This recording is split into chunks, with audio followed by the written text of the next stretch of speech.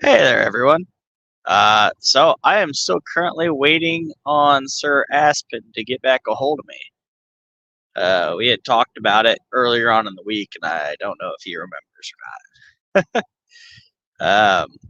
Until then, we can kind of just hang out, talk. Um,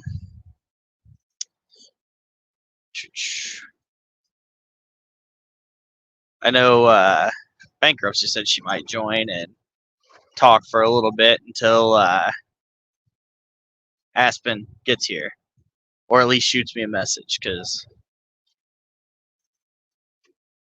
man, everyone in Delphi is all about being like on the dot. So I don't know what's going on. How's everyone's day going?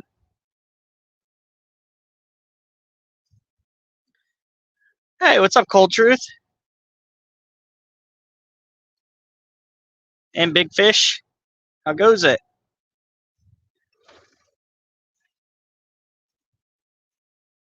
I shot Aspen an email and a message on Discord. So let's hope he comes in. If not, I am not prepared for a stream today. I kind of set it all up on if Aspen's going to be in here.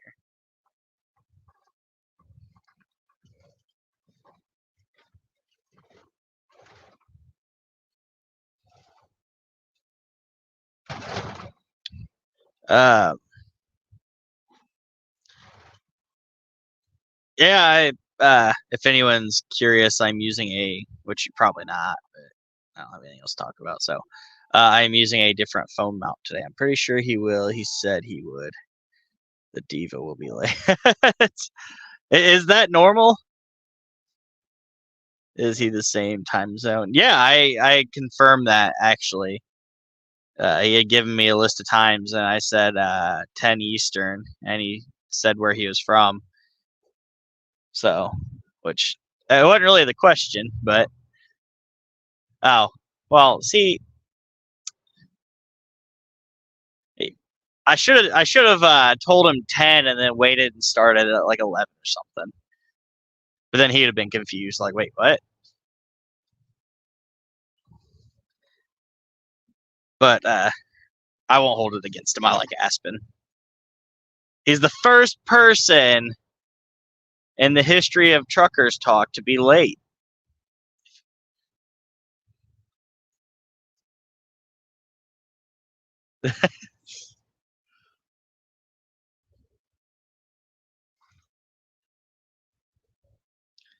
Oh, not this town. Don't speed through this town. But yeah, I actually have quite a few questions for Aspen because I've never really heard his man. See, now I'm stumbling over myself. I know his stance, but I've never asked him why he has his stance.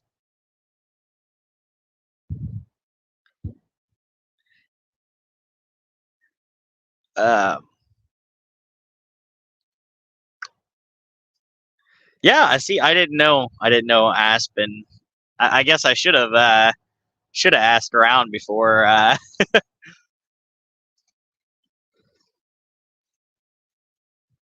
didn't know he's one to be tardy.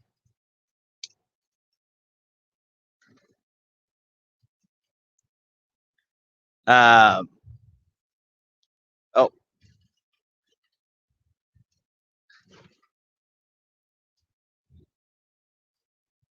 what was I gonna say? Tomorrow, it's not going to be it's not going to be really a Delphi thing. It's more just um, yeah, more Oh, about the sacrificial stuff and everything. Aspen is wonderful. Everyone wants to be Aspen or Aspen's friend. Yeah, Aspen is super nice. Um, I wonder if Sir Mark's going to be in the chat.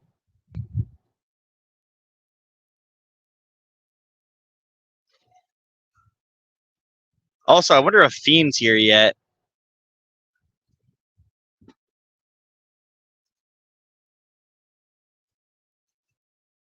Um,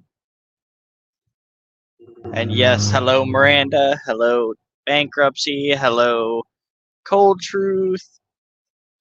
Jinx and Gambies are both here. Lori K, hi Lori, how are you doing? I apologize, we're still waiting on Aspen. I sent him a link, so hey Veronica and Luis. I don't even know if I'm saying your name right. You can always correct me or just tell me I'm an idiot.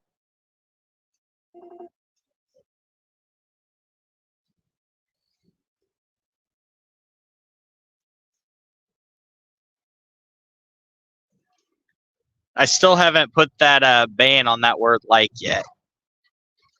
Oh, wait. I thought we were at 11. I'm sorry. Oh, you're fine. If you need Aspen, if you need me to hold it down until 11, I can.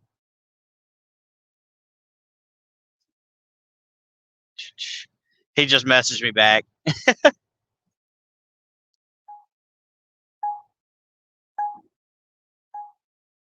And I think the miscommunication was because of the previous one that I had set up before I had got dragged into this training shtick. Was I think that was set up at 11. I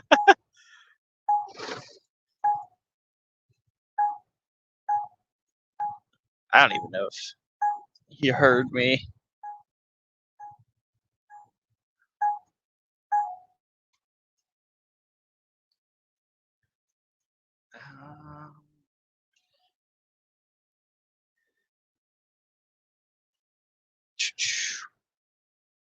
I declare thumb.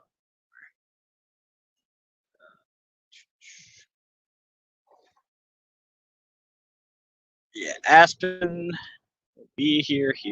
Well, it might be an hour. So if you guys got something to do, because I don't know if he's gonna pop in.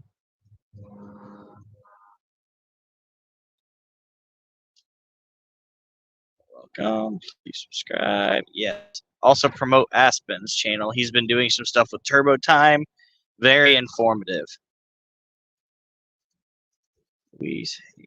Oh. I feel like people show up here to talk to Bankruptcy.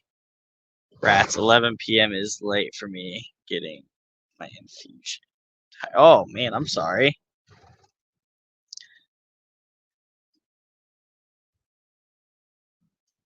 Ugh.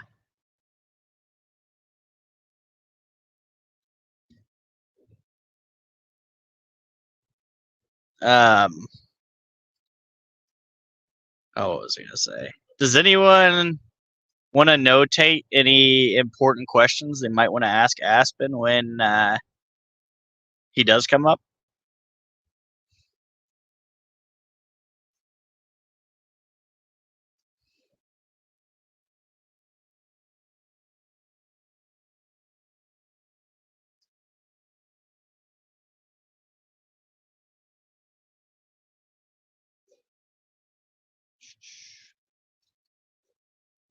Hey, Fiend's finally here.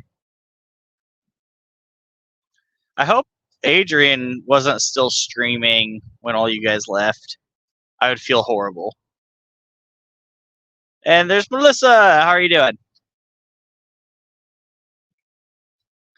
Has anyone learned why the Friday hearing was canceled to the public? Forgot to look. I forgot there was a Friday hearing. I've been busy.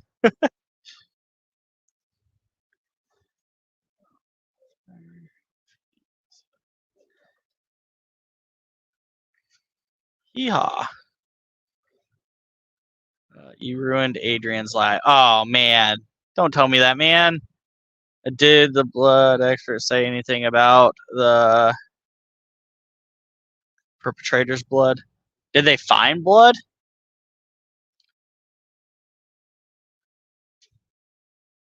Just tell him I said I love him. He's my celebrity crush.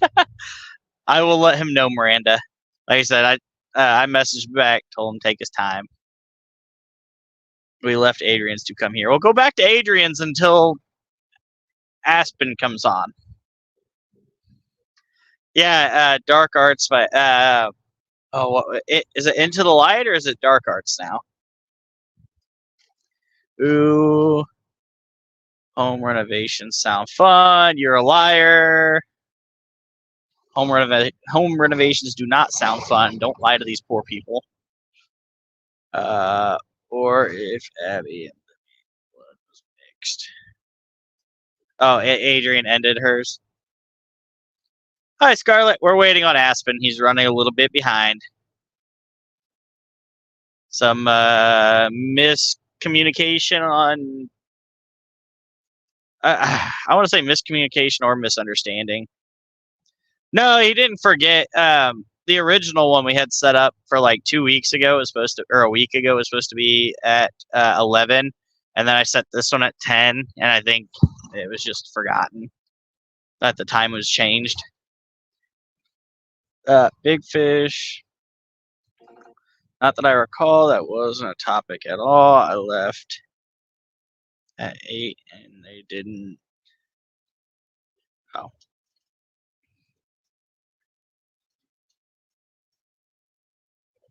Fien, you ruin everything. Don't lie.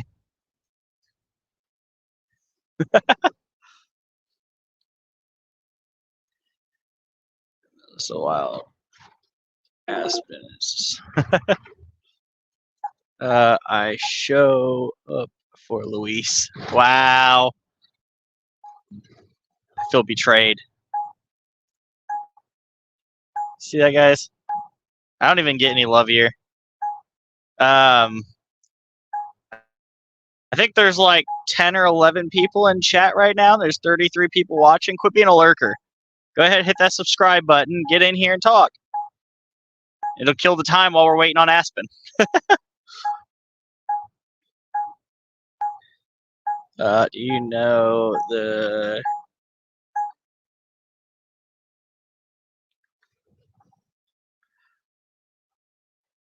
Okay, the message I looked at disappeared after I looked away. Hey. Oh, do you know the U.S. transportation... Huh. Go fuck yourself, Blake. I'm at work. Don't be giving me a guilt trip. Guilt trip for what? I ended mine for you. Oh, you didn't. Cold truth, you don't have to. You didn't have to do that. I didn't know you were live too. And about me, I am just a truck driver that sounds like another YouTuber that everyone loves. Oh, Gabby's, I wasn't talking about you. You're fine. I know you're working or at a concert. I can never tell which one. Anyways, I'm just a truck driver that streams and talks to random people online. There's not much to know about me. It's a family person that doesn't doesn't do much. I know, right? Oh man, sounds like just like Frosty. Yep. When bankruptcy says the same thing, then you know there's something there. That's what I had to tell Frosty. Concerts are work. Depends on the type you go to and if it's 100 and something degrees outside. Oh, what was I gonna say? Yeah, bro, put your seatbelt on. Oh no, the beeping is just because I was too close to the truck in front of me. It's got a bunch of weird safety sensors and stuff. And I wasn't even that close, as you could tell. But Like if I'm doing 60 miles per hour and the car in front of me slows down to 58, it starts beeping at me. Blake and Frosty have never been seen in the same place at the same time. That is confirmed because we have yet to meet each other. That may change in October. We'll see. I'm thinking about going to one of the days for the hearings.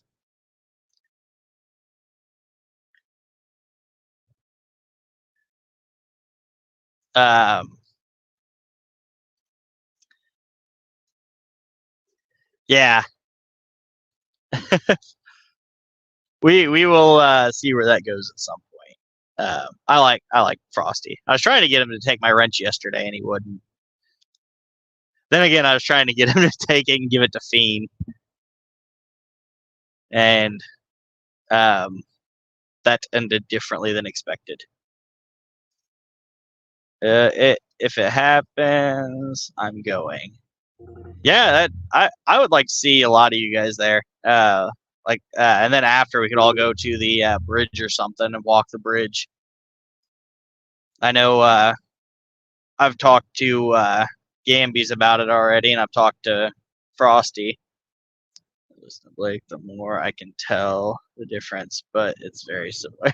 Yeah, if Blake and Frosty meet, a portal fell out open. Dr. NB. What's up? I don't know if you're a real doctor or not.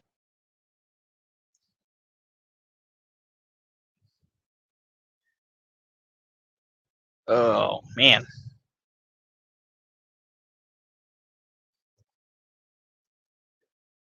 I would have put a delay on the stream if Aspen would have got back to I might just email him my phone number, but like, look, if we stream again, just text me.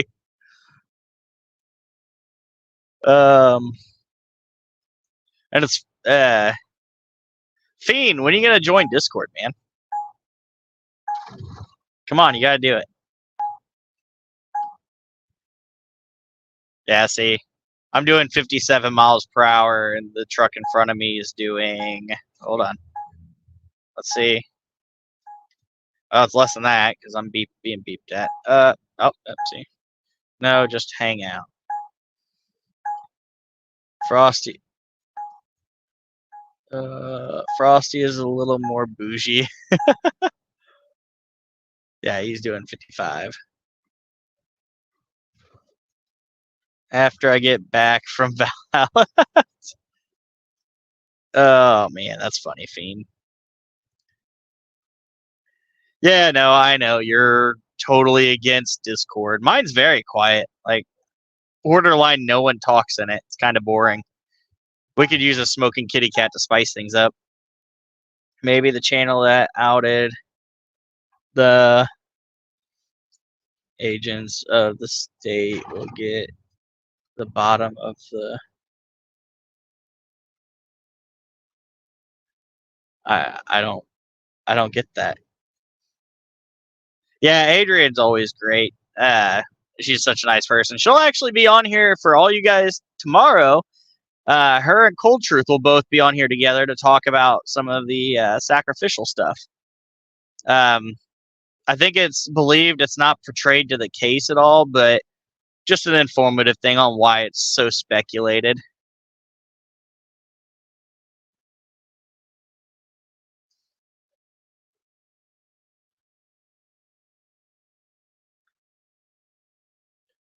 No one stopped you from proposing on a live at 4 a.m. this morning to some singer guy. How are we supposed to know? Hey, Tech Death. Gambies, you can't blame us. How are we supposed to see any of that?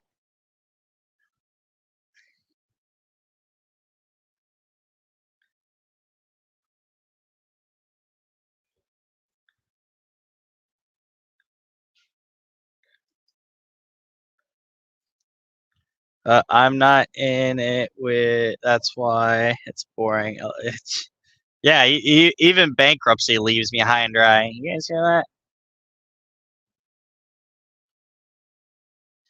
And I put in the Discord then deleted it when the deed was done.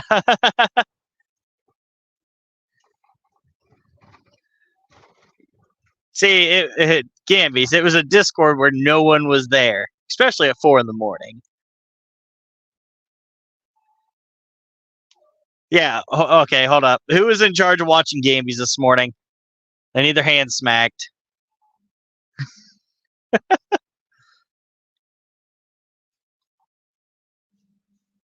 I wish there was a way I could, like... Oh, is there... Oh, man.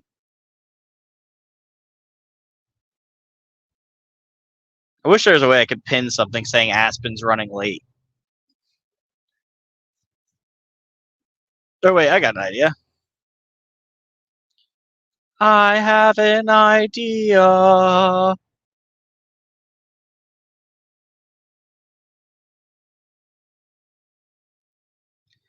There we go. That way anyone that clicks on the video can see it.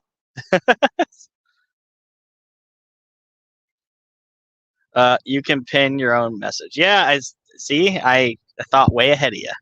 If I was in charge, a real woman would never allow another woman to propose via Discord. Scarlett, I don't even know if you're in our Discord. I think the only one in here outside of you that's not is Fien. Traitor. No, I'm kidding. Fien doesn't Discord. I don't blame him. If it wasn't for everyone that is in there that is kind of somewhat active, I would have probably have deleted it by now. But it is a good way for communication. Crime Jester. Hey, what's up?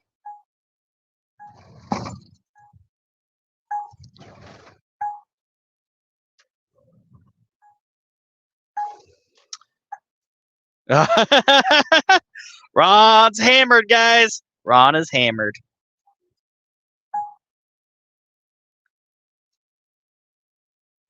Ooh, how's it going? Crime Jester, I think it's so nice in here since I banned.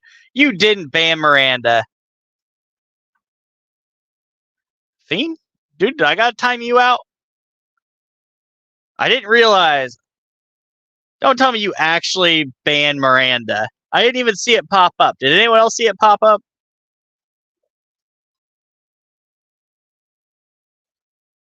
Hey, True Crime. Fien, I swear, dude.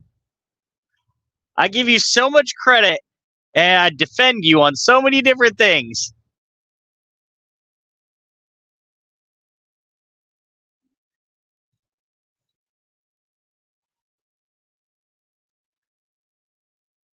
I don't know even. I don't even know how to ban somebody. Oh, okay. I was about to say. It's like, Fien? Don't be doing that. Be different if they were doing stuff like what was going on in Fire and Ice, dropping N bombs and stuff. And so that I would understand, but Miranda doesn't do that. She may have her opinions about you, Fien, but I keep her at bay as well. I don't know how to see it. Me neither, Fien. I chose such amazing mods. No one knows how to mod except for Gambies and Big Fish. That's great. Oh man, I checked and Miranda isn't banned.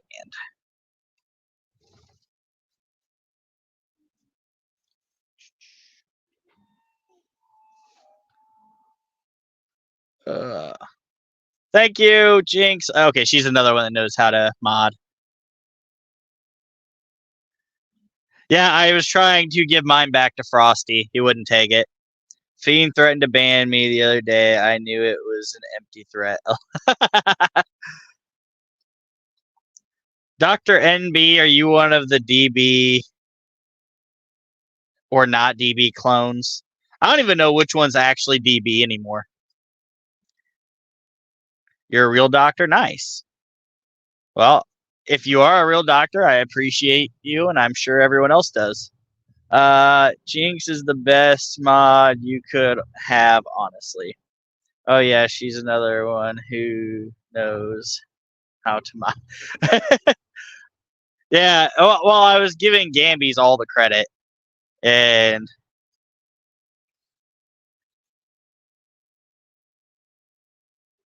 oh hey, Percocent. We're still waiting on Aspen. He's running a little bit behind. He had messaged me on Discord. DB and not DB are DB, but are they DB?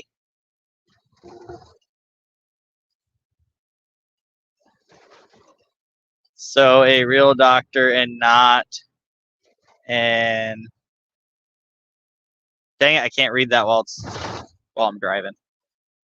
Where'd it go? Osteopath. Bigfoot is the only. Oh, I shouldn't read that out loud. That's a text message.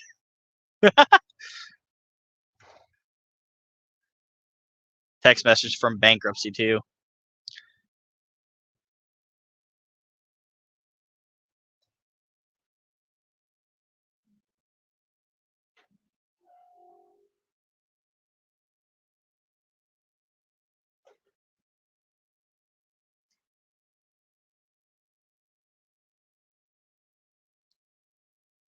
They are actually just watch out for the wall, Blake. Oh, I'm hit that. I'm gonna hit that thing at 70 miles per hour.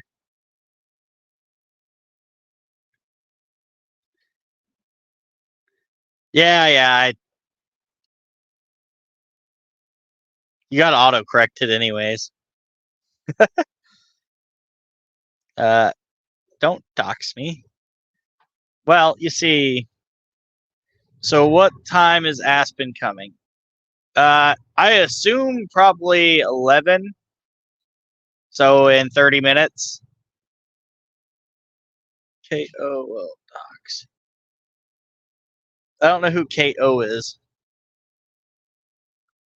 No runaway truck ramps tonight. Okay. Oh yeah, yeah.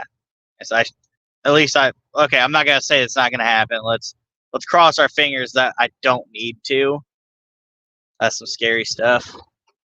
And I got a feeling if something like that happened, there'd be people trying to take my freight as quick as possible. I got lots of copper tonight. 30 minutes. Let's see, I can't read. I thought that said thirsty minutes. Yeah, he told me he thought it was at 11 o'clock, so I assume that's when he will be coming. Yeah, that's what I was saying. Now I feel bad because the times got mixed up. She already started on Fiddler. I see. I have no idea who you're talking about, Crime Jester. Nor do I know who you are. You're new to my channel, I believe.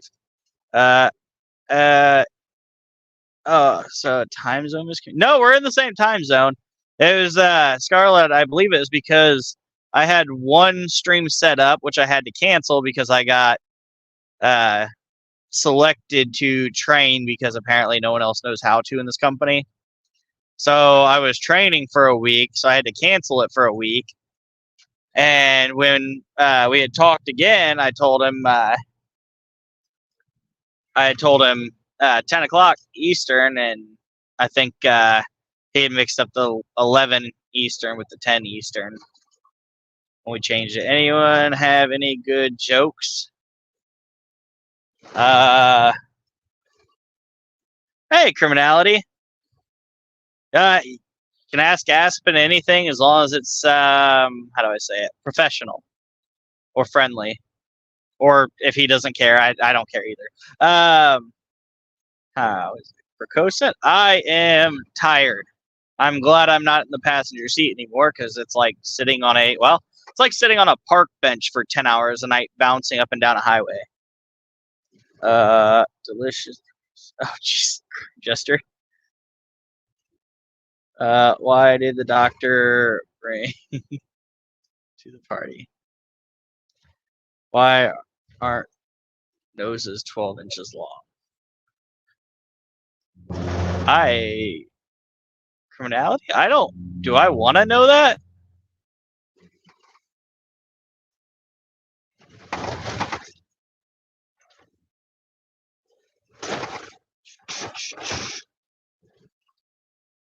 Because they would be a That's hilarious. That was way more innocent than where I thought that was going. Okay, I'm good. I'm getting over. I'm not going to be on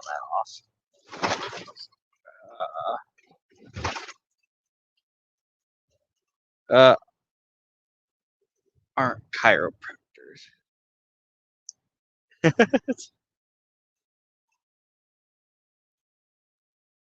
Same Blake. Oh, same Blake. Oh. Yeah, I don't know if it's a YouTube thing or a trucker thing or what, but yeah, my mind went probably way more south than it probably should have.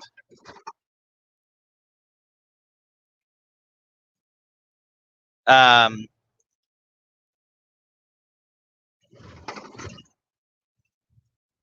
sent him the link. I might send him another one just in case. After the blue footed.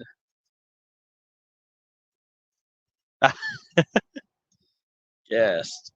Right. Copy. Why do melons have weddings? I don't know. Does anyone know?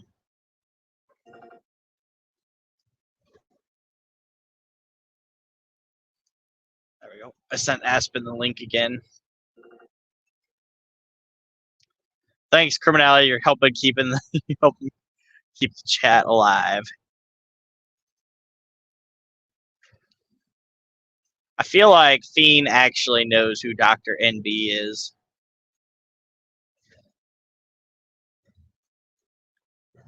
Because they can't elope. Oh man. That's a good one.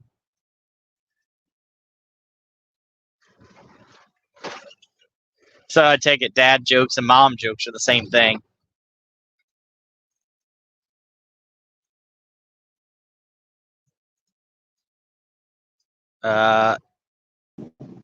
Not Blake is on the stage.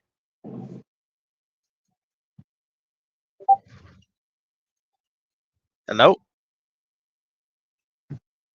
Hello? Oh, it's bankruptcy. What's up?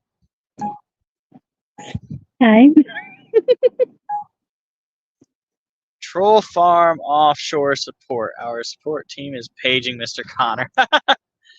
He is slowly on his way. I was wondering, I didn't see you in the chat for a minute, bankruptcy, and then I seen someone popped in. Told my wife to embrace her mistakes. She gave me a hug. That's funny. I need the answer. T. Did you hear about the cheese that's been working out?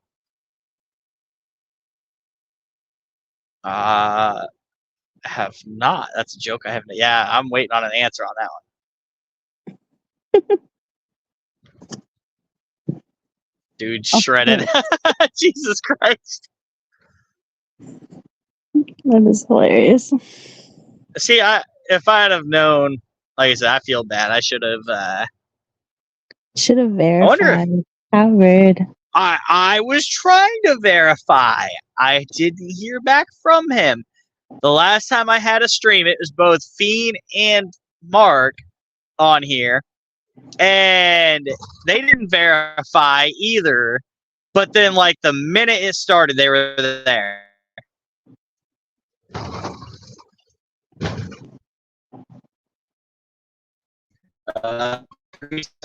Coming. Parallel lines have so much in common. It's a shame they'll never meet. Jesus Christ, big fish. That's hilarious. Why did the truck driver start live streaming? Because he had no life? Oh, sorry. Fien, this better be a good one. You're getting a 30-second timeout. Go ahead, finish it. Okay, yeah. That's a pretty good one that you came up with. Damn it, Fiend. I was hoping to give you a 30-second timeout. Hey, Mark and Indy. We're just waiting on Aspen. We're just chilling and talking. Teresa has kids for dad jokes. What do you call a cow with no legs? Ground beef. Hey, Tommy's in the chat. See, guys? We're not the same person. You could honestly just be typing in the chat. You be quiet. You know better. I mean, Fien had a very good point. You know, haven't been seen in the same spot. You know better. This isn't Aspen. Aspen's not here yet. He's running late, Tommy. You know how that goes.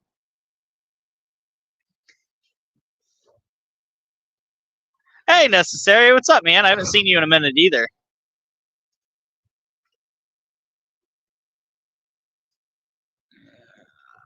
Come on, Portia. Get over.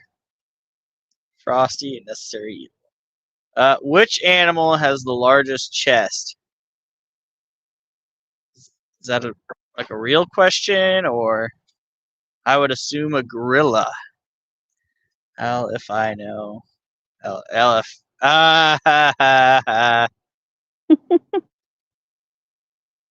Look at Jinx plugging away on it. Yeah. Jinx, like I said, I've tried telling everyone that links my channel and other streams that they don't have to do that. It helps, but like I said, it's not, it's not like it has to be, done.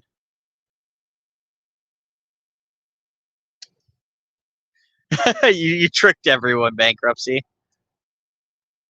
I know. Sorry, it was fun, guys. No. He'll be here soon. We'll get the show on the road. Quite literally. What do you call an Italian prostitute? Oof.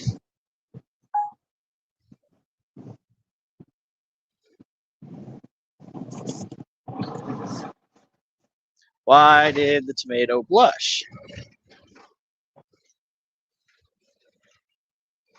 That was a different question, by the way, guys. A prostitute. All the innocent jokes. Blake, stop tailgating. I'm sorry, but they're slow. What am I supposed to do when they're slow? If I go slower, then I gotta drive longer, and I don't like that. Tell these people to quit ruining my day. There, I'm not behind him anymore. Does that make you guys feel better? It saw salad dressing. That's funny.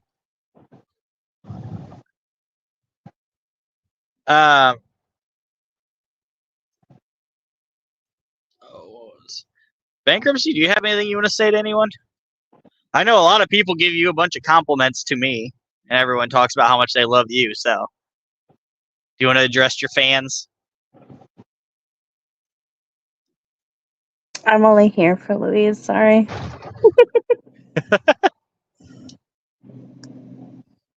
I think she left me in the chat. I was about to say, I think she stopped commenting. It's been a minute. Got all your dad jokes. I'm liking the dad jokes, though.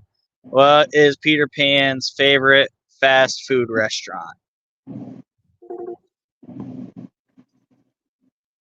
I would tell you a construction joke, but I'm still working on it. Wait, is that the joke? Yes, that's the joke. I was like, wait a second.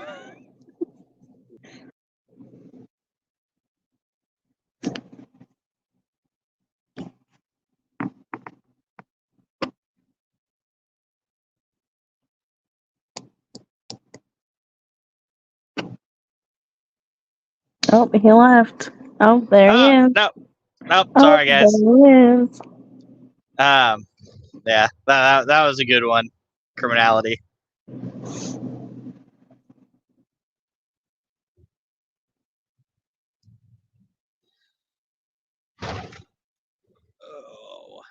I'm reading a book on anti-gravity. It's impossible to put it down. I feel like Big Fish has like a page open right now of dad jokes. Criminality might too.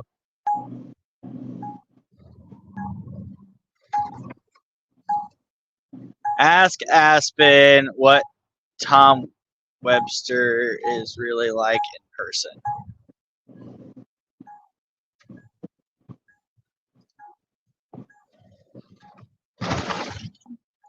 I guess that's one to jot down in the notebook. Yep, that is one. You are a flippin' douche muffin, dude. Really? Anyone see that? I got to the left lane to go around this guy, and he swerved back in front of me again.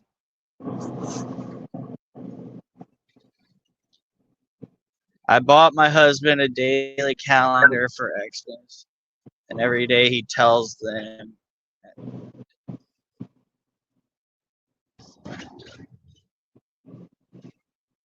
I don't get it. I bought my husband a daily calendar for Xmas, and every day.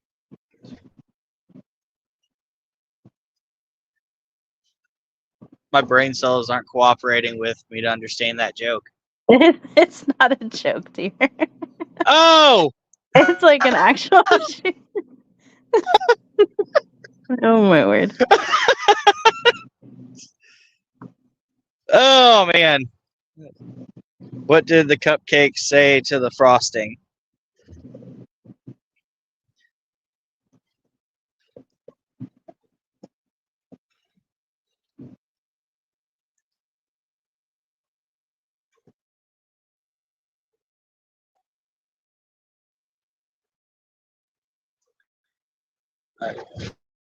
Still waiting, true crime.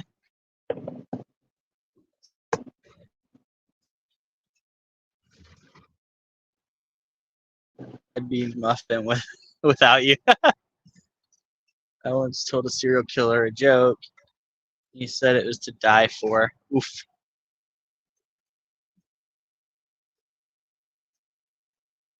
Yeah. Bankruptcy can make fun of me all she wants. I know, and I do. I know. Hello, chat.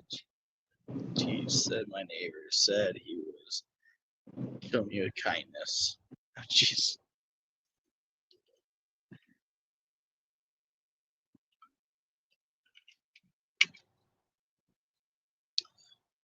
Man, Aspen's missing out on all this fun. You guys see this? Hey, Kelly.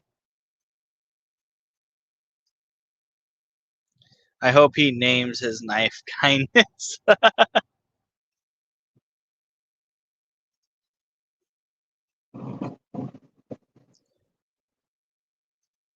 Sweet, I didn't miss it. No, Royal, you did not, because Aspen is running late.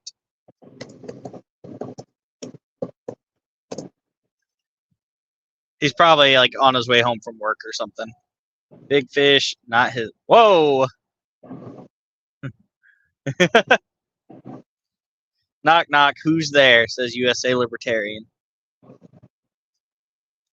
Not Aspen. Not yet. He's just a little tardy.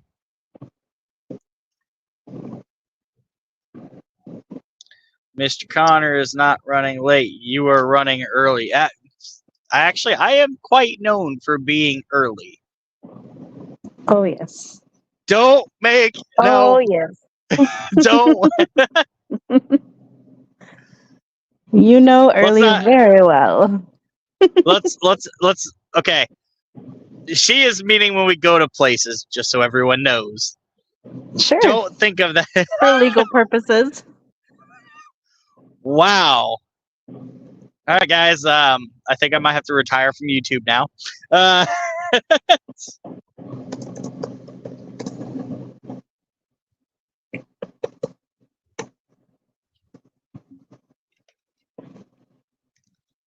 You don't want us to get personal. I'll get personal.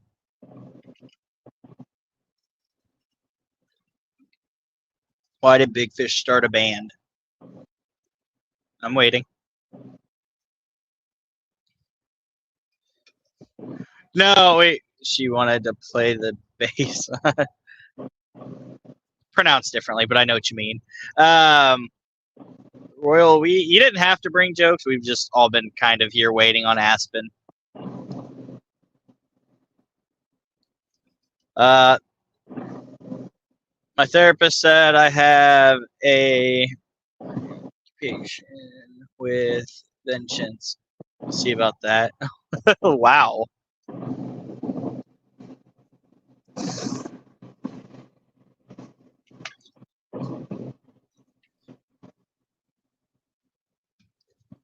Yeah, Aspen had messaged me after I had already started the stream and said he thought it was 11.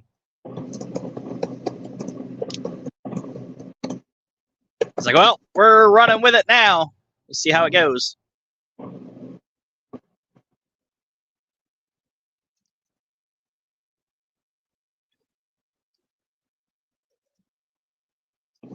I keep telling Bankruptcy she's gonna have to start up her own live.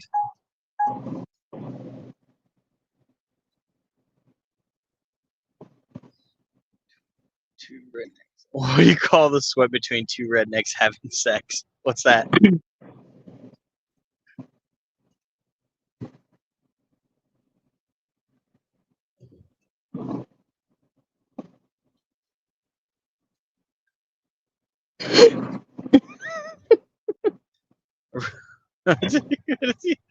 Oh, Jesus.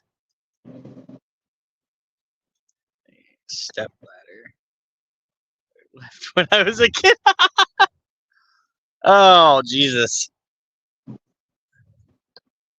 That's a few minutes. Whoa. Aspen better hurry up and get in here before we really go down this road.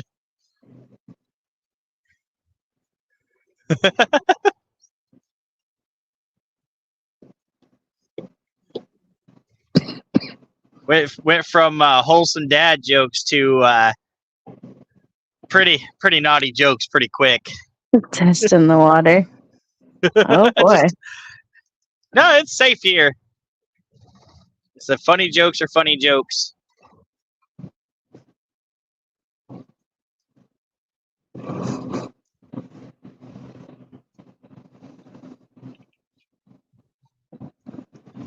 I have an inferiority complex. Me too. No, I'm kidding.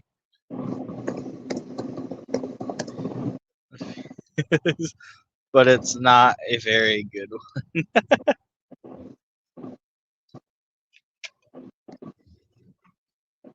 True story, though.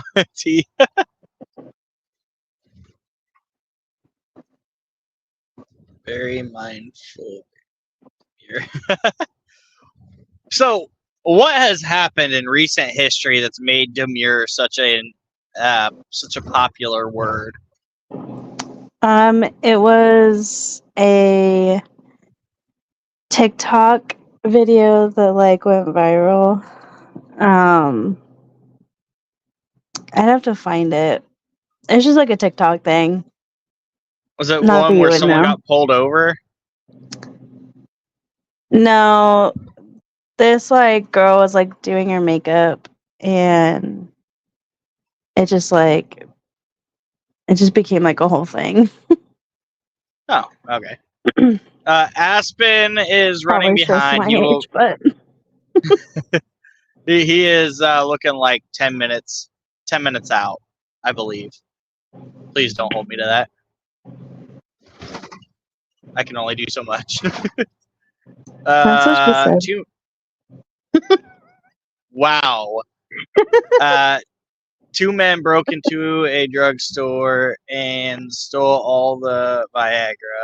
The police put out an alert for two hardened criminals. Oh, that's great. Indeed it is, doctor. Indeed it is. So Demure is a brand. Yeah. So, yeah, that's a good question, Scarlett. I'm wondering the same thing. She's probably got like a dad joke app downloaded on her phone right now. She's just scrolling through, reading them off. Criminality. She Yeah. literally said that she bought her husband a calendar. Oh, is that what that was? Oh, okay. I didn't know that's what that was. See, I'm. Let's see. Oops. Oh, Ow. exposing myself. Wow. Sorry. Sorry, What are guys. you watching? I was watching a Yoongi TikTok. It was my bad. I didn't mean to have it pull up. A hooker can wash or crack and resell. Well, oh, I missed the joke. What's the difference between a hooker and a drug dealer? The hooker can wash or crack and resell it. I might have to. Dean Johnson T. They were spotted hanging.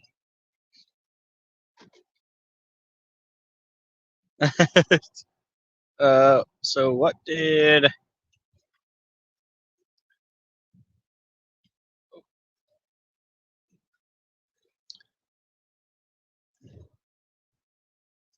I asked for this? Yeah, I guess I probably. Yeah, I did. Never mind. Carry on. Thank goodness it wasn't. Oh, I swear, we would have had a long conversation if that was the case. That would have been hilarious, and I would have had to make fun of her for the rest of her life.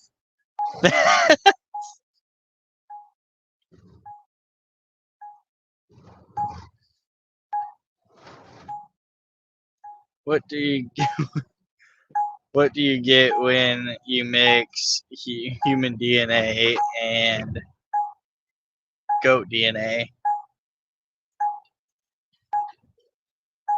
Kicked out of the petting zone. Whoa! It gets darker and darker. Oh, yeah, you get over. Stay over there. Jesus. Oh, Aspen, my Aspen, where are you at? Do I? Yeah. I'm slow on reading these comments right now. Yeah. I said, yeah, we would have had to have a long conversation because I'd have made fun of you for the rest of your life on that. For me? Yeah, if no, because you it randomly started playing that noise, and then they said at least it wasn't porn. Oh. I had to make fun of me. No, that's when I get off. It's fine. Hey, Heather, we're waiting on Aspen. He should be here now in the next 6-ish minutes, I believe. What is the last thing that goes through a bug's mind when it hits your windshield? His ass. That was funny. The word demure gives me unwanted flashbacks of the church I grew up in. That took me 15 seconds to realize. What did Cinderella do when she reached the ball? I'm gonna go with she gagged. Ah.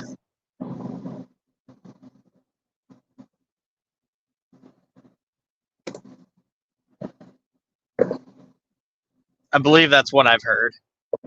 Yeah.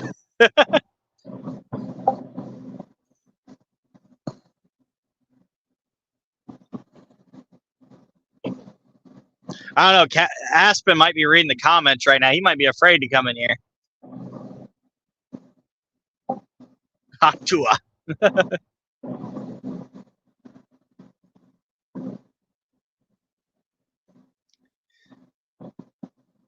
Mr. Connor will be available shortly. Please be prepared and have your questions ready.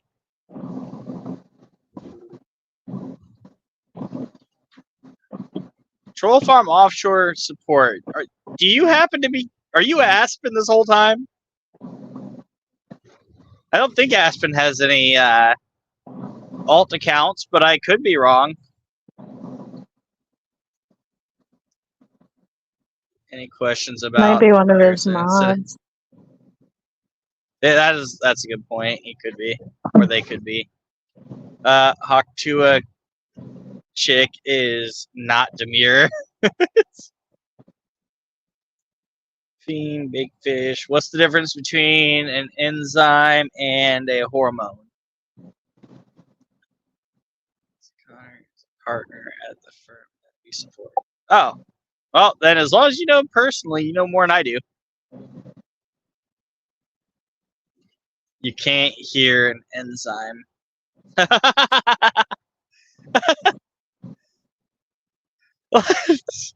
It's funny because the jokes keep getting darker and darker with criminality. I'm waiting on the dead baby jokes to pop up.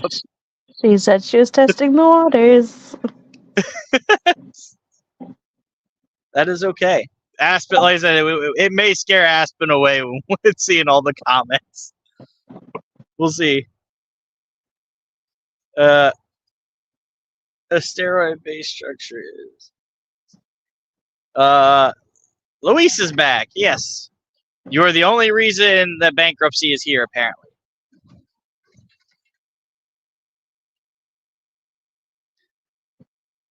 I'm sorry, Dean. Your poor virgin ears. Shouldn't he be your eyes? Well, no, because I'm reading them out loud. Never mind.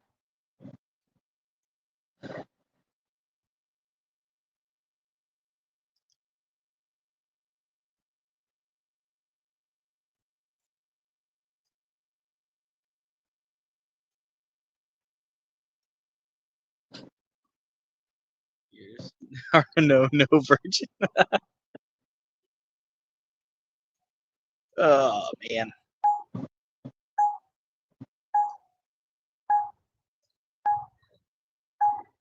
We are here for each other.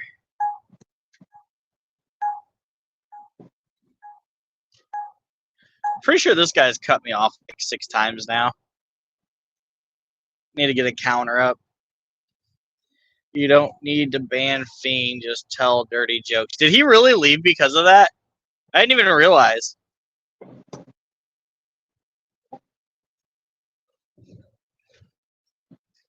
He is I'm not gonna say innocent, but he is more shy when it comes to that than the rest of us.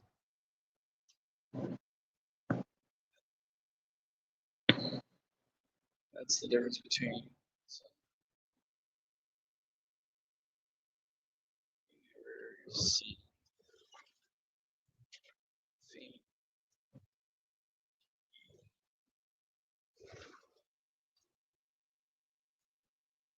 Well, probably not. I don't think I've ever seen you or Fiend in real life at all. He had to get out. I uploaded a new video of feeding my. Dang.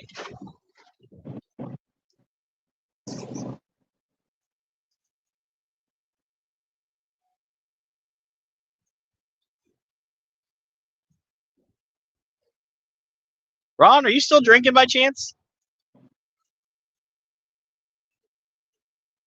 I completely forgot I was still on this. Wow, that could have got bad. Terry, stop psychoanalysing everyone. I didn't. Especially because I'm posting boobs. Boobs. Do what? Boobs. Boobs. Boobs are great. They are.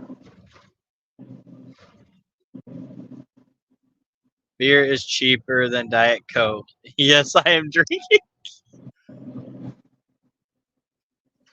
That's fair. It's fair. All right, Aspen, where you at, buddy? It's now 11.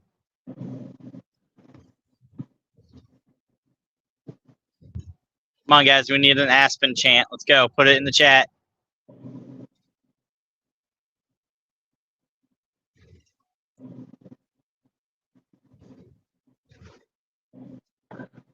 What did one tampon say to the other tampon?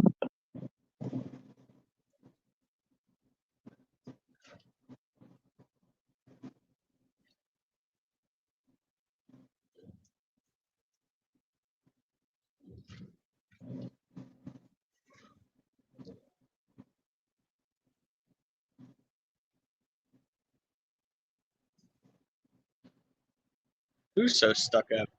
Oh, never mind. That's the. That's her response. Aspen, you're late. Response to what? You're late to being late.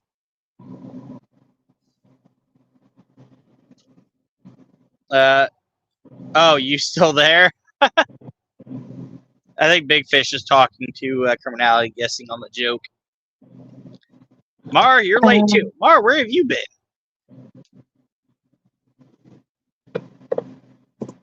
I didn't even know you were missing. Not gonna lie. I just found out how to tag people. I love it. How to what?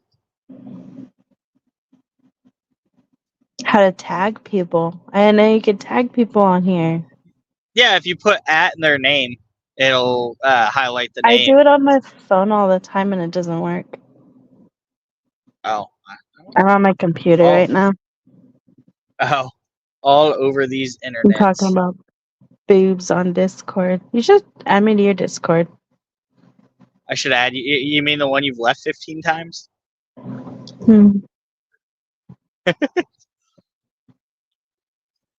Yeah, I am begging for Aspen to hurry up. That's what this.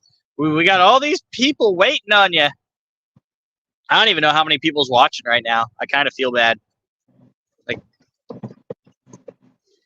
I let everyone down. That's bankruptcy? I'm not Blake. Oh. I was gonna let the joke go. Oh. All 45 of us.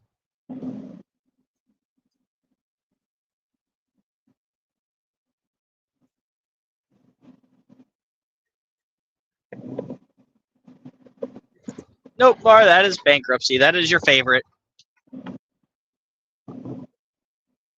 I'm not Blake. I don't know who this I declare bankruptcy is. Yeah, okay. For legal purposes, this is not. Any conspiracy theorists in here? Got a question. What's the question, Heather? I like conspiracies. Not that I believe them all, but Aspen will show up. I agree, Aspen. I'm hoping Aspen shows up. Blake's fake fiance. What? Not fake. Unless she's got something to tell me.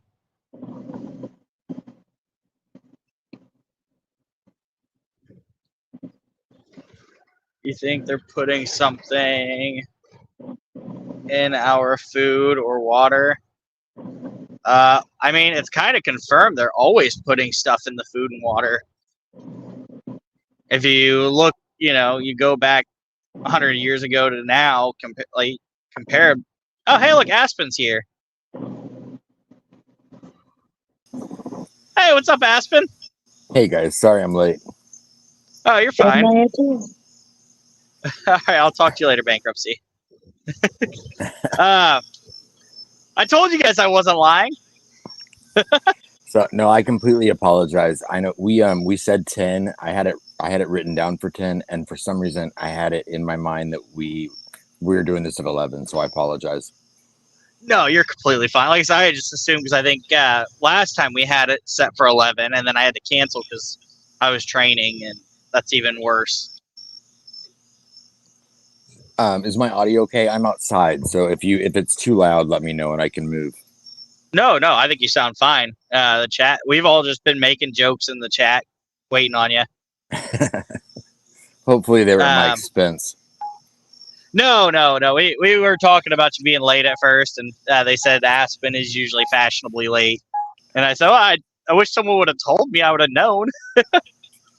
I do have a little bit of a reputation for being late, so well, even if I thought it was 11, I'm still 6 minutes late. No, you're fine. But like I said, yeah, I think we all just want to ask questions. And like I said, I'm going to go back to the very beginning. And the first question I have is, I believe you are pro he's guilty, correct? I From the evidence I've seen, I think the state has a very strong case, but I mean technically he's factually innocent as of right now, and Yeah. I respect that. So I try to stay as objective as possible, which can be difficult when you hear information that can sway you one way or another. But whether or not Richard Allen did this or not, I don't know. I mean, I see a lot more signs pointing towards his guilt than I do his innocence.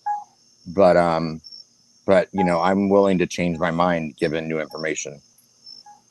So, from what a lot of people say, do you think that the biggest thing they have are the admissions? I think the admissions are hard to discount, especially the number of them and the alleged details that we heard in the hearings at the end of July, beginning of August, that stated that there were details only known to the killer. To me, that was something I was waiting to hear. But what those are, we don't know. And again, we heard those from an ISP, officer, or a law enforcement officer. So until I see those or read them with my own eyes and ears, then it's still up for debate. But Okay. I think that there is a very strong case against Richard Allen right now. Do you think he acted alone on this, or do you think there might have been multiple parties? I think this was done. I think this was a single killer. I always have. I actually came into the case like on the social media aspect of it, kind of on a platform that was more of the mind that there were multiple people involved. But my personal opinion has always been, now I'm going to sound like Jerry Holman. My personal opinion has always been that one person committed this crime. And I just never have seen anything to point towards multiple people. If there had been multiple people, I think the other actors would have been partied to maybe after the fact or just knowledge. Yeah. In in your opinion, do you think the box cutter admission is relevant at all? Yeah, I mean, it was definitely surprising to hear that in court. It's not something that I had ever considered being an option, really. So I assume many others probably had never either. Especially when if you go back to the very early days of this case, there were rumors of detectives going around to local establishments looking for specific typed blades. And I think the speculation on what the murder weapon was has pretty much conclusively always been some sort of a bladed weapon, I think. But the details of like what, or the specificity of what that blade would be has been rumored from anything from like a I can't remember what it's called, but like a curved, like a garnet or something, to a machete, to, I mean, I've heard all sorts of things. So, but box cutter is not one that that I had heard many people, or if anyone, ever speculate on. Huh. Do you think that hey Ivy? Hey, Yeah, Ivy. Aspen finally made it. um do you think that the bullet or the firearm is relevant in the case at this point? Meaning in the court case, or meaning in like in the case of the actual like scope of the crime? Do you mean, or I don't think that, because there was no evidence of them being shot at all. But do you think it could help with a guilty verdict? My personal belief is that that bullet being found matching, by some accounts, the the weapon of Richard Allen, and another bullet matching it as well being found in his home, I do think is important evidence. I know that some people call that trash science, or they discount it. I We know who you're talking about. Well, I mean, I think it's a fair argument. I mean, it's something that's been debated, you know, on other court cases. Indiana does have established case law that that gives it relevancy. I don't actually think that it's something that the case is going to depend on. Like, I think that there's a strong enough case against Richard Allen right now that even without it, they'd be fine. But I do think it's relevant, and I think it's important. And again, it's something that lines up with something that has always been known to people that have followed this case since day one to have been a factor. Like, we knew that they like, we knew that they had been looking for 40 caliber or 22s by different people that they spoke to. I knew from conversations I had with someone that they even took Brad Weber's 6 hour and had it for like 6 months doing testing on it, and gave it back and said it didn't match. So we knew there was some sort of evidence that involved a weapon, but we also could deduce that by all accounts that the murder weapon was not a gun. So what the relevance of a firearm in the case was, we didn't really know until that PCA came out. But it definitely lines up with everything we've been told, or that we've known since early on in the case. Okay. USA Libertarian asks, what is Aspen's theory on how the lost and refound the RA Dan Doolin tip narrative is? Hey, yours is as good as mine. It's a question mark in my head for sure.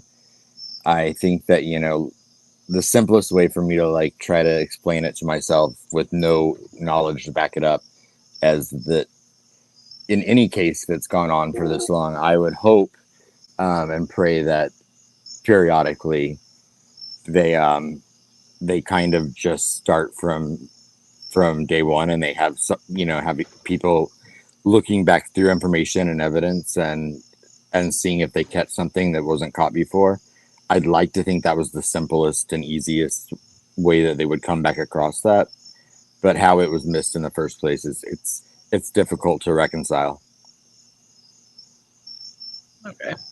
I do have a question. Was there any reason why law enforcement took so long to arrest Richard Allen? Like, out of curiosity, I'm a fence sitter, so I'm still kind of, it could go either way kind of person, but I'm just curious. Do you mean after they, like, literally, I know the date of Dan Doolin's or Richard Allen talking to Dan Doolin is contested by a lot of people, but I mean, do you mean like how long it took them from the date they got that information, or do you mean the date that presumably, like, September, was it 22nd, 2023, they seem to have circled back around to him. Yeah, they, that's yeah.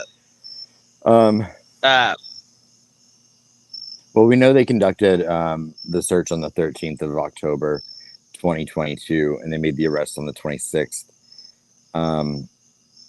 It's not odd to me that, like, say if you're going from like the 13th to the 26th, I mean, I can see they would be doing a number of things in those 2 weeks.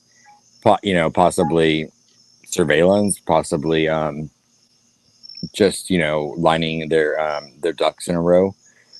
I don't really know, but I think once they had him in that interview room on the 26th, I think whether they called it custodial or not, I think that they knew there was little chance that he was going to leave there without handcuffs on, and definitely was not picking up his vehicle that day. Okay. I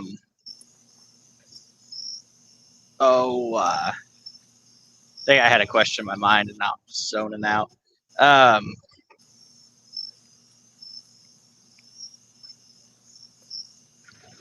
What do you know why, or do you have an idea on why they might have canceled Friday to the public? I don't. It's funny that I don't know. I really don't know. I know that I was told that there was absolutely no like a lot of people were speculating that there was some sort of plea made or a plea deal or something like that. I was told immediately like that was absolutely not the case, and it was from someone that was in the closed hearing. So I wasn't given any details, so it's not like anyone was violating anything. But I was, when I asked directly, was this some sort of plea arrangement or plea deal, and they said no, not at all.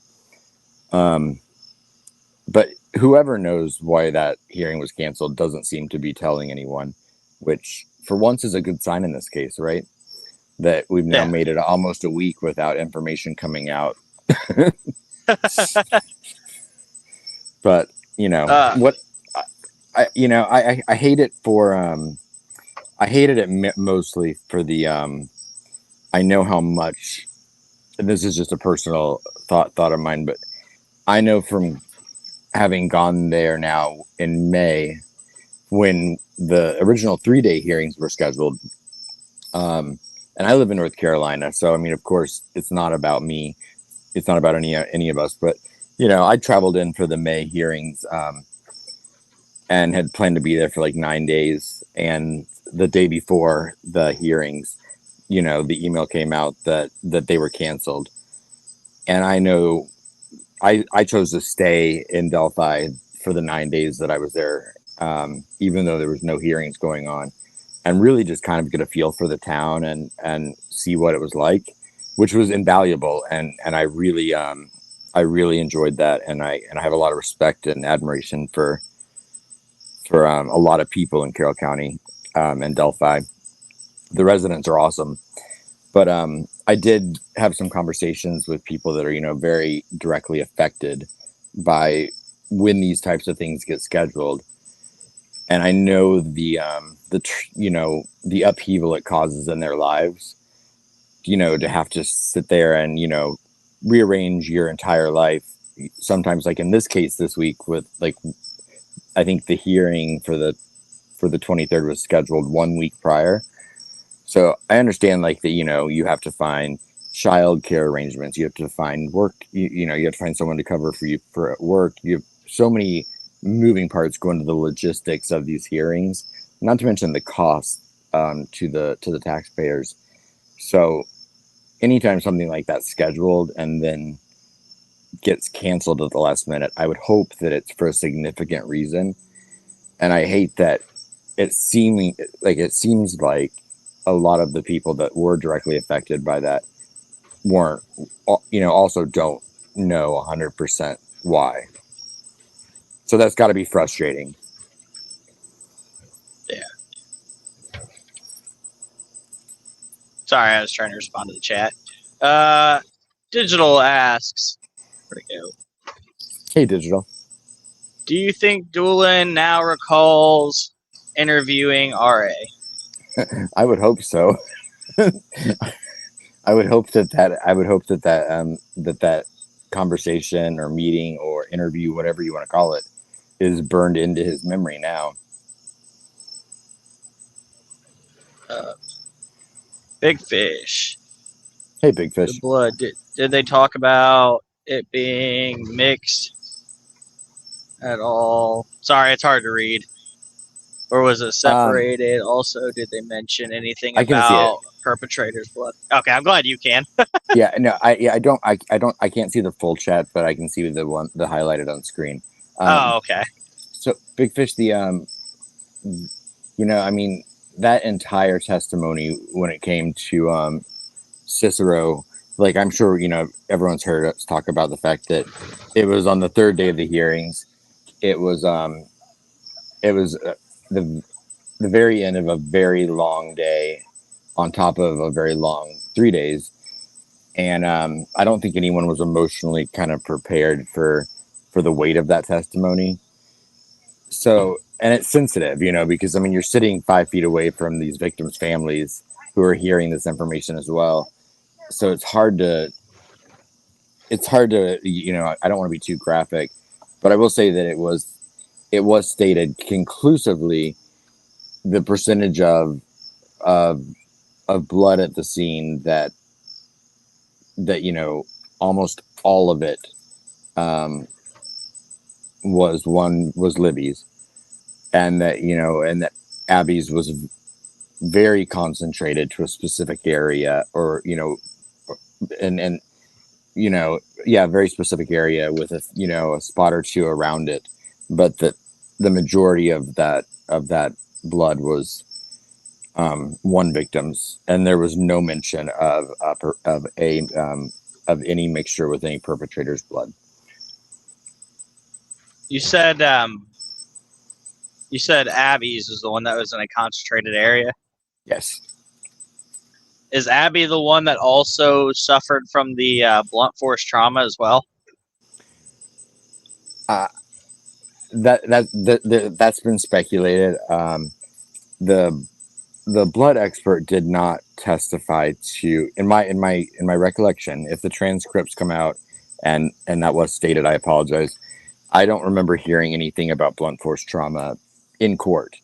But he was there to testify about essentially what the crime scene, like what you could discern from the crime scene, told by the blood. And so any mention of blunt force trauma wasn't really a factor in his testimony, if that makes sense. Okay. So I'm not saying there wasn't blunt force trauma. I'm just saying it wasn't something that was relevant in relation to that testimony. And I know, but Abby is the one that we've heard it speculated that she suffered blunt force trauma. Yeah, that's what I was curious with, because I didn't know if maybe I've never seen it confirmed. Yeah, I didn't know if, that's why I said it was all speculation, but I had heard someone else say that. That's why I was asking, because I didn't know if maybe she was unconscious or something when she herself was assaulted, I guess is the way to put it nicely. I mean, it would make sense, but again, I don't know. Has it been confirmed Doolin knew Alan, or just speculation? I think that's just speculation. Granted, Delphi's a small town, so a lot of people know each other, even if it's just in passing.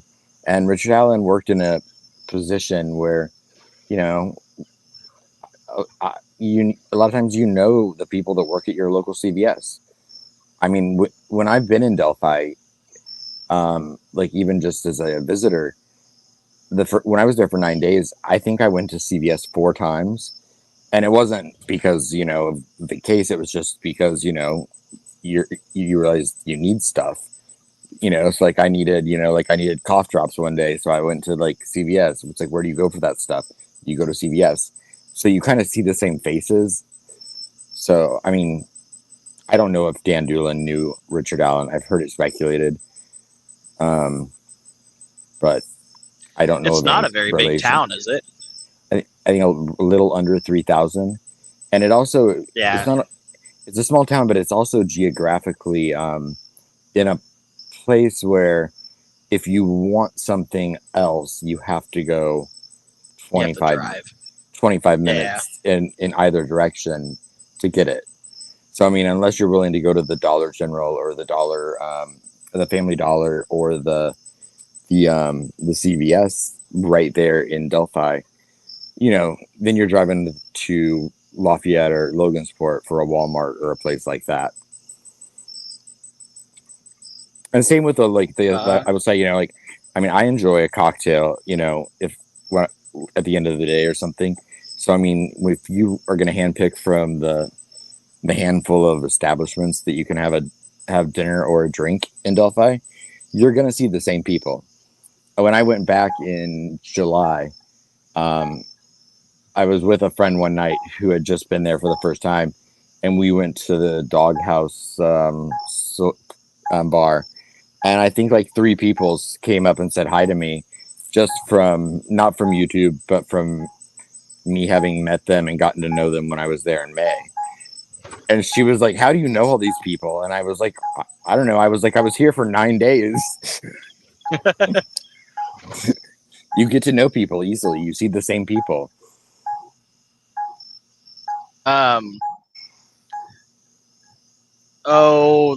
There's just so many different conspiracies. It's hard to ask legitimate questions.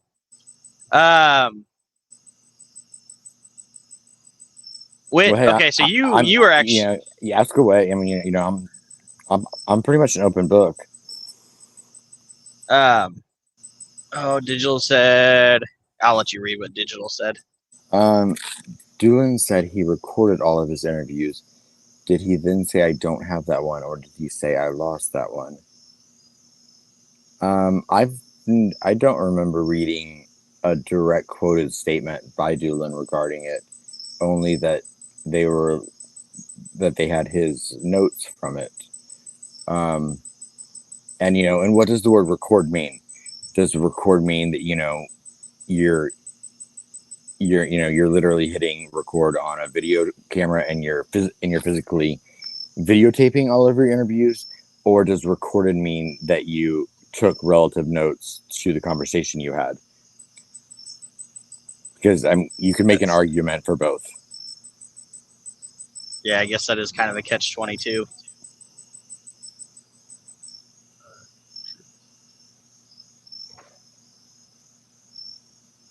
I didn't have a camera, and I did not have Google glasses or a camera in the 3-day hearings I went to, but I filled 2 notebooks up with notes that I feel offer a pretty good recollection of the record of my record of court. So I can see where I would refer to my notes as records.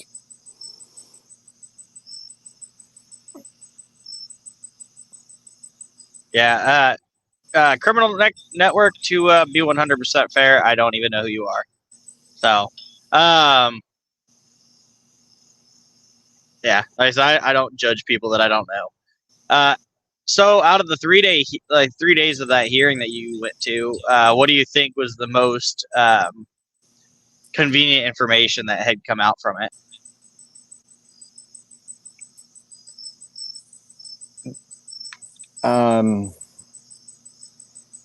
For someone that follows the case, of course, any tidbit or piece of information that was case related that was not prior, that we didn't priorly know about, is going to stand out. Meaning the box cutter, was something huge that stood out and kind of made people sit up in their seats. To me, another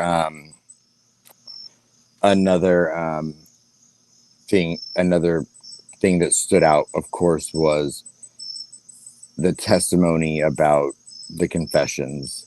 And as to, you know, not even just the like the events that took place as he was confessing, but the people he was confessing to, the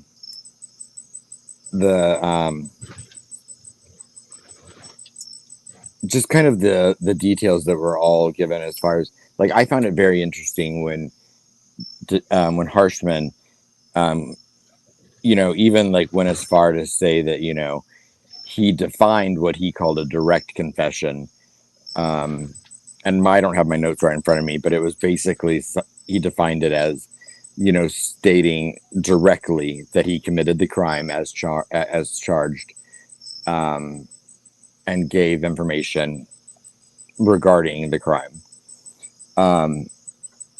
as opposed to indirect ones, which he said the 61 direct confessions was a conservative number, and that if he had included the implied or indirect confessions, that it would be in the hundreds. That was something that was mind-blowing to me.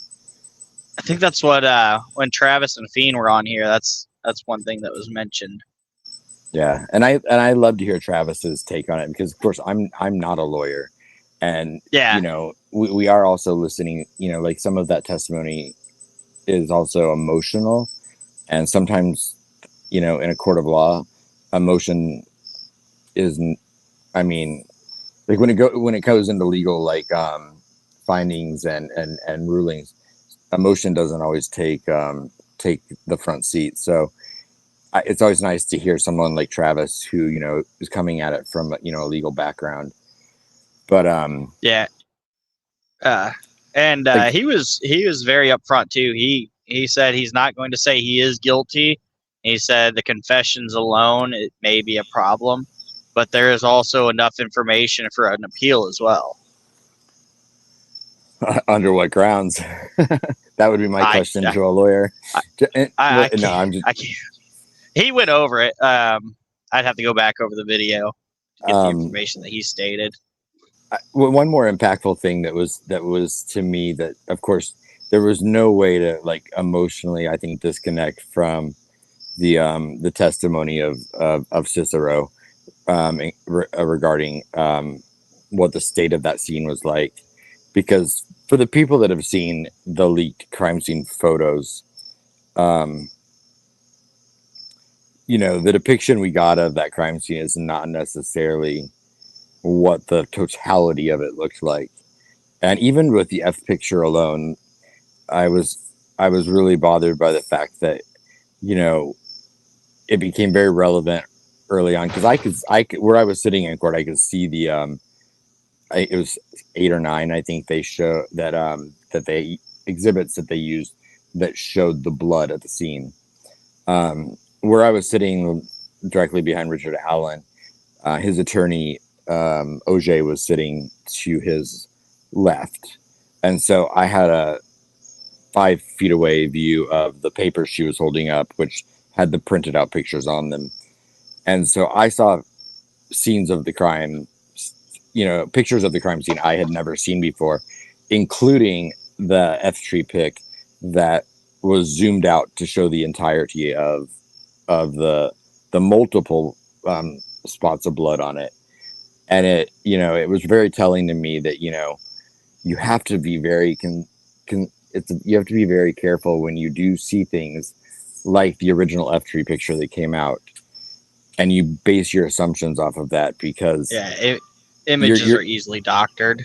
Well, I mean, even if I'm not saying it was doctored. I'm just saying you're looking at a very zoomed in, very specific thing that's been done that way to highlight and point out an example someone's trying to make.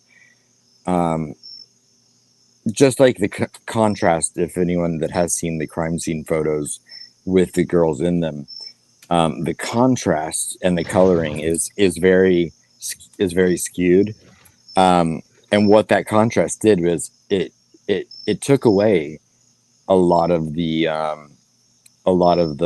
obvious signs of blood in the leaves and saturation around the girls.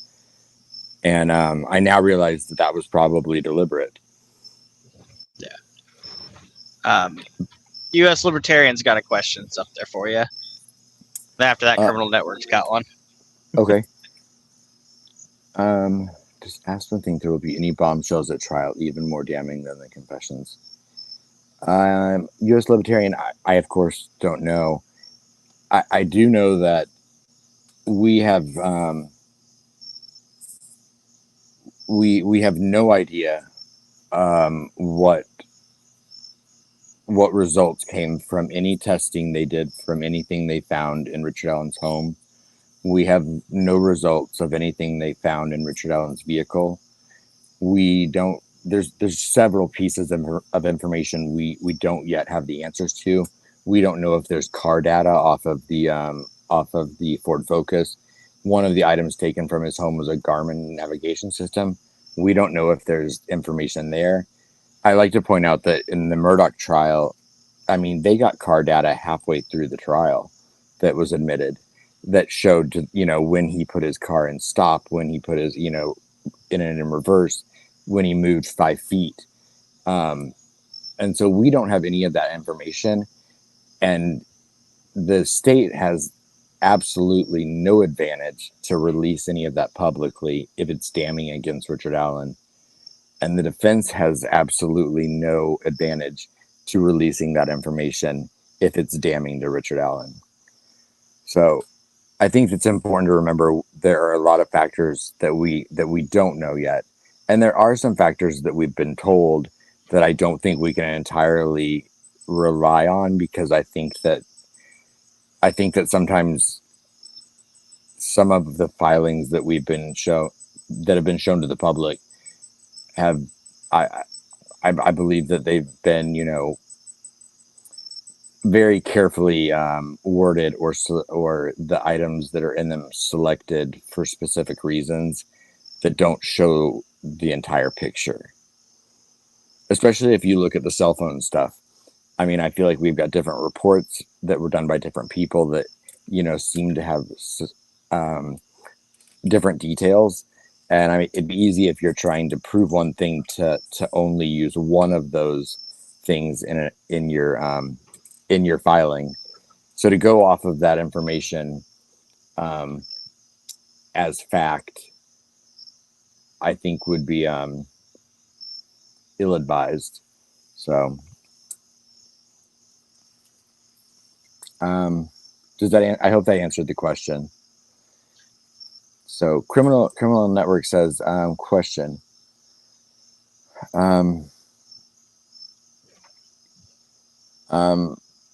Were the girls placed on the crime scene on February 13th or 14th? Anybody?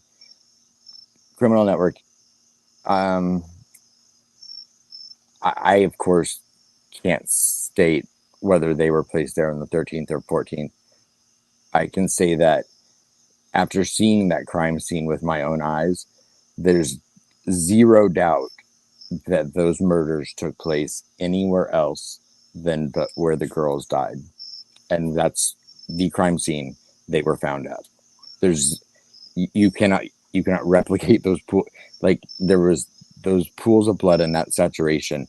Those girls died in the place that they were found. I guess that was probably a lot of people's questions, because some of those photos that were leaked, there wasn't a lot of it didn't look like there was a lot of remnants of blood in the photos. So that's why there's a lot of speculation on them being moved. Right. Zero doubt. Zero doubt. I mean, when you look, especially at like, if you were to take Abby into consideration, I mean, we all know that blood stops flowing, when you die. To have the level of saturation into the ground under her body means, scientifically, that they can prove that she died where she was laying on the ground. Those aren't things you can replicate or fake. So it's not like they were killed somewhere else and brought back. And there were multiple pools of blood in that crime scene that Libby was then drugged through after she died. I mean, they were so specific that they talked about the fact that, they think, they could tell that they believe that, because of the blood flow that, that Libby was mobile after she was attacked. And that has to do with splatter and spray and where it landed, and that she was then seated and where she was seated, and that, at what position she was probably in at the time of her death. So all of those things, lined up with the fact that with my own eyes could see the blood. Telling me that there's absolutely no chance those girls were killed somewhere else.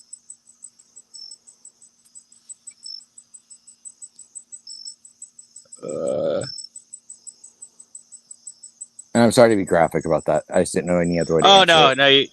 No, you're fine. Yeah, no, it did get a little dim there for a second. I had a question on my mind. The phone, I know it's been mentioned several times. There's a lot of speculations on why it was off and then came back on, or it was reconnected to the service. What's your theory on that? I guess I'm waiting to hear the Cellebrite report done by Cecil, that was after the update in May of 2024, because he said that would clear a lot of that up. I don't know enough about Cellebrite or geofencing or any of these things to give an educated opinion. I do know that, I've been several times in places where you don't have service, or for whatever reason, you do get a lot of messages that will come through at once, especially if you're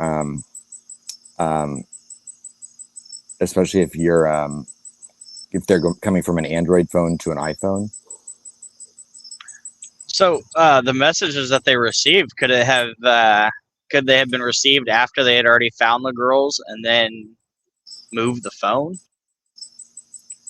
Well, I mean, what was testified to was that, there was no activity on the phone, and I don't have the timestamp, but that, there was basically no activity on the phone whatsoever until 4:33 a.m. on the 14th, and then it was either 15 or 14 SMS messages came through all at once.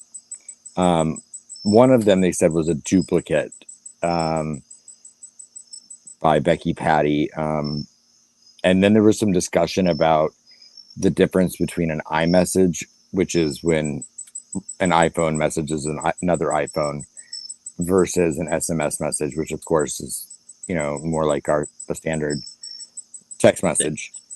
And how that could have been a duplicate, because I don't know about you, I have an iPhone.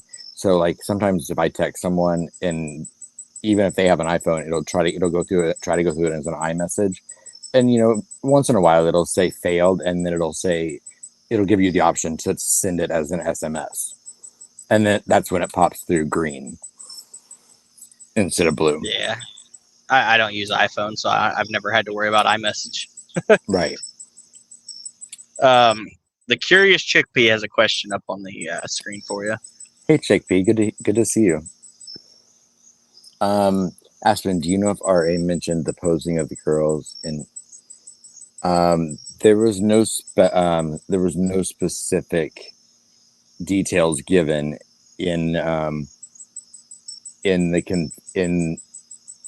the confessions regarding that.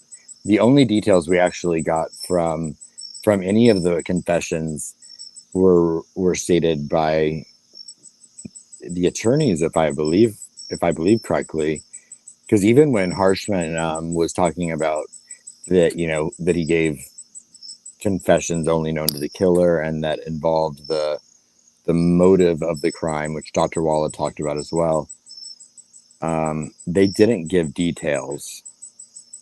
So that detail was not talked about. The only person that spoke to the posing of the girls was what Cicero could discern by the by the blood. And Dr. Perlmutter, she testified as to what the posing could signify, based upon if they had been ritualistic killings. But Chickpea, you can always DM me if like because I'm like I might have more in my notes about that. That's the first thing that came to my mind. Blue Light Trucker, in the interrogation where RA was arrested, he allegedly said something incriminating. Does Aspen know or have a theory what that was? I do not. I'm assuming you mean the interview on the 26th. I think the reason that people have alleged that or just naturally assumed it is because the defense did file a motion to suppress that statement. And so, I mean, naturally, I think you would assume that if you want something suppressed, it's because something was said that you don't think is great for your case. But they also then withdrew that motion on day 2 of the hearings, which I believe was just a timing thing. I fully expect them to refile that. But as to what incriminating statement he may have given, your guess is as good as mine.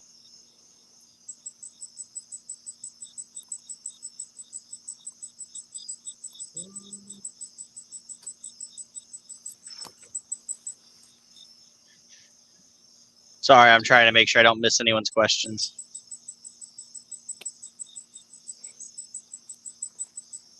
Ivy Rose says, I've been of the opinion for years. I always forget that you're driving, so I'll try to keep an eye on the screen here. No, you're fine. I've been of the opinion for years that the spot they were found was never actually searched. It doesn't have anything to do with my opinion on RA. Yeah, that's something that, has been discussed many times. I mean, if you go back into the Ron Logan of it all, we know that allegedly, I think it was was it Pat Brown that came to his house at 6:30 that night and asked if they could search his property, and I can say that,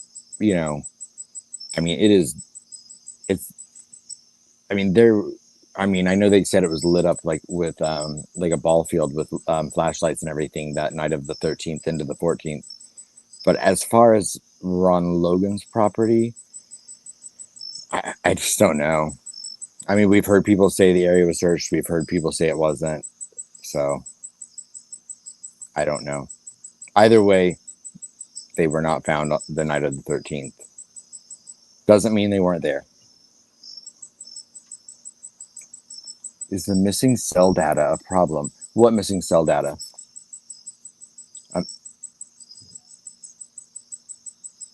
That is a good question. Because I mean, if you mean like the absence of any cell data between the afternoon of the 13th and early morning of the 14th, it depends on what state the phone was in. I mean, you have to. These are uneducated opinions, but I mean, you have to consider that, the battery life on this phone, the way that phones work, the fact that those girls potentially, well, I mean, was that phone wet? Did it get wet when they crossed the creek?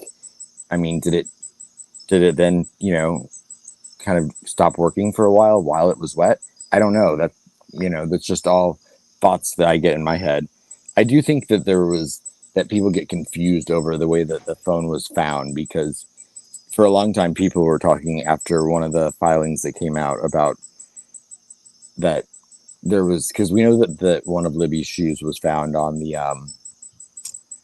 Weber side of the creek, which is where the private drive is.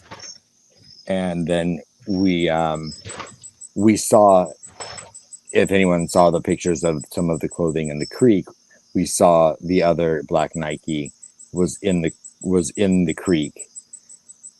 So when there was something in one of the filings about the phone being in or under a shoe under Abby's leg,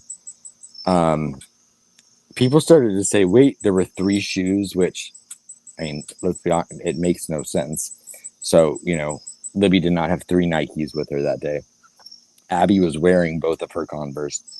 So I think that there was a misunderstanding about the way the phone was found. My personal belief is that if you look at the way that Abby is positioned, she does have one leg crossed over another. I believe that phone was found underneath Abby's shoe, underneath Abby's body. I just think that people got confused with the wording of it when they said Libby's shoe. And I think that might have just been a mistake that was made because there was some talk in that filing about the Abby wearing the other victim's clothing. And so I think there might have just been a mistake in the wording of the filing. That's my personal opinion. But I think it's safe to say there were not 3 Nikes.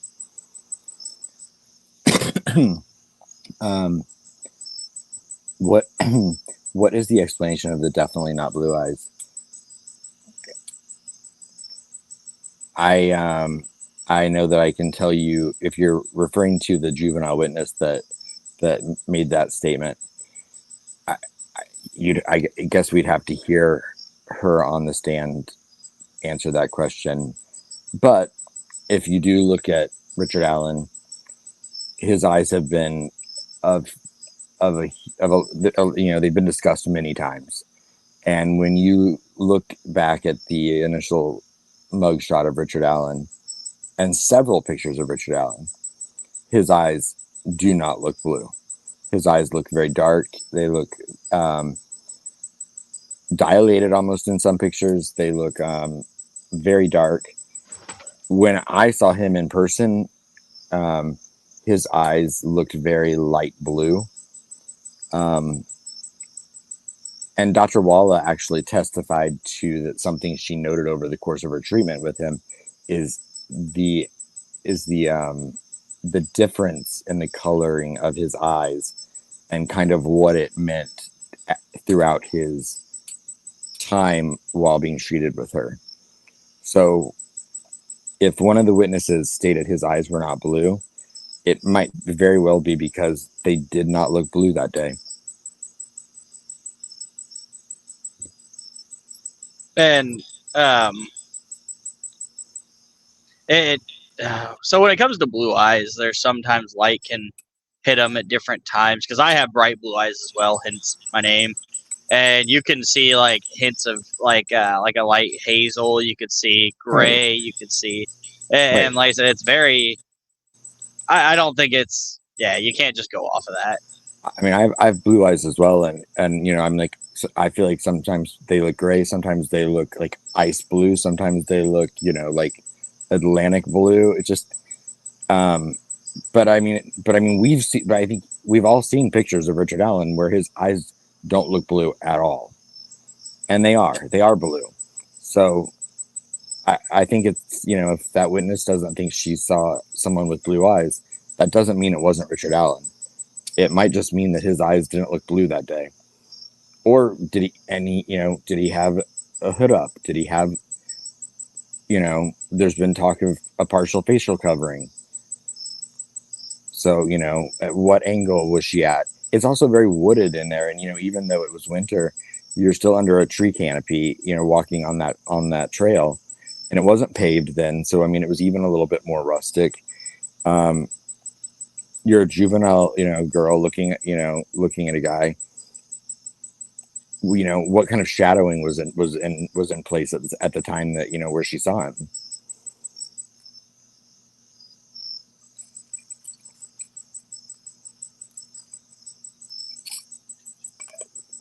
Does Aspen think any of the eyewitnesses will take the stand? Absolutely. I think that I don't know why they wouldn't call the eyewitnesses. And I think it'll be very interesting to hear the testimony of a few witnesses, particularly based off of just the public, you know, things we've been told in the public about what they've said, because I want to hear it from their own mouth. Like, I want to hear Betsy Blair's testimony. I want to hear Sarah Carborough's testimony. I want to hear the four juvenile girls. I know only 3 of them were listed in the PCA, and one of them is still a juvenile. So, I mean, I don't know if she'll be a witness, but 3 of those juveniles, I believe, are now legally adults. Do you think that LE will ever account? True Crime Fan Girl, do you think LE will ever account for the major mistakes made in the investigation? It's a big question I have as well, True Crime Fan Girl, and I would like to know the answers for it. I feel like that's a hard one, because I feel like 2 things can be true at once. Like, I think that there could have been major blunders and mess ups made in this case by law enforcement throughout the investigation, which I think there were. I mean, I'll be frank on that. I mean, I think they made several mistakes. I think that there was a lot of ego at play. I think that there was a lot of jurisdictional, like, I'm the one in charge here happening. I think there was kind of an element of too many cooks in the kitchen at one point. And I would like to know, I would like for them to answer to some of that accountability. I do think that the appropriate time for that is not until after the trial. But if I had, one of the biggest questions that I would ask, if Tony Liggett or Tobe Lesenby or Doug Carter or any of those people that were, that held positions in charge at that time were sitting in front of me right now, probably the number one question I would want to ask them is, do you feel like Carroll County is a safer place today than it was on the morning of February 13th? And if so, why? What have you done? Like, what changes have actually been made, and what's been done that would benefit or help if anything, God forbid, were to ever happen like this again in your community? And I don't think that's an unfair question. I'm not being mean to law enforcement. I think it's a fair question to ask.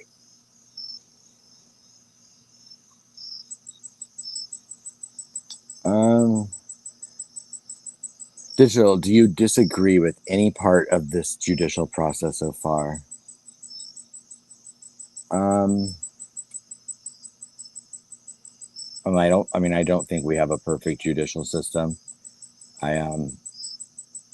I'm not a lawyer, so I don't know if I'm qualified to, answer that, but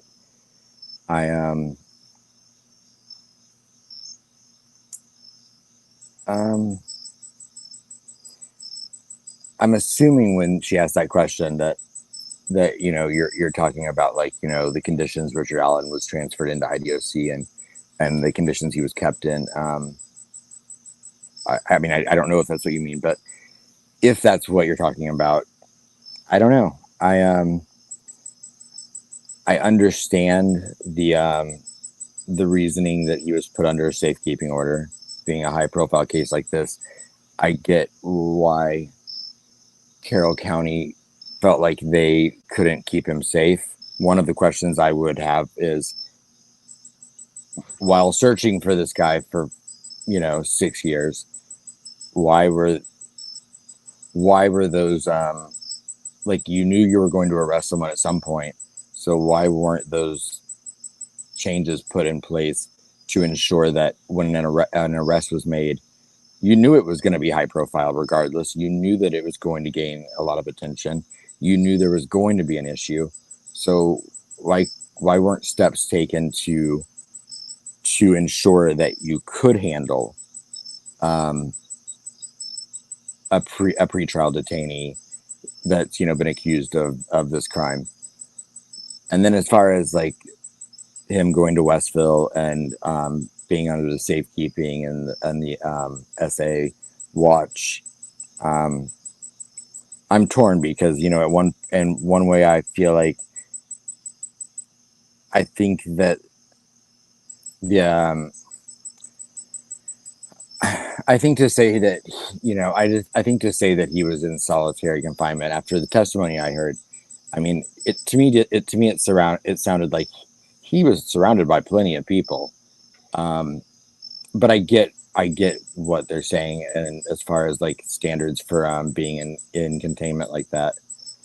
But at the same time, if you're under a safekeeping order, their job is to keep this man safe and alive so that he can stand trial for the charges he is charged with. And they were successful in that safekeeping order. They kept him alive. They kept him. You know, that was they had to keep. You know, they could not put him in Gen Pop. I don't know what people really could have wanted or expected, but I know that he's alive today and he's still there to face these charges. I don't know hope, if that. Hopefully things are going well in Cass County. Sorry, what were you saying? I was kind of talking to myself. I think Laura's got a question. It's long. All right. A lot of these people are putting paragraphs. No, that's fine. So when did they know about Richard Allen? And if they didn't know it was him until a certain year, how was the public safe? Each time I went to the bridge, I wondered if I was waiting to do it again. Well, and forgive me if I'm wrong here, but I mean, what I actually spoke to a local law enforcement officer at one point. That I asked the question, if you didn't know who did this, then why? I think it was Kim Riley that came out and said it. I can't remember exactly, but whoever it is that came out and said there was no threat to the community. That was a question I immediately asked, because I was like, how can you go out publicly, tell the public that this brutal, horrible crime happened, but don't worry, there's nothing to worry about. And then it goes unsolved for, 6 years. So, and the answer I was given, was essentially that, that's something that, is standard. One, based on the fact that they don't want to create, hysteria in the public, but two, that, it's not them just going out and lying, because based on the facts of the crime that they could ascertain at that point, they felt like there was something specific about this that made them say that made them think there was no threat to other people. So I don't know if at that point they were going off of the fact that these were targeted.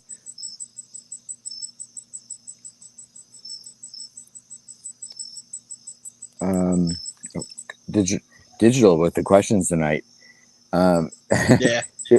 If the discovery was provided in a normal, decent, organized manner, why did Nick ask that the discovery presentation not be allowed to be questioned? And I'm not quite sure I understand the question.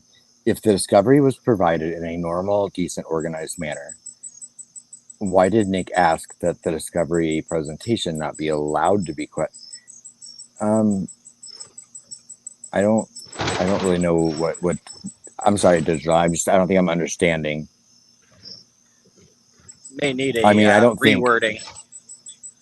I don't think any. I never heard anyone refer to the discovery being presented to anyone in a decently organized manner. I mean, I don't think that. It was stated by Nick McClellan that all discovery was handed over to the defense in the same format that they received it, under which they're no obligation to do anything else or more. So I'm not sure what he means, what Digital means by the presentation not being questioned in front of the jury. That was so. It was, and I will say, in a perfect world, of course, everything is going to be labeled and presented in like a Tom Webster spreadsheet. But 46 terabytes of data and information over 7 years, it's still they're still getting discovery because they're still getting the calls and transcripts from Richard Allen's communications. I don't know. I don't know how they were supposed to have gone in and organized that in any way other than just hand it all over. It's then the defense's job to, it might suck to go through 46 terabytes, but that's what you get in a 6-year-long investigation at that point. So, hey, Travis, good to see you. There is no requirement that discovery be, So, and I know no, that Fien, Steve Mullins I forgot is about the, that question. I know that Steve Mullins is the investigator that was in charge of kind of getting everything ready to and having it turned over to the defense. And from what we heard in court, he basically turned it over in the format that it was presented, that they had it in. So, and then I don't know as far as what was turned over, because you have to remember this was also turned over originally, at least what they had at the time, and then it was sent back. It was then sent to the interim attorneys, Librato and Scrimmin. It was then sent back again from them, and then again represented to Brad and Andy, or Mr. Rosie and Baldwin. And I'm assuming that was all in the same format, but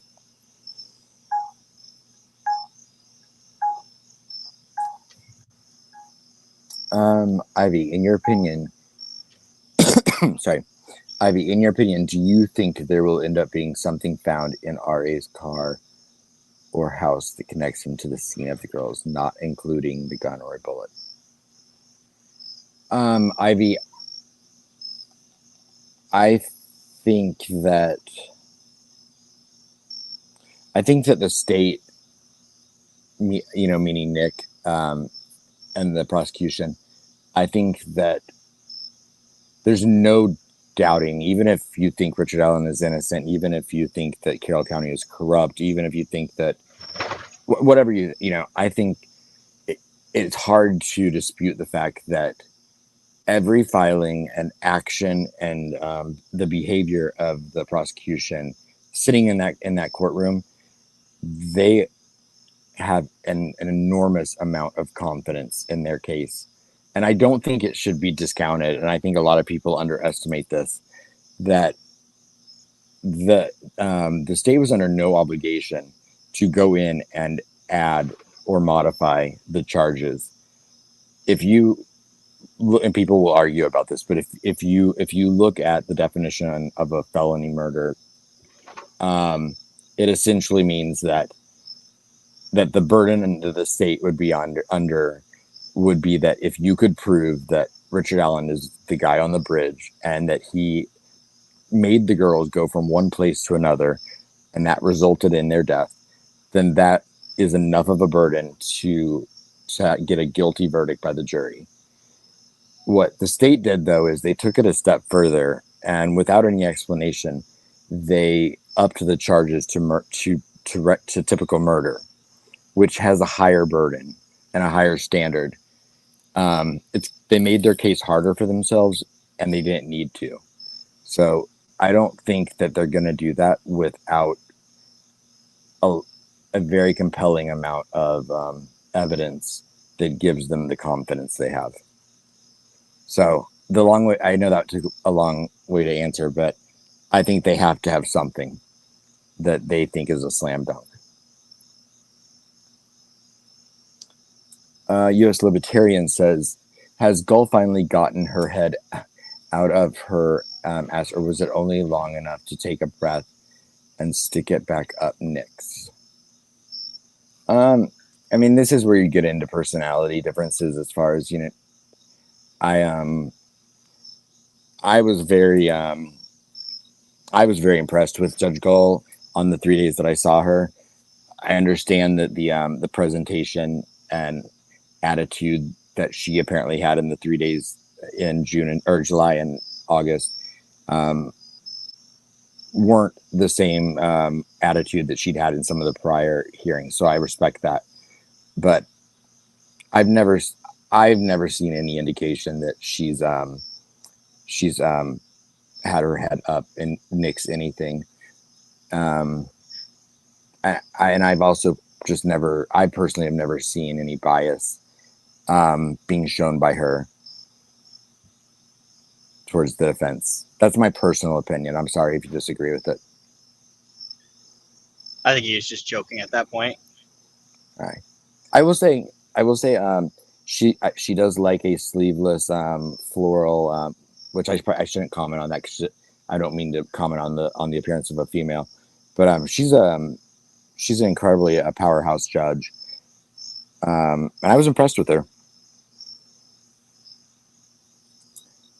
Laura said, "When are the transcripts going to be available?" I don't know. I guess I'll have to get ready to relive that whole 3 days because I'll read them even though I listened to every word of it. The cross of the third party theory was squashed in 10 minutes. MS saw that Baldwin even told McLeland.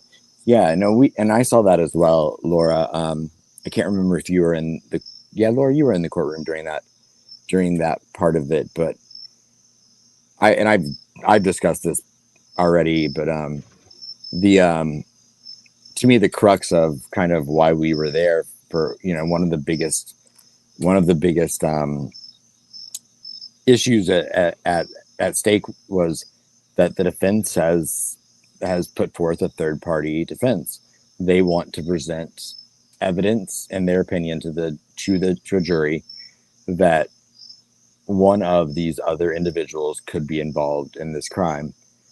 And we spent a lot of time over the course of 3 days discussing the behavior and evidence, the behavior of those alternate suspects, and the evidence that the defense considers exculpatory.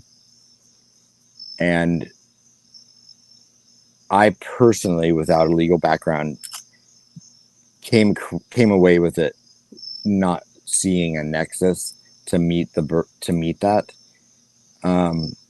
But at the same time, I was so frustrated and disappointed in that at one point Brad Rosie even he even suggested to Judge Gull that maybe they schedule another hearing where they could deep dive, some of the stuff.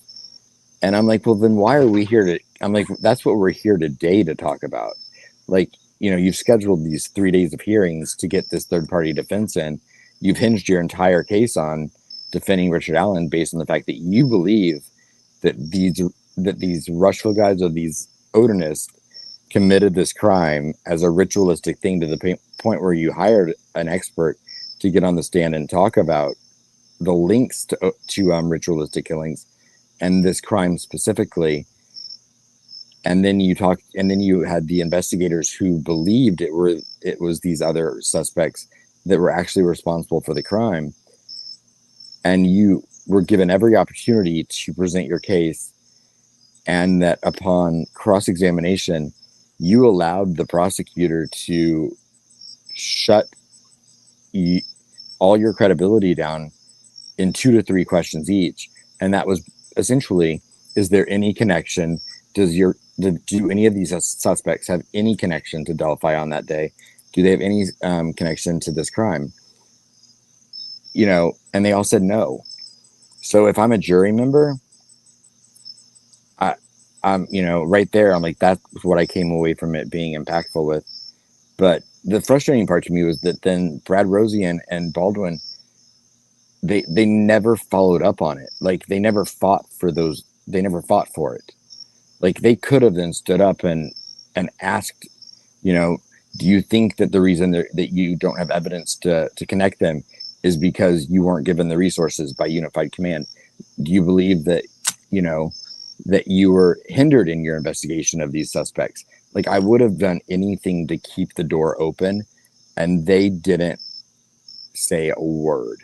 They just let the last thing that any of us remembered about any of those alternate suspects was Nick McClellan shutting them down. So I think it was a missed opportunity. Sorry, that was a very long-winded response. No, you're fine.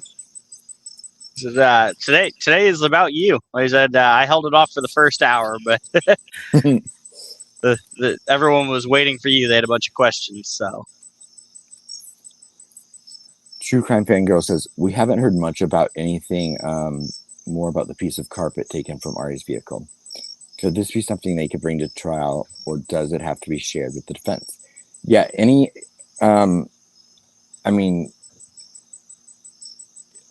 discovery whatsoever has to be shared with the defense, of course. I think that we absolutely will hear about the carpet because, one, if there was something found, the prosecution's going to make it a pivotal part of their case. And if there wasn't anything found, the defense is absolutely going to use it as a piece of evidence as to, yet another thing that, law enforcement tried to connect their client to and couldn't. So I also know that the testing for some of that stuff, it doesn't take 2 years, but, we've never heard any follow-up on any of that. And that's, some of it's going to be because the testing had not come back yet. But the phone data is the car data is another thing that I know can take a long time. So, question. I've heard a rumor that Richard Allen called into a YouTube show or something like that. Ivy, there was a rumor. Oh, and here I don't want to play a game of telephone and like misremember something. I've never listened to the alleged interview or the call in, but I think that it was alleged that he called into I believe it was Gray Hughes, and I don't remember what year it was alleged to have happened in, but I don't think that that's ever been proven, and I don't even know how you would prove it at this point. I mean, law enforcement could, but I mean, his computer data is interesting to me as well because, I mean, we've not really heard of anything being found connecting him to the victims or anything like that through his online searches. If he had a social media presence, it was down as of the time of his arrest. We haven't seen screenshots pop up of him in Facebook groups or Reddit or any of these things. And but I'd be very interested to see, what were his Google search histories? Like, what did he look up online? We know, like, the Rex Heuermann, he looked up his own crimes, like, was it hundreds and hundreds of times? So if Richard Allen is guilty, it's hard to imagine that he wasn't following this case in some aspect.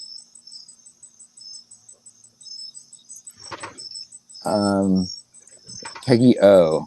Oh, Peggy O has a wrench. I'll be nice to her. How does one create a nexus when the investigation was not thorough and potential exculpatory evidence was destroyed? Well, when I use the word nexus is, the burden that has to be met as far as to allow the third party defense in, and whether or not the investigation was thorough, there was no testimony stating that it wasn't. In fact, the officers like Murphy and Click gave no indication that they felt that that there wasn't thorough work done. And as far as the potential exculpatory evidence being destroyed, I mean, if you're talking about the interviews with or the interview with like Brad Holder on the 17th, again, that was not discussed in court. On now there was the one Brad Holder interviewed that they actually played a minute of, but they did, and that's an example of kind of what I was talking about, like when I was frustrated with the defense and the wasted opportunity I felt like they had. Those are both things that they could have mentioned and didn't. Travis, you know, I'll immediately lose half the people watching, but I'm a vegetarian, so I've not ever had the bacon in Delphi. Travis, but I did say to someone last weekend who was at Bacon Fest that I may be the first vegetarian in history that was suffering FOMO from missing out on the 2024 Delphi, Indiana Bacon Fest. No, man, I don't think anyone in here is gonna judge you for your personal life choices. I would. It's like saying you're a vegetarian is like saying you do CrossFit or like, you know, like you're gluten free. It's like one of those. It's like an automatic character assumption. But but someone did tell me they had vegan options at Bacon Fest, which surprised me. Yeah, they have a lot more vegan options that are meat-like with textures and taste, etc. Now, it's become a huge thing. I will say I did find there to be some irony if like I looked at it from my third grade sense of humor about the fact that you know, Delphi, Indiana has a Bacon Fest in which, you know, the sheriff's like handing out ice cream and oh man, that's funny. The irony of it all was not lost on me. And you know, and you know, I do love to roast a piggy. So Miranda Lee says, Aspen, when will it Miranda, It's a Crime Shame. It hasn't gone anywhere. Sunny, who I co-host It's a Crime Shame with, she has a full-time job now, and she lives on the West Coast in Vancouver, Canada. So syncing our schedules has been quite problematic this summer. Whereas, you know, when she works until 8 p.m. her time, it's 11 my time, and we don't cover Delphi as much on It's a Crime and Shame. We haven't for a while. We branched off into a lot of other cases, and most recently we covered a case out of the UK, which was a missing teenager named Jay Slater, and it was much easier because of we have a lot of UK viewers on It's a Crime and Shame, and time-wise for the UK, it's like you don't want to start a stream at 11 o'clock Eastern because it's 4 or 5 in the morning there. So it's been a lot easier for her to have done those streams earlier in the day. But no, It's a Crime and Shame is still around, and we're still hanging out together. We'll sync back up. You know, we're just kind of trying to figure out how to work our schedules around it all. So, Heather, you should have just bought the low tier membership instead. It's only $1. But yeah, I appreciate it. I think U.S. Libertarian has another question. Okay, Blake Checker, how short does Aspen think LE was the KK was? Oh gosh, that's a good question. Because I mean, I don't know. Keegan Klein's a difficult one because thank God he is where he is. Like, thank God for whatever reason. And it's something I think about with this whole case, like big picture, is that, you know, what happened to Libby and Abby is horrific and horrible. But when I look at some of the peripheral or, you know, adjacent things that have happened because of what happened to them, I see, you know, the fact that, you know, would Keegan Klein have ever been uncovered or caught or found out if it hadn't been for the fact that he talked to Libby? So, you know, my personal belief with Keegan Klein is I never put a ton of stake in Keegan Kline being personally invested. I mean, he's not the guy on the bridge. You could tell that just by looking, and the bridge is still standing. So, but like when I was looking into that angle, I was looking much more into the, was there involvement with, like a cousin or a father or something. But I I think that law enforcement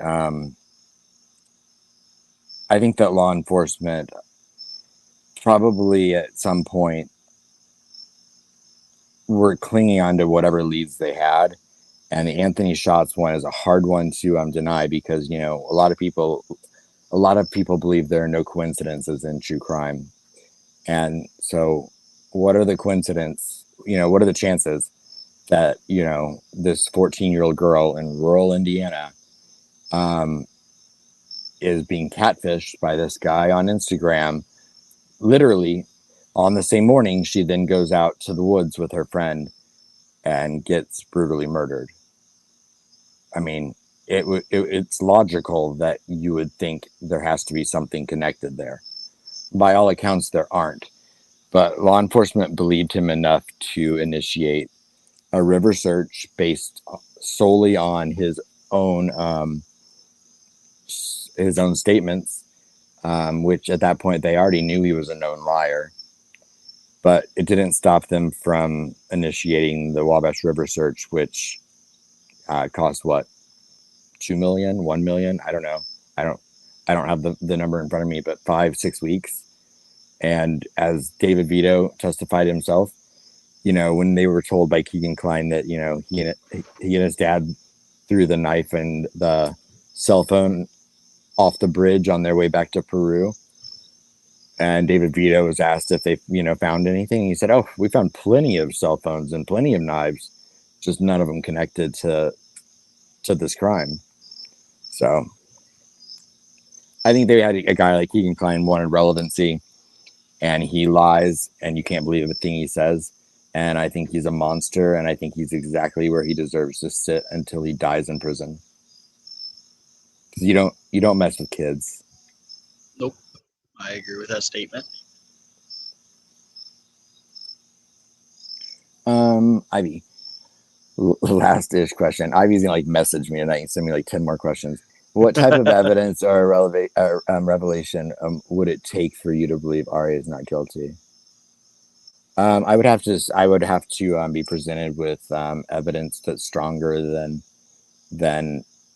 the evidence that I've seen pointing towards his guilt, or evidence of or stronger evidence pointing to someone else's guilt. So, but either way, I mean, it doesn't, Richard Allen's the one Richard Allen is the one that is going to trial. So for anyone that, thinks someone else is the culprit, if someone is out there still thinking Ron Logan did it, or someone's out there still thinking someone else did it, all that matters is that Richard Allen is going to trial. So right now, the focus is on what the state has against Richard Allen. So my question actually kind of revolves around that. What do you think about the weirdish Elvis Fields confession initially?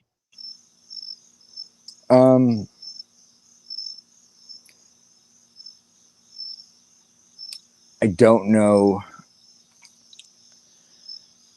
I don't know the details, of course, considering it was from his sister. I don't know their personal relationship. I don't know their history.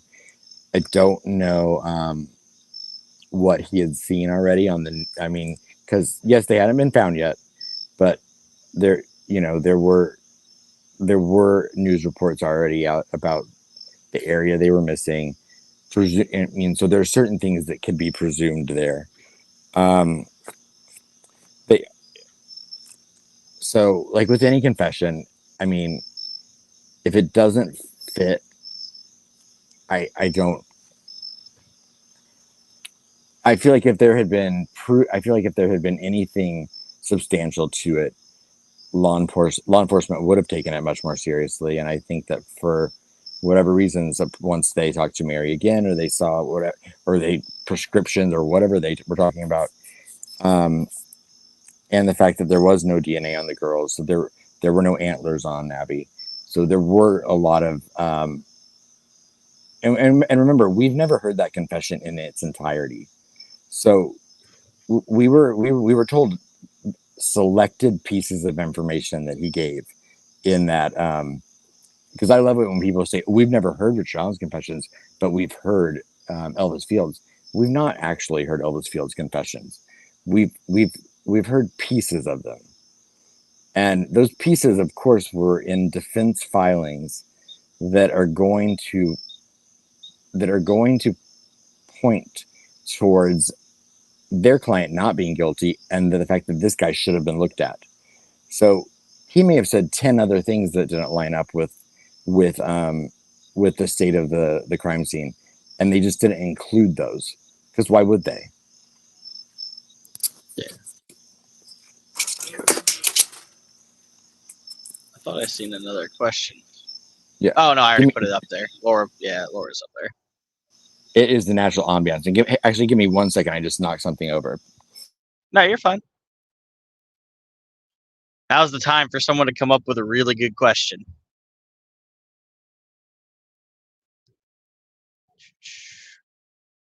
So, Laura, I hope it's not too loud though, because it's like the crickets. But it's really nice out tonight. So I was just sitting out. I was gonna say it sounded peaceful.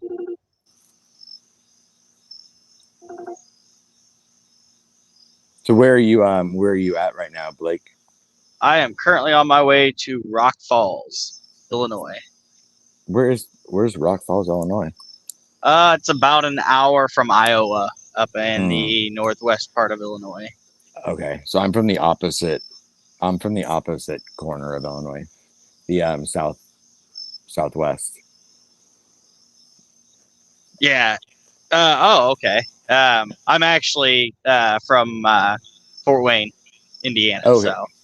So you're from Fort Wayne, yeah. I grew up in like southern Illinois, probably about 2 hours from like Paducah, Kentucky, like an hour and a half from St. Louis, Missouri. There were 3 officers, 2 that were FBI agents that wrote the Odin report. How can we not believe them? Yet believe Sheriff-elect Trailer Park Tony Liggett. I've not read the entire Odin report, but all I can go off of is the testimony that I heard by Todd Click and by Kevin Murphy, to which both of them conceded that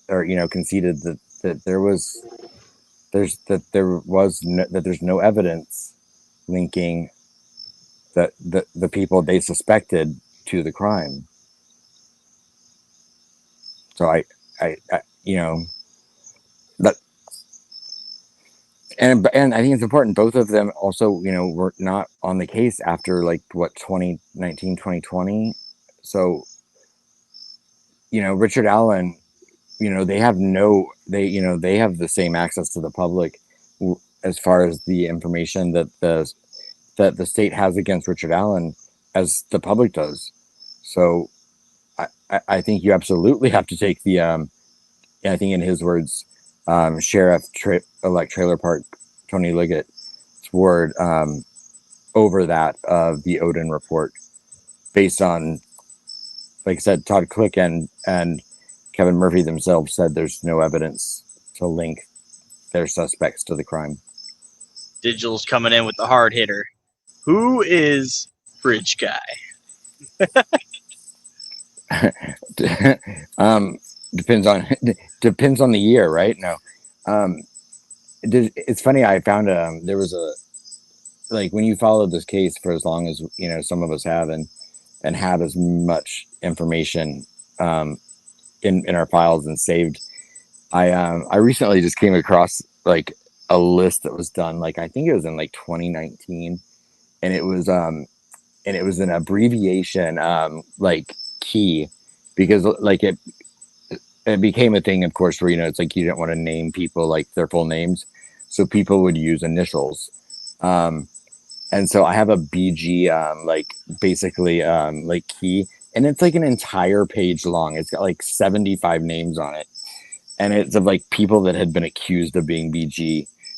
And I look back now on it, and I'm like, some of the names, it's interesting to think how many twists and turns this case has taken. But the answer to the question is BG is clearly whoever was on that bridge. Bridge guy is the guy that was on the bridge. Right. Figured it out. Yep. And I've even been accused of showing up and looking like the young bridge guy sketch, and that's sus. So if you haven't been accused of being bridge guy and you cover this case, then just wait, it'll happen. I'm just glad it was young bridge guy, not old bridge guy. That'd be embarrassing. I know. Peggy, what would sway your opinion regarding Ari's guilt or innocence? Kind of like with what Laura asked. I mean, I would have to see stronger evidence come out pointing towards his innocence. Or I would like to see stronger evidence come out pointing towards someone else's guilt. One thing I think is interesting is that no one really has ever contested that Richard Allen has placed himself there. He's placed himself there wearing similar clothing to Bridge Guy. I know people argue the time he says he was there, so I won't even get into that. But there's really never, if I'm the defense, I would probably have tried to establish an alibi that then proves the other stuff I'm alleging. Like if I'm saying my client had gotten in his car, after looking at fish and stocks and sitting on a bench at 1:30 and left, where'd he go? Like, where was he before? Like, I think that his movements that day are going to be important when it comes to trial. Like, I'd like to know if Richard Allen's guilty. I'd like to know where he spent his morning. I'd like to know, had he been to the bridge already once that day? Had he been to another park? Where did he spend his day, and where did he go afterwards? Where did he clean himself up at? If he went home and he was at the dinner table at 6 o'clock, where, does he just not have an alibi in between then? So, I mean, I don't know. And I think that, they have a lot of camera footage from a lot of different places in that town that meant nothing to them until they came across Richard Allen again. And I think once you have a suspect, all of that becomes relevant again, because then no longer do you just be like, oh, here's this car parked at the CPS building that we, clearly don't have a clear enough view on from the Hoosier Harvest Store camera to know exactly who's in it or what it is. But we have an idea. But then once you have a suspect and you have a car to look for, you're going to want to look back through everything. You're going to want to look through Pizza Hut's camera footage. You're going to want to look through all of it. So, yeah, again, his movements that day, I think, will be interesting to hear about. And something the defense really has not brought up at all either. Then, do you think Allen was formally interviewed in the early days and discounted as a POI because DNA didn't match? Maybe one of the lost interviews. One of the lost interviews. I don't believe that Richard Allen was ever interviewed formally early on in the case. I think that he was looked at. I think, of course, it was a mistake, but I think he was categorized as a witness and for whatever reason, the only thing they thought that was relevant to follow up with on that was the thing about the juvenile girls. And that to me is where it comes into play as far as, like, I want to know, when did the Doolin conversation happen with Alan? You know, a lot of people have said it happened before the video came out or before the picture came out, or did it come out after? And what advantage would there be to either? You know, like, did it not happen until March? You know, we don't know. So, does Aspen think the crime scene had a non-secular aspect? Why or why not? And what does he think it means? Well, I mean, I'm not qualified. I mean, I'm in no position to be qualified to really have enough, you know, to know that. But I will say that, you know, Robert Ives, of course, has been rumored to have said that. He says that he said that that it was something like non. He claims that he claims that he said something else, but it was always widely assumed that the crimes were referred to as there was something non-secular about the scene, and that there were 3 items or something. Robert Ives was the prosecutor, but remember, he left that position in 2018, and so if he said non-secular, I think he was going off of the fact that, you know, clearly they thought there might be some element of some ritualistic or Odinistic thing happening in the early days of this case. I mean, so much that they actually went and talked to Brad Holder at one point, not as a suspect, but just because he was someone that they knew about Odinism. So I mean, it was clearly an angle that they were looking at. And I think a lot of people want to discount that they didn't take it seriously. But I mean, by Click's own testimony, it sounds like they investigated it somewhat thoroughly, which would fit in line with the time that Robert Ives would have been in the know, if that makes sense. You know, like, I'm sure if you asked Nick McClellan that question when he first became prosecutor and before they made an arrest, you know, he might look more on the, you know, the catfishing angle, because that's kind of the angle the investigation had taken in, you know, more in 2021 after the Anthony Schott stuff came out. I'm sure he, you know, focused a little bit more on the Ron Logan part of it. So, Aspen, can you remember what Click's theory of the motive was? I didn't see the second part of that, but Click mentioned something about, you know, he didn't actually even, his theory isn't even that, you know, that they were killed, you know, in a ritualistic sacrifice, but more so that they, he suggested that maybe they came upon a ritual happening in the woods, and that the victims themselves, they might have made fun of them, which I thought, you know, nothing against Click, but I mean, I thought that was a little cringy to kind of suggest with literally no evidence of that, that, you know, the girls would, you know, then like ridicule or make fun of people out in the woods doing something. But it didn't really seem to make much sense, and they didn't follow up on it too much. And for me, always, I mean,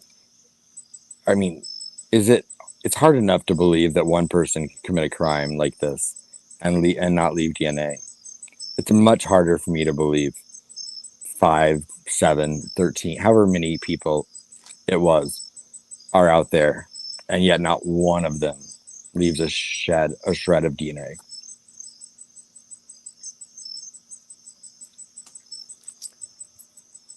Oh, sorry, I forgot I was reading the screen. Hey, Dean Johnson. ADHD, sorry. Dean Johnson, how many people know where they were 5 years ago, and do you have an alibi for all parts of your day? I don't, Dean Johnson, absolutely. I don't think that anything anything that you do or what you were wearing or anything is significant unless something significant happens that day that makes you remember it. But when Richard Allen was interviewed in 2022 on October 13th, he did state that, you know, he knew that day he had been at the bridge. And he also remembered the clothing he was wearing. Those are significant factors to me that would then think you would remember an alibi, you know, where you were and what you were doing, because he remembered all of the other parts. You know, now if he's completely innocent and he was just giving a witness statement as a purely innocent, you know, trying to be a helpful citizen, again, you're always going to remember the events of that day because, you know, you were there and what happened. But I don't know, like, no, you don't remember things unless something significant makes you remember them. Like, I don't remember what I wore yesterday, but I guarantee you if I'd killed 2 girls in the woods, I'd probably remember what I was wearing or where I went afterwards. If the confessions are questionable, does Aspen think the jury would vote guilty based on what we've been told so far? Well, I don't know what you mean by questionable, because I mean, if by Harshman's definition, the 61 direct confessions are him stating that, you know, that he committed the crime as charged and giving information about it. I don't, and they're on videotape or recorded phone calls from his conversations with his family. To me, that's going to give it a lot more credibility and weight, and I think it'll be very difficult for a jury to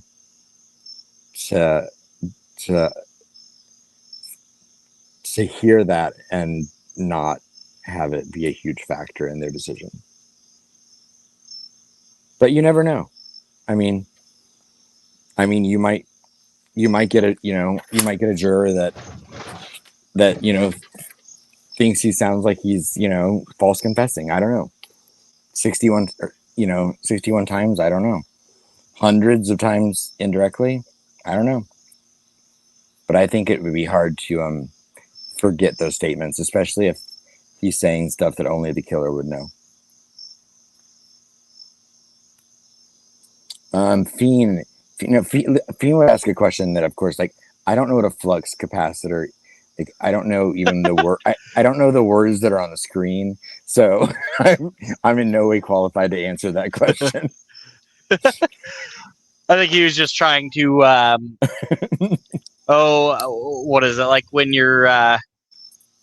It's like crackers when you're drinking drinking alcohol heavily or something. It's kind of just sawing it down a little bit, like a palate cleanser. Yeah, there you go. Yeah. Blue Eye, does Aspen remember when the rumor was Ellie was looking for or collectible handgun? I do. I remember both that rumor and the one where they were looking for some specialty like curved blade knife. And then I've also, you know, of course, just being who I am, know and was sent tons of things about, like, you know, the special edition 6 hours that were released in 1999 and, you know, were still for sale in, I think, 2001. I think that's when Alan bought his gun. Don't quote me on the years, but you know, and that there being a special edition 6 hour 22 that was released that had like a different handle. I don't know a lot about guns, so I'm probably not the person to ask about that, but I've learned a lot about them in the last 2 years. But yeah, I remember it. Why didn't the PCA tell us where RA went after he left the trails, if he remembers, or told Julian everything? No idea. I mean, people could argue all day about what information goes into a PCA, what information's left out, what information is, what percentage of information you need to have in one. I mean, regardless of what you say, people are going to argue an opposite point to it. So I of course, at the time was following the Idaho 4 case very closely. And there's no question in the world that, if I look at the Delphi PCA, at least the one that came out publicly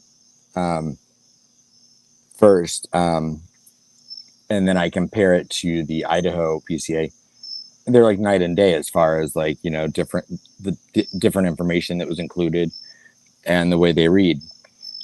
I think it's basically just what they feel they need to put in to get the search warrant or the arrest.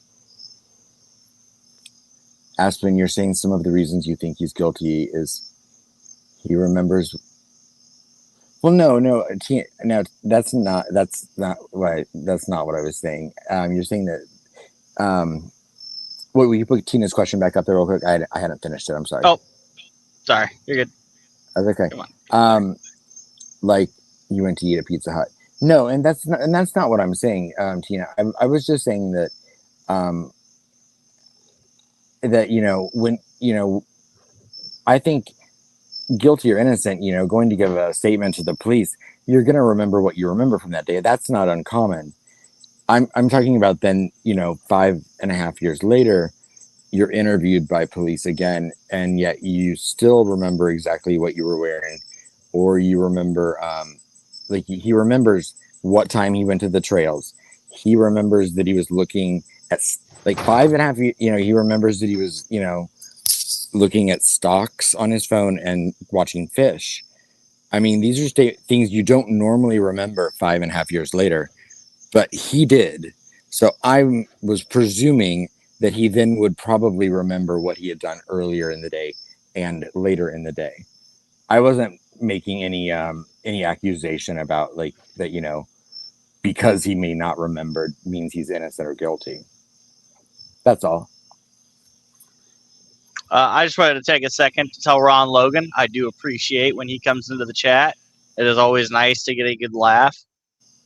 Yeah. It is a very upsetting case, and it's hard to talk about. So the trolls are welcome as long as they're not being rude to anyone. Well, that's actually not a troll. That is actually I don't know if many people don't know that I have been accused of being an operative for Ron Logan and for running.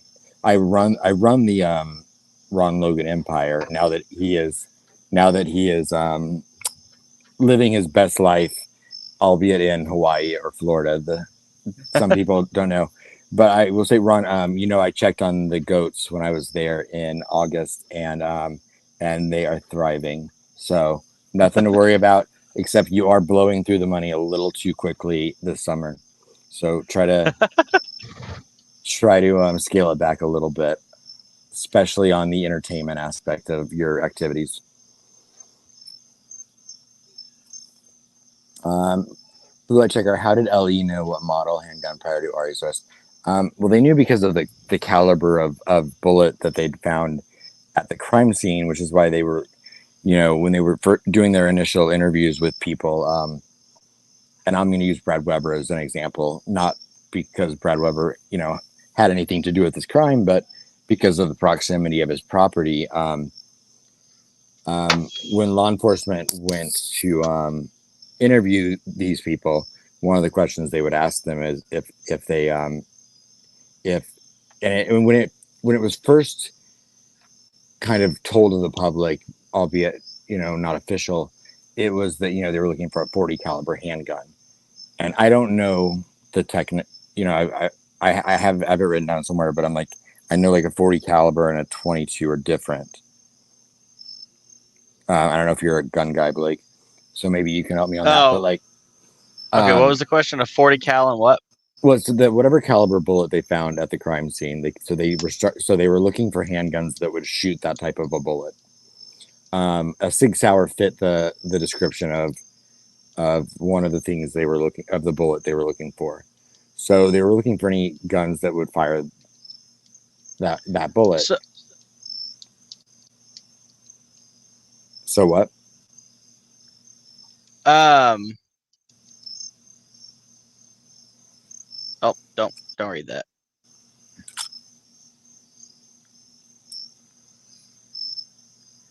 So, but so like with Brad Weber, like they knew they were looking for a certain type of handgun. I don't know if it was a 6 hour or a 38 or what or what. And like I said, I have it all in my files. I just don't have everything right in front of me. And trying to remember some of this stuff. I think what happened was he was asked if he owned any handguns, and he admitted, wasn't it something like that? And then he told them what kind, and they were like, okay, well, this is the caliber we found, and this matches the caliber. Right. And so they did that with several people that they interviewed at first. And so like with Brad Weber's, because of the proximity of the property, they requested that he hand over his 6 Sauer. To which they did other people as well. And it was told to me, well, Julie Melvin is the one who's, told me this all years ago. And so we knew that they were looking for a gun. We knew a gun had not been used in the crime, but there had to have been a reason they were looking for a gun. So we knew, presumably, either there was one on the video Libby took, or that they found a bullet.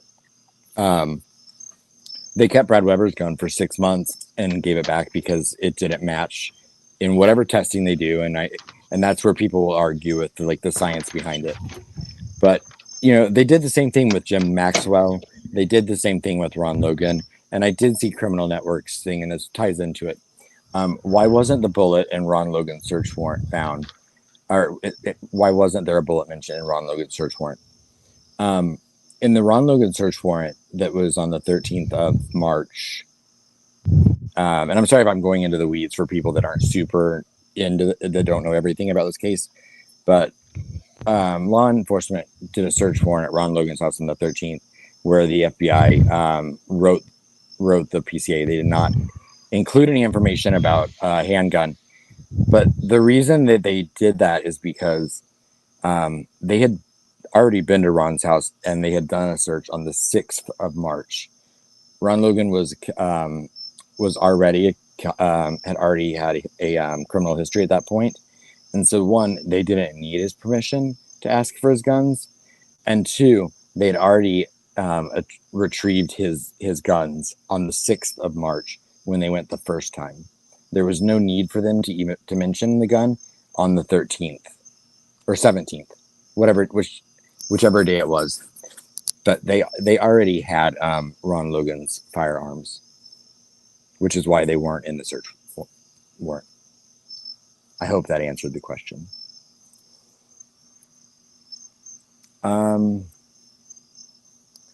Ivy, I thought the federal government kept a database of tool markings and such that they can use to identify the type of gun, even if they didn't have it. Yeah, and again,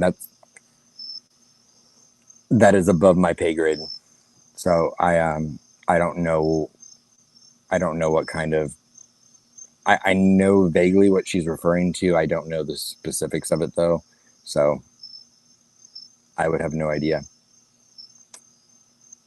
And plus, you have to remember, I mean, gun ownership too can be a very. It's not always night. It's not always black and white to track. I mean, I grew up in a family, in a rural area where most people use guns, and even though I know technically, like you're supposed to, I mean, the majority of people, like when their grandpas pass away or people pass away, they'll give their firearms to family members or something like that, and yes, you're supposed to, of course, then go and register them. It doesn't always happen, so I know it's not something that can be tracked, to ownership 100% all the time, super easy. Sorry, I feel like I'm rambling. Christy Sharp says, thought Alan was asked during his October 22 interview, did you wear blue jeans? Do you have a blue jacket? Do you have guns? I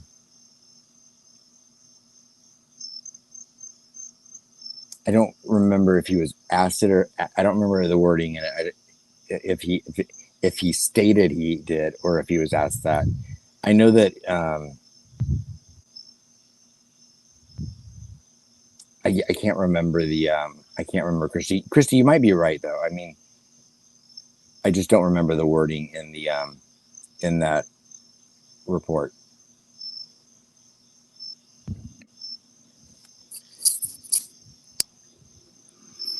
And I know that was a big part of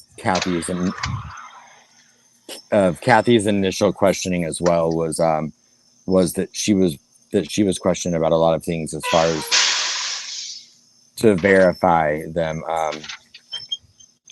And she was able to say that yes, he had a jacket like this, yes, he had clothes like this, and things like that. But U.S. Libertarian says, I believe in LE when they absolutely no reason. Wait, I believe LE when they have absolutely no reason to lie, and what they say is logical and can be verified in some way. Right. I tend to wait until I see it with my own eyes, but yeah, I lean more towards believing law enforcement when they present information that is verifiable. Same with with defense, and I a few times have seen the defense present in their words evidence that then now I personally have seen it in court not be able to be verified. So it's hard. I know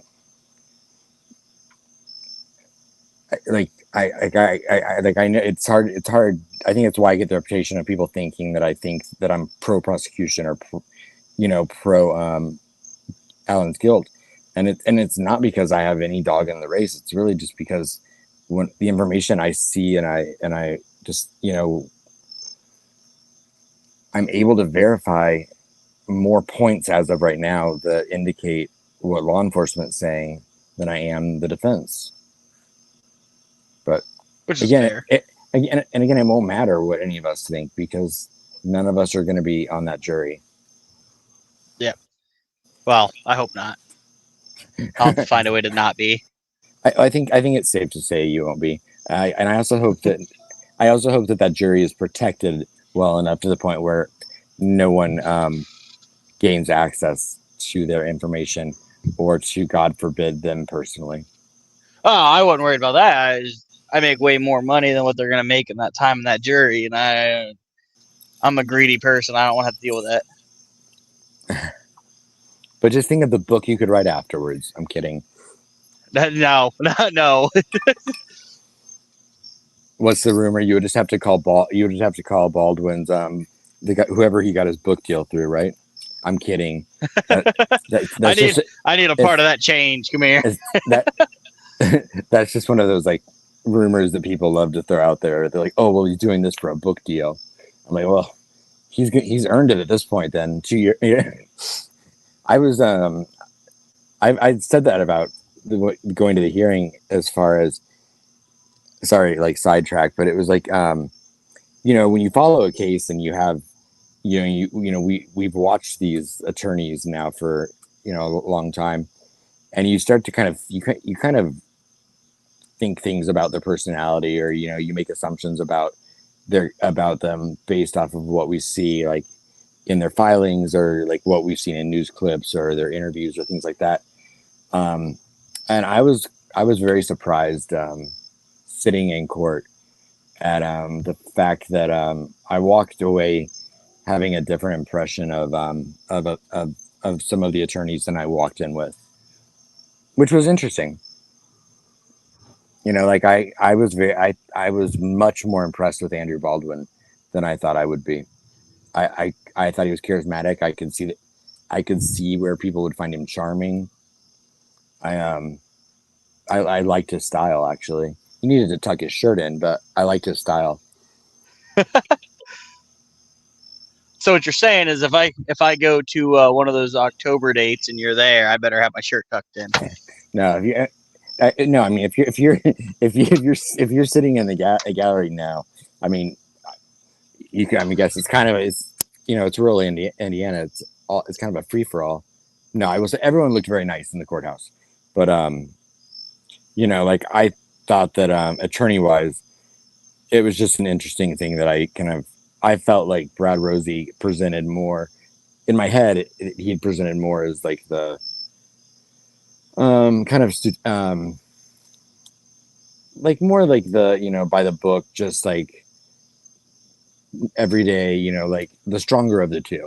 And I came away from those 3 days feeling like Andrew Baldwin had the charisma factor, and like if I were to like choose, if I had to hire one of them, I probably would hire Andrew Baldwin.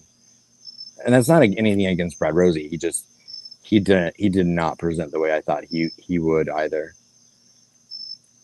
So, and I thought Nick McClellan was incredibly confident, like I'd already said, and I thought he was very he was incredibly prepared, and he sounded very, very intelligent and smart and competent, which is something a lot of people had questioned when the arrest was first made, about whether they thought Nick McClellan was really up for the task of this. And by all means, what I saw in that courtroom gave me no doubt that that he's got this under control. Yeah, and sorry if I go silent. I'm I know you're. trailers. I know. Yeah, I know you're doing stuff. Laura, do you think we will ever get a filing or officially know what the heck happened last Friday? Yeah, Laura. Yeah. Well, I mean, as for like sorry I missed you note from Goal, I doubt it. But I think that we'll absolutely get some sort of clarification or answer as far as what happened. I'm actually kind of surprised we haven't already.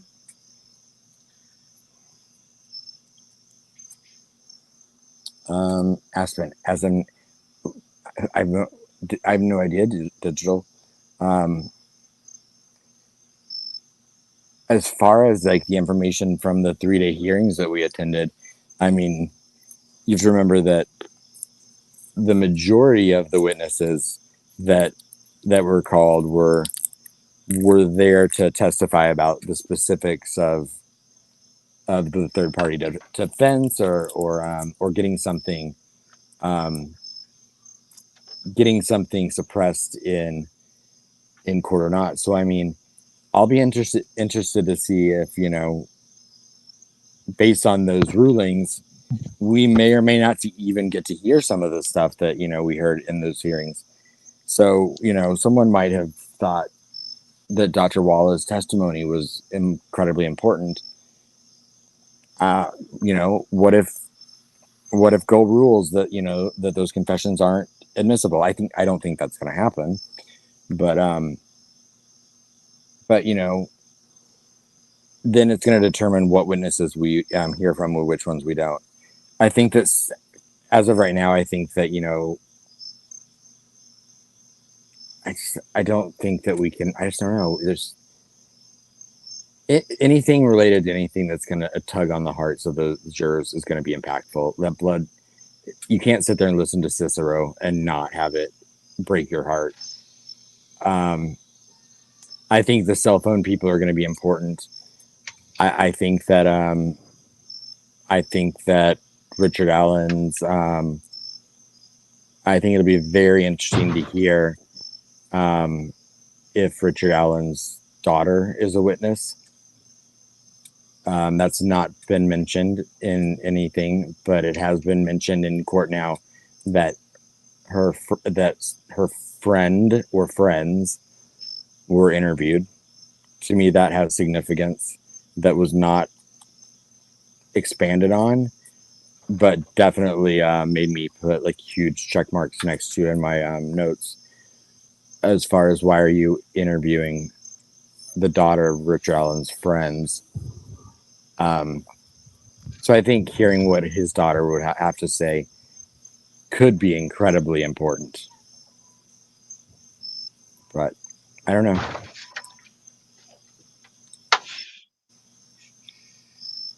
Maybe they'll call Jerry Holman to the stand like every day, like they did at those hearings, and we'll just get like 5 to 10 minutes of Jerry Holman once a day. Kidding. Cold truth. Dr. Kors, yeah. all the doctors I think will be interesting for different reasons. And I said this already, but I mean I think that Walla is someone that Walla is someone that I'm very interested to see how she would be received as a witness. Mainly because I think that she presents very like warm and engaged and sincere, professional, friendly. Like she's very personable, but then some of the actions she took are going to be a little bit more questionable. So it would be interesting to see what takeaway a jury comes from that, where one you can kind of like be completely connected and engaged with someone, but then at the same time be like, oh, but I don't necessarily like that you did this or that. So I want to hear. I'm like the dork though that wants to hear every piece of testimony. I want to hear, the medical examiner. I want to hear the anyone that has the littlest piece of information. I want to hear about. I want to hear, I want to hear about like the phone extraction experts and all of that. I want to hear every word. U.S. Libertarian says, has Aspen heard of anything having tips in RA? Is only rumors. I know U.S. Libertarian. I think most people have heard that it's been rumored that someone in his family may have tipped him in. I question the validity of that, but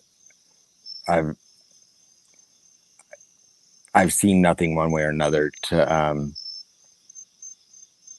for that we'd have any way to know if he was tipped in or not.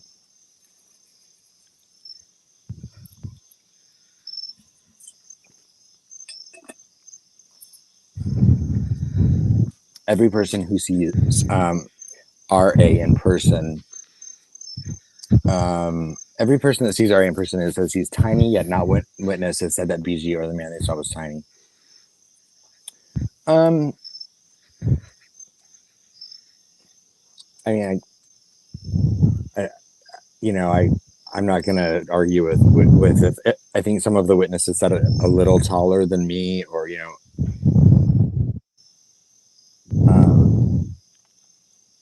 so I'm just we're also seeing him.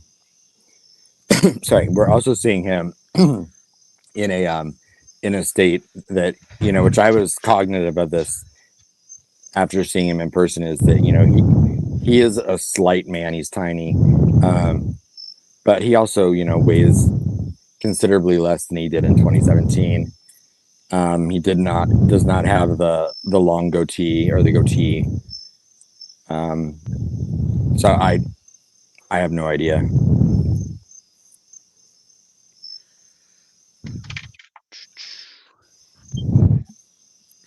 I think I'm waiting on another question to pop up, but do you have any?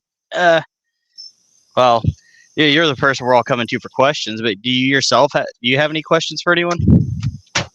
Like I said, I don't have I can't see the full chat, so I mean, like I said, I hope. Oh, I guess that makes sense. It'd be hard to ask questions if you don't know who's all here. I mean, I hope that I've not just been like a rambling idiot. And again, I don't. Oh no, there's. I don't claim to know anything, more than anyone else. It's just, and I'm not opposed to my opinion changing if I'm given information that shows me something else. I think it's always smart to have an open mind and be willing to change your perspective and perspective. I think it's a problem that a lot of people get. It's human nature to want to be right, but I feel too many people are emotionally involved. Well, yeah, I mean, I think it's human nature to want to be right, especially when you're invested in something, like, and when you care about something. I think that 99% of the people that start following this case, they do so because they want justice for Libby and Abby. I think that no one clicks on the first article about this case unless they're compelled by something about what happened to those girls. And I hope that it's in everyone's best, or that everyone wants justice for Libby and Abby. I think that some people just they form an opinion and they can't change it. It's the confirmation bias of then any piece of information after that. It either has to fit into their narrative or it has to be, it has to be expelled immediately and rejected. And that some people, I think, at this point would rather they want to be right. They don't care about what actually happened. And I've always said that, before Richard Allen was arrested, I never had a POI. I never publicly named anyone. I've only ever said I want the right person to be convicted for this crime. And if that's Richard Allen, it's Richard Allen. If it's not, then it's not. There's kind of two questions that kind of go hand in hand. One is digital, but the witness who said she only came up to his shoulder was at least 5'4". And Cold Truth said, do we know how tall the witnesses were at that time? I mean, I know I've heard some private estimates from, I know Doug Rice was very close to one of the juvenile witnesses' families and has spoken to them. I think there are a lot of factors into that go into play. I mean, and all of it is speculative, of course, but one, how much attention you're paying someone when they walk past you. Two, of course, wearing boots or shoes is going to make you look higher, depending on the shoes you might be wearing. I think something that a lot of people don't take into consideration when they're thinking about this is, at the time that the crime happened, the trail was not paved. And if you've ever gone back and looked at video or pictures of the trail, the elevation of the trail changes quite a bit, even if you're on the right side compared to the left side. And so something to me about someone coming up to their shoulder could be explained away as easily as you were on a lower part of the dirt than when they walked past you. I mean, it was much more narrow and it was much more different in elevation than it is now. So I just think there are a lot of factors that go into play with 4 juvenile girls walking past this guy on the trail and then what they observed. Well, yeah, and if you just glance over, of course you're gonna think, "Oh, I'm only at eye level of this guy." And Richard Allen, how tall is he? He's 5'5", 5'4", or whatever. Yeah. I said I'm not a very tall person either, and my fiance, she's only 5'2", and like I said, it's easy for her to think, "Oh, I'm only shoulder height to him." Right. Well, Tom, this is Tom Webster. When I met him in May, he's 6'2".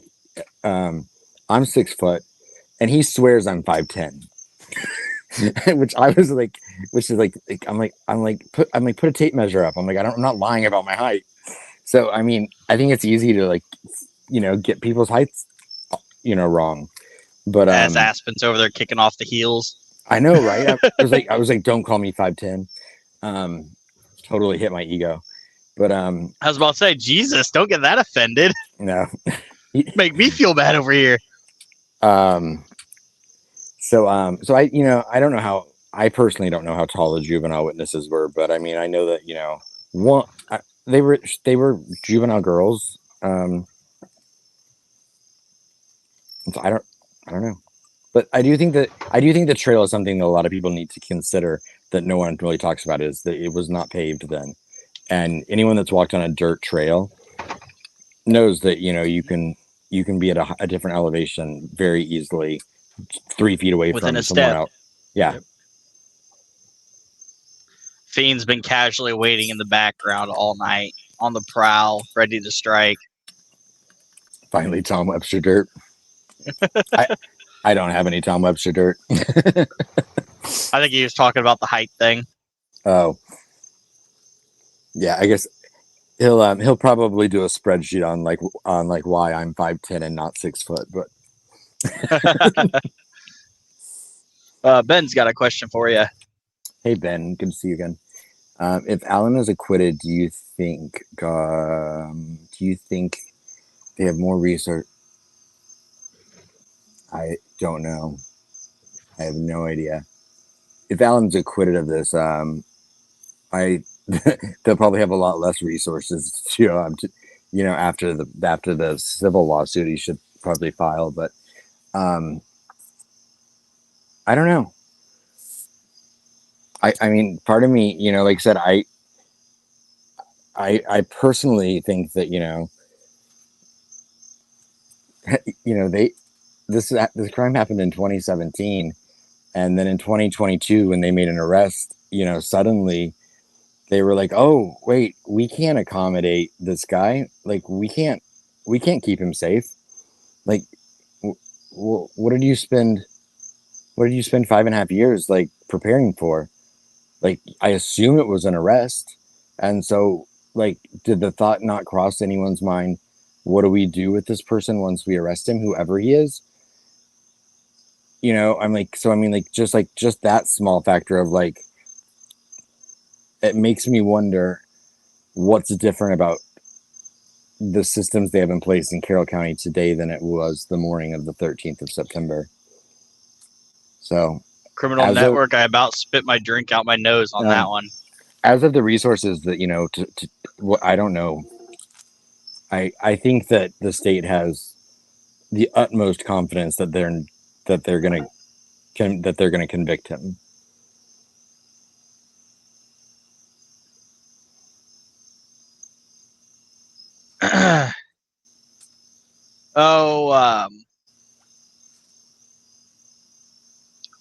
I have a question for the chat. I mean, even though I can't see it, yeah.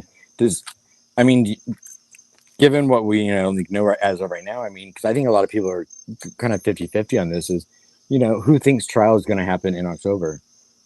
Because if you really look, it's 5 weeks from now. 6, maybe 6. But I can start on that one. I don't think it'll happen. That's fair. I mean, but again, they're taking the preparations. Considering last time it got pushed back, they'd already sent out the jury questionnaires. They'd already, put all of the stuff in place. And, they've seemingly done all of those same things again. But yet we now still have requests for depositions coming in as late as, I think the one for Tobe is on September 13th. And I mean, at that point, you're literally deposing someone 4 weeks before the trial date start. And I'm that it puzzles me. I've been confident that they would take this to trial in October, and I question now, I guess. Right there is one of the most expert opinions on this that no way. Yeah. And see, and I question, I mean, like, if you're still doing depositions 4 weeks before the trial, and we have undecided on motions that are as big as the third party defense, or motion in limine, whatever, I guess a lot of it'll depend on her rulings on that stuff, right? I would assume Travis would agree on that. But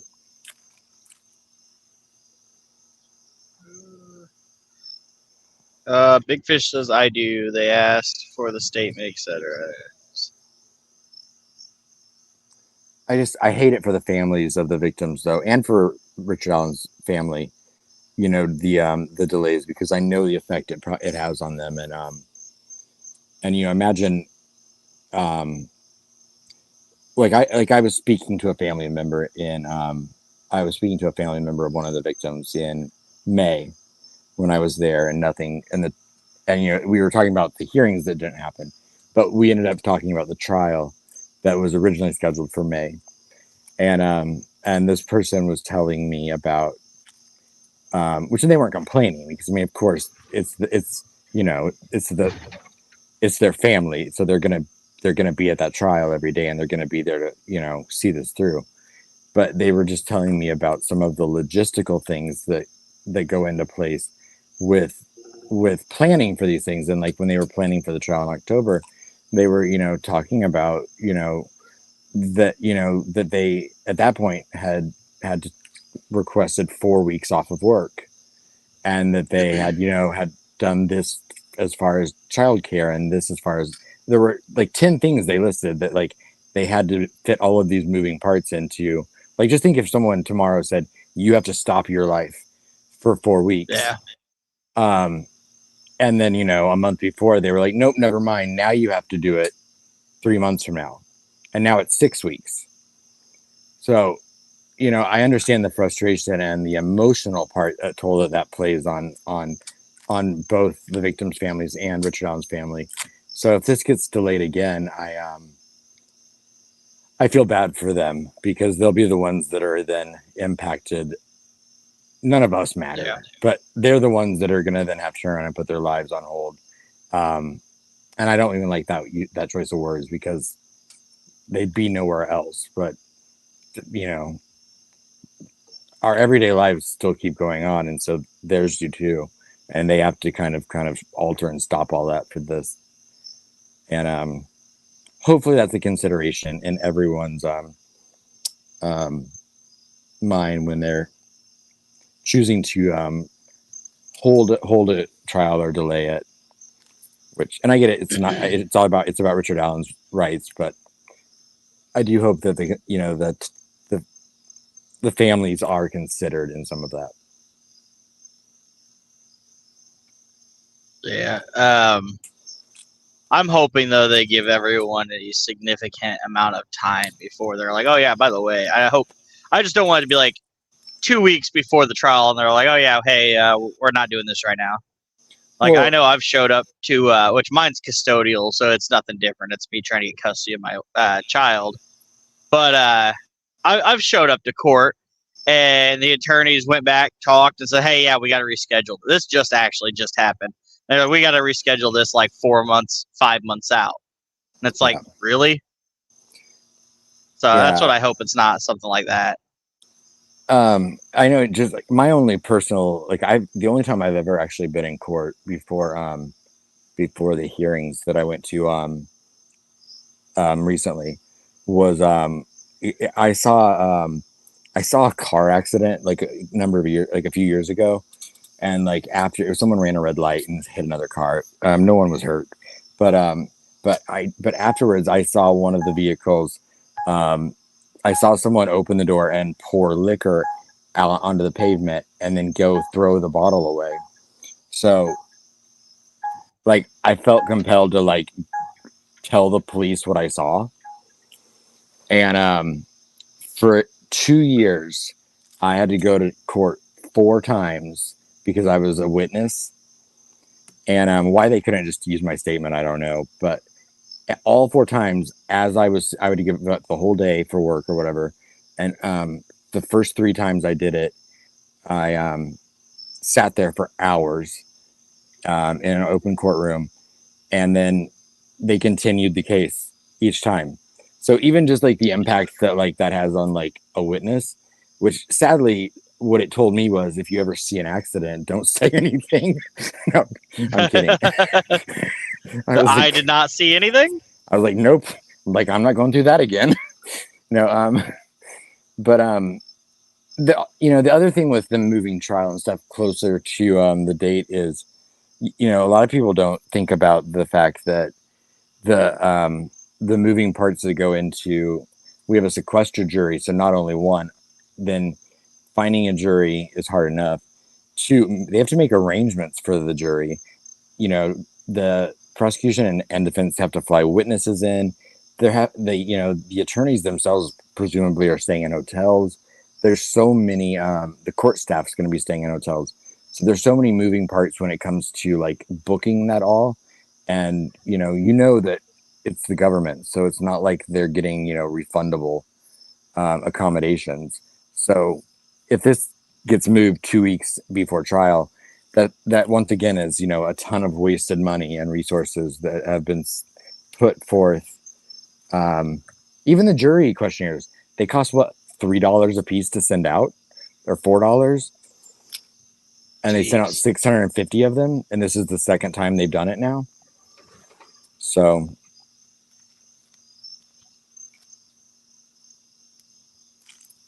Travis has a question up there for you. oh, sorry. And No, I you're did good. see Travis had a comment up there a minute ago. I've worked all day today, so I've not seen any rulings or anything today. So thank you for letting me know that she ruled on that motion to quash, because I had not saw that. But I will definitely be reading it as my bedtime reading tonight, because I love a legal document.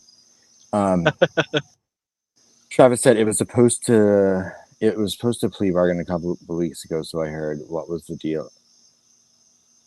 Where the validity to that and where it would have come from, Travis, I have no idea, because it's nothing that I've heard. And here's my question: if you have the state seemingly appear so confident that they can up the charges, and just the demeanor of them in court comes off as so confident and secure in their case, why would they offer him a plea other than to save the county money?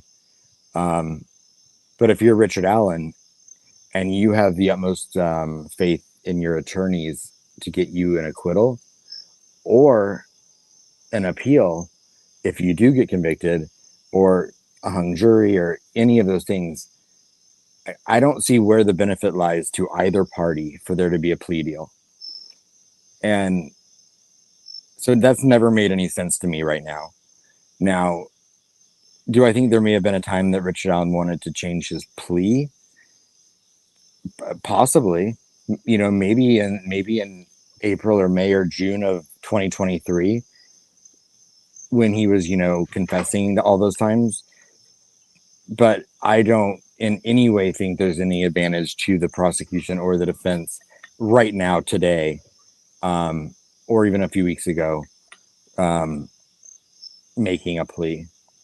I just don't see it happening. I think the defense attorneys want to take this to court, and I think that the prosecution wants to take it to court. The only person that would be able to change that would be Richard Allen. And right now, I don't see any indication he wants to do that either.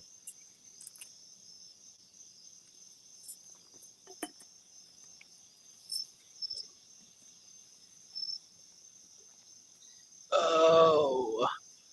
And that's my almost a lawyer opinion, Travis.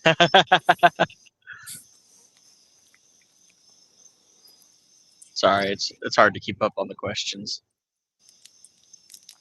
Some of them aren't questions. There's a weird conversation about movie titles going on in here too.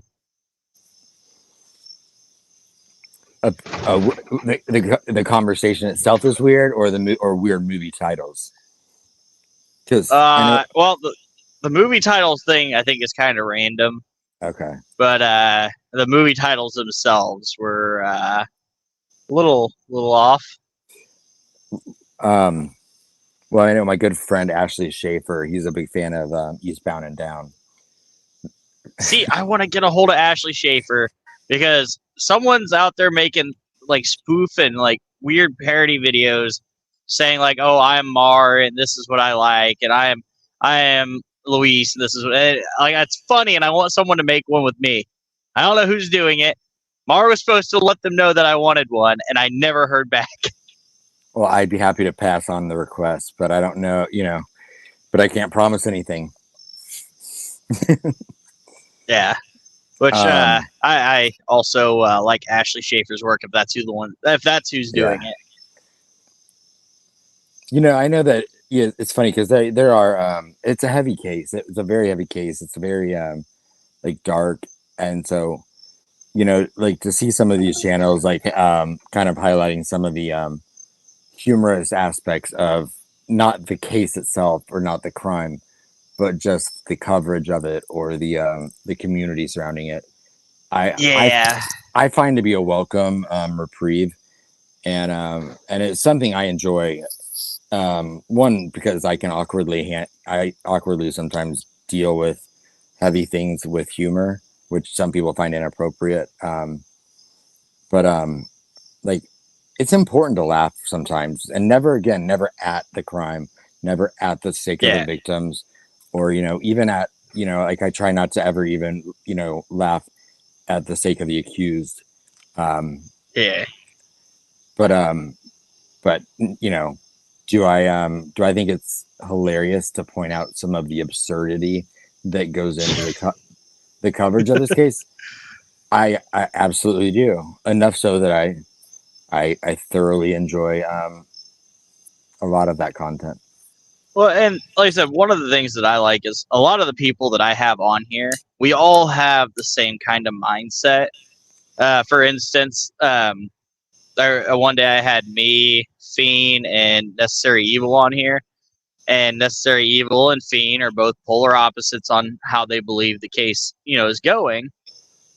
Right. But then there was someone in the chat trolling that mentioned something like, basically like saying it was suspicious how one of the family members acted and this and that. And we all three immediately was like, no, we're not putting any blame on the family at all. We're not talking about the family. They had nothing to do with this kind of thing. And we all we were on like the same page saying, that, cut that out Right. immediately. But then they went back to bickering about their point of views. and that's what it should be. I mean, I've been around this case for long enough to know that, I mean, really, I mean, before Richard Allen was arrested, there were probably even more differing opinions, but there wasn't the vitriol that goes into a lot of different opinions now, and I think that it's fine to like have differing opinions. I've like I think people probably view me as like someone that's pro prosecution. I try to be as objective as possible, and I like I said, I'm very willing, and I've always said that I'm open to changing my mind or opinion if I'm presented with information. But I think the thing that has gotten very dark in like the online community around Delphi is that um, it's gotten very personal, and Yeah. and it's become about, and people have made the covering the case about themselves and not about the case, and and that's where I think people end up like in these like weird camps where, you know, I mean, I've literally been in a chat before, and like woke up to like messages from a friend that were like, "How dare you support that?" Like almost being shamed for like basically saying hello to someone in a chat. Oh, And I'm like, geez. that's just, and and like, it's just that's not how I view things or live my life. But Yeah. it definitely has become a factor in this where it's like if you watch this channel, then you're in this camp, and if you watch this channel, you're in this camp, and if you mix it all, it becomes these huge personal attacks. Yeah. And I don't know I don't know exactly why that has happened. I mean, I have It's my personal thoughts, but I do appreciate the people that are able to conduct themselves, think differently, and not be not and like not attack some each other personally. Yeah. And like I said, that's kind of what I try. I try to be civil with everyone. I want to hear everyone's side. I generally just want to, genuinely ask questions. Right. Like I said, it's, I am newer to the case compared to most other people. And I'm just trying to learn the ins and the outs and what's going on. I know there's going to be people on, pro defense. There's going to be people on pro prosecution. There's going to be people in the middle.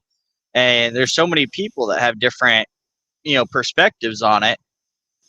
And I wish it would just stay about the case and everyone could get along civilly like that. Like I Right. said, I've heard so many things about people being attacked outside of the case or this person, just different things that happen to people personally. And I don't agree with that.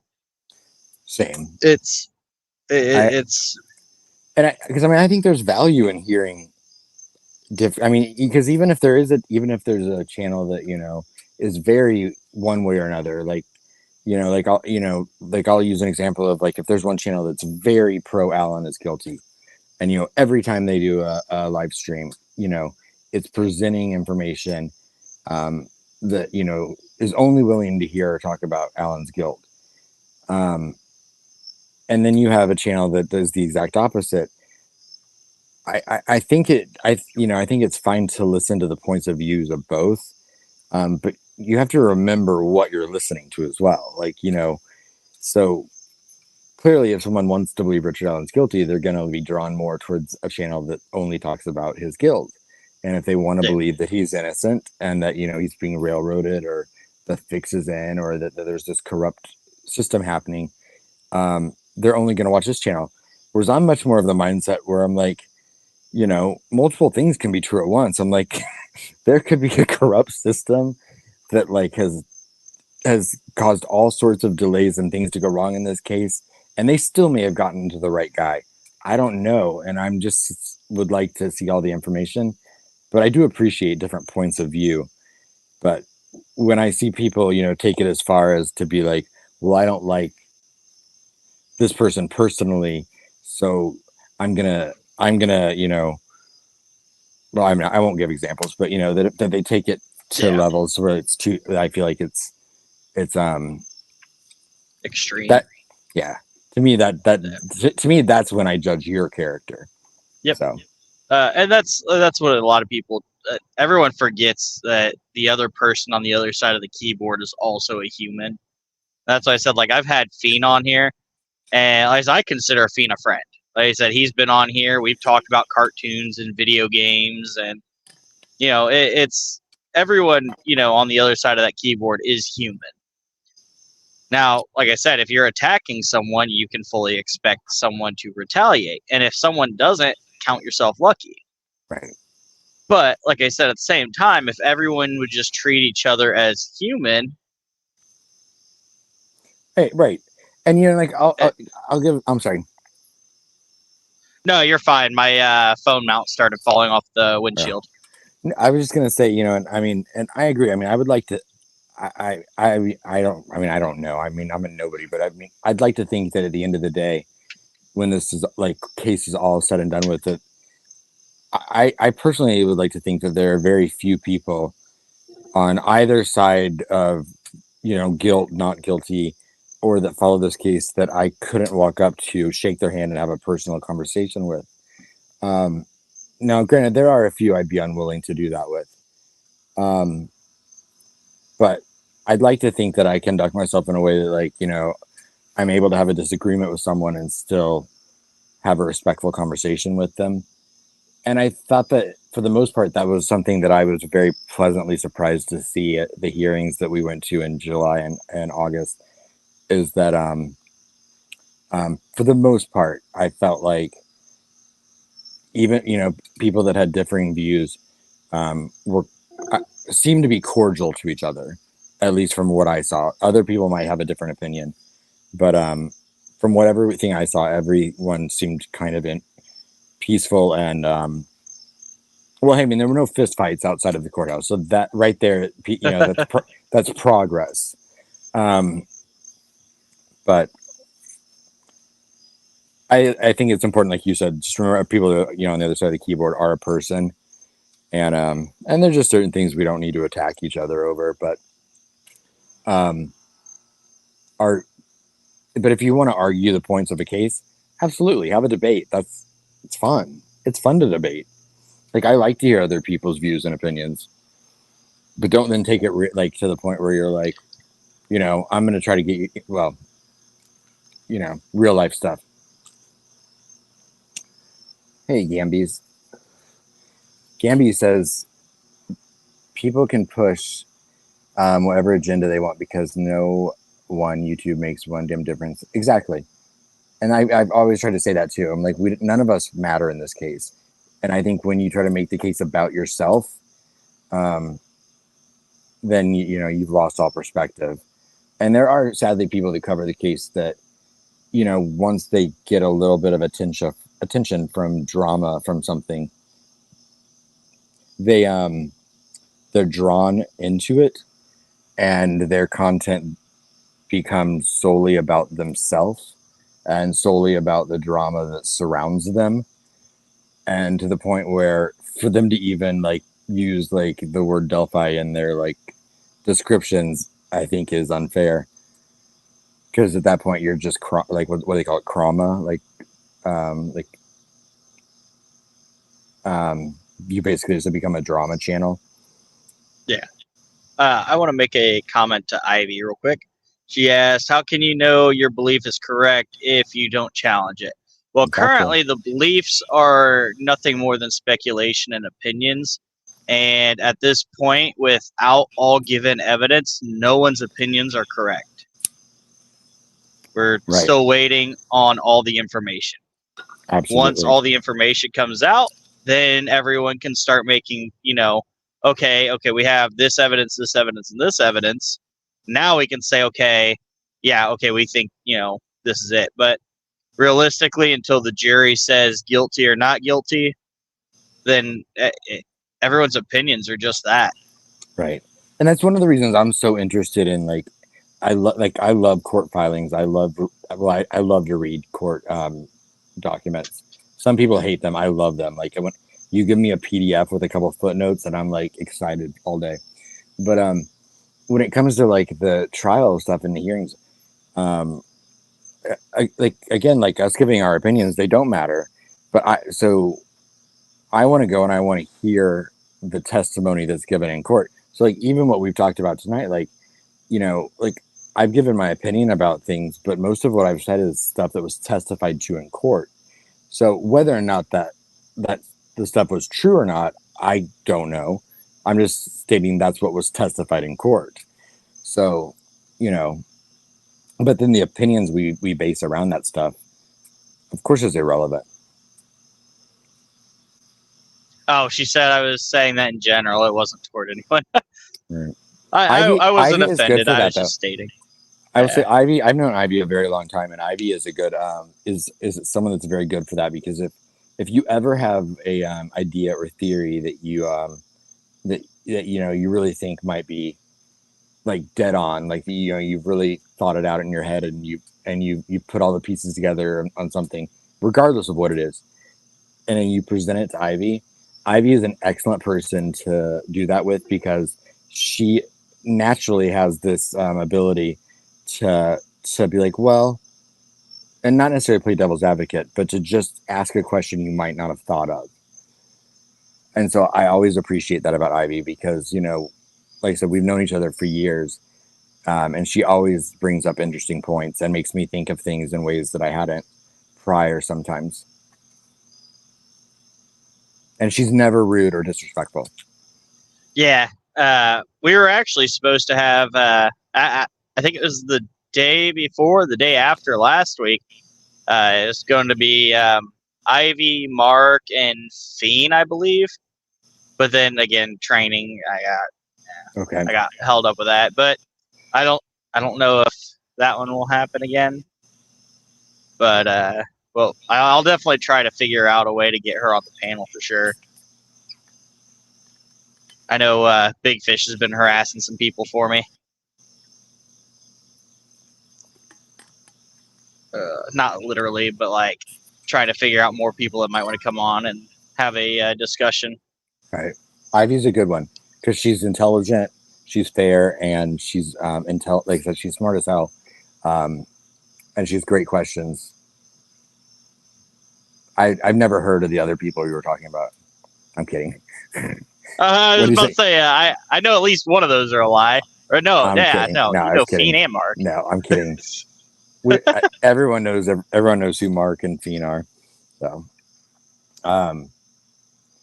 like how did you get into it? Do you mind if I ask how you got into the, like, because I know you're newer to the case, and I know that you don't always like focus solely on like the case itself, but like how did you get into it? So I got dragged in by Dan. Right. I think that's where I saw you on, like, I guess it would have been Dan's channel or Yeah. So, well, originally, one day me and Dan got dragged. Oh, not dragged, but Dan told me to pop on and go onto StreamYard, and we joined onto Greeno's channel. And Okay. Marv was in there, and there was a couple other people, and we were all just talking. And then we ended up on CJ's a couple times. But some of the bigger panels I didn't like. Well, then Dan and I had started our own channel, and I was supposed to be the co-host to it, where my opinion on certain things didn't matter, etc. But that's in the past. I don't give a shit about it anymore. But anyways, I ended up just splitting off because, like I said, when you don't have a say so, and the other party doesn't care about your opinion, then it's hard to co-host a channel. So I ended up just splitting off and doing my own thing. Well, a lot of people that I was friends with, like Gambies and Luis and Mar and all them, are huge into Delphi. Well, I was digging into it, and I actually the first Delphi stream I actually think I set up was Ruckus and Criminality. Okay. And then, like I said, I just started getting more and more intrigued, and I think I got sucked in like everyone else did with it. Yeah, that'll happen to you. Yeah, because I don't watch a ton of, well, way more than I ever used to. I used to like hardly watch any YouTube. But I think I saw you. It was probably on Dan's or maybe maybe I watched CJ a few times. So, but I jokingly, I remember saying at one point, I was like, if you had asked me at the beginning of 2024 that that we would routinely be talking about what the truckers had to say about Delphi, I would. It's like it's not on my 2024 bingo card. But everything I've seen you discuss and talk about it, I think has been respectful and balanced and fair. So thanks, Scully. And I like Dan. I mean, I don't know, like again, I don't know, your history or anything, but from my experiences with Dan, I like Dan as well. Yeah. But again, I'm not in Discord. Like I'm in Discord. Yeah, I was gonna say on a personal note, I'll tell you. Outside of recent events, he used to be a really good guy, and like I said, I've known him for years. I worked with him. Right. So, like I said, but then he also lets his ego get ahead of him, and he has like I said, this time isn't the first time we've argued. We've had issues in the past. There's been a couple times where we didn't talk for a long period of time, etc. And like I said, his ego can go a little bit. Oh, thanks, Scully. But I feel like that's most people in general that happens with. Well, I will say I'm not going to out him personally, but like I said, I have other reasons, but I'll keep those to myself.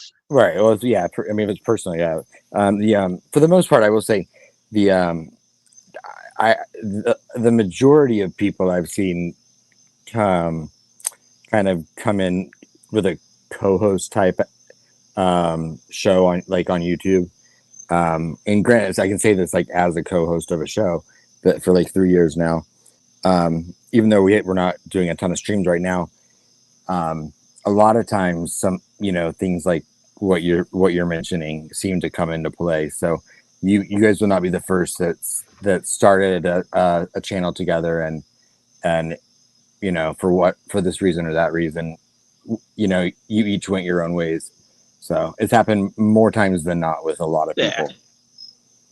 Yep. No, I agree. Like I said, it's I was supporting his channel and telling everyone I was trying to anytime someone else streams, I try to ease out and like Fire and Ice, I try not to stream at all when they're streaming. And that's because I'm usually in their chat. Right. No, I try to be respectful of those things as well. It can be difficult though at times, Oh yes, it is. Especially on a day when I got big fish. Pieces. Oh, thanks, Laura. You guys don't have to do that. I would much rather you buy the cheap $1 subscription so you can use the emotes, which may end up getting changed. We'll see. But yeah, that's how I came into the Delphi. And then, like I said, of course, I've had people asking me, "Oh, did you see that? There's these truckers getting pulled in for cold cases that they're getting tried for murder on." And then I got to look into that. Well, hey, the whole could base thing a whole just channel around that. I mean, don't you take my furry. I might add a different one, Gambies, one that looks a little bit better. Hey, being a long haul trucker But would be a great cover if you want to be an SK, right? that's what they say, and thankfully I'm not a long haul trucker. I think I do like 400 to 500 miles a night. Oh, just like the I-65 killer. I'm kidding. Can't do that to me, man. I'm not old enough to be into one of those. like I'm probably the youngest person in this. Like there's almost 70 people in the chat. And I'm probably the youngest one here. Yeah, we'll say the if bankruptcy was in here, I would change that. But do what? It is funny that like I keep a pretty small circle when it comes to like people that I talk to like on a very like close like daily level. But it's funny that a case like this can like I think like one of my very best friends in this case is like 22. I'm 43. And then like like some of the people I talk to I think are like in their 70s. So definitely there's a wide range of ages and backgrounds, all sorts of factors. That'll probably make the election fun. I'm kidding. I don't like to talk about politics. I don't either. I avoid it. Yeah, that's a rough subject. I believe everyone's entitled to their opinion when it comes to the elections. Same. I don't think anyone should personally attack anyone over their opinions. Same. So that's why I try to keep it out of like anything. But I'm not. But I am definitely cognizant of the fact that if the trial happens in October, we're going to be having like a Delphi trial in the middle of an election. The elections, yeah. And so I'm like, part of me was like, well, is it like, because I'm planning on going to the trial if it happens. So I was like, will that be better because it'll keep me in a Delphi bubble and I won't pay attention to all of the other stuff? Or is it just gonna, or is it gonna infiltrate that and like be a part of like stuff that's annoying? Having to hear like everyone's thoughts and opinions and chats. Well, then like every 5 minutes, it's going to be something about the election on the news or on TV, or did you go and vote today? Right. And luckily, you can filter a lot of that out. But but when you're on a YouTube live chat, it'll be people in chat that are like that need their opinion to be heard. Yeah. Well, and that's the thing. Is like that's why I wanted to come on. I know like with yours and Turbo stuff, we've all been watching. So we've all been listening and seeing how everything's going with that. But like I said, I wanted people to be able to. It's hard for you guys to keep up with all the questions and stuff. And I know, which kind of baffles me that Fire and Ice can't keep up with the questions. They got two of them being able to monitor the questions. But I feel like they just get too in depth into talking to themselves. They just don't see some of it. Like I said, they're great. Like I said, I like watching them. Like I said, I literally end my stream every time just to go and watch. Right. But like I said, it's crazy because like I said, that's what a lot of the compliments I get are. Yeah, you actually get to talk to the chat and this and that. I'm like, I don't know how people are missing this. Right. Well, I mean, I will say that for, like. I like Mark and I like Frost. I call him Frost. Everyone else calls him like Frosty or whatever. I call him Frostbite. They make a good. They're an entertaining duo. But I won't go too far into this. But like I'll say that, it's nice sometimes to be reminded not to judge a book by its cover either, because I know for myself personally, like I try not to pass judgment on things, and I don't get too into the weeds with some of the social media aspects of stuff. Like I have a Reddit account. I don't go on it. Like I'm in a few Facebook groups. I don't really go on them. I do chat in a few live streams, but even then I'm more likely to watch and not chat. But Mark Cohen, or Robert, Mark he's a figure that I'd heard about kind of through like social media and everything. And then when the F3 picture and the whole like leak thing happened last September, October, whenever that was, like I definitely, would hear a lot of things from people with different opinions that had, known about this person or known him for a while. But I myself, until actually relatively recently, had never personally even spoken with Mark. And it was a nice reminder that, you should never base or form your opinion on something based solely on what you've been told by other people. Because sometimes when you get, the other perspective, you do hear, I don't know, it changes things, because the perception I probably had in my head of like Mark a year ago, is different than the one I do today. Yeah. And that doesn't mean that's yeah, so it's just something to remember when people are discussed in this case. Yeah, well, and that's kind of like me coming into it. There was only one person when I initially started in this that I personally had issues with because of remarks that was made towards me. Right, that's fair. But other than that, like I said, everything I've heard or seen, or I've heard from different things, or I've seen, screenshots, or I'm seeing this, and like I said, I try to form an opinion, but like I said, it's really hard to know everything that everyone's done over the last several years. So like, Very difficult. I'm like, oh, hey, I'm gonna try to stream with this person. They seem pretty knowledgeable, and then it's like, oh, well, actually, they did this, and then it's like, oh, right. well, I don't want, And even something someone might have thought, like, I'm sure if you looked back 5 years, if people that have covered this case for a long time, if you could probably go back to something someone said 5 years ago and be like, well, I strongly disagree with that. So to put it in the context of like how they feel today or who they are today, could be completely different.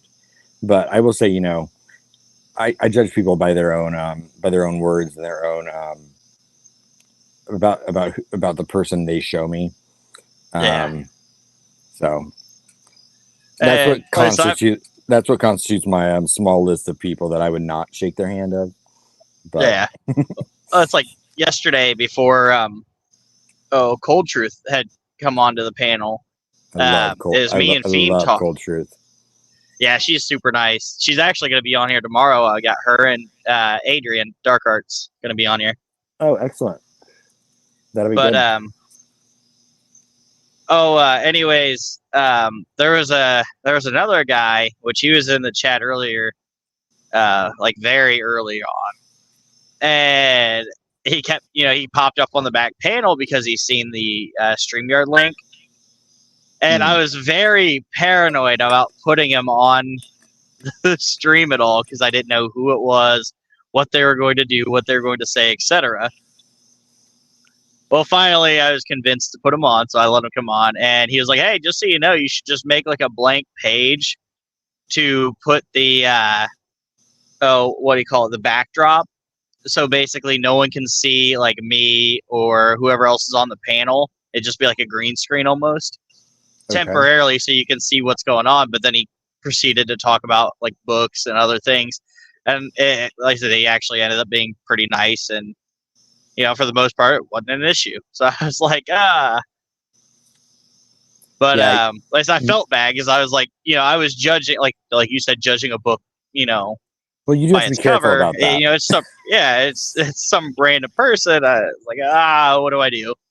Having been having been someone that like was on a live stream with like on It's a Crime and Shame one time, and someone came in the backstage and we let them on, and they proceeded to they stand up and pull their what out of their pants.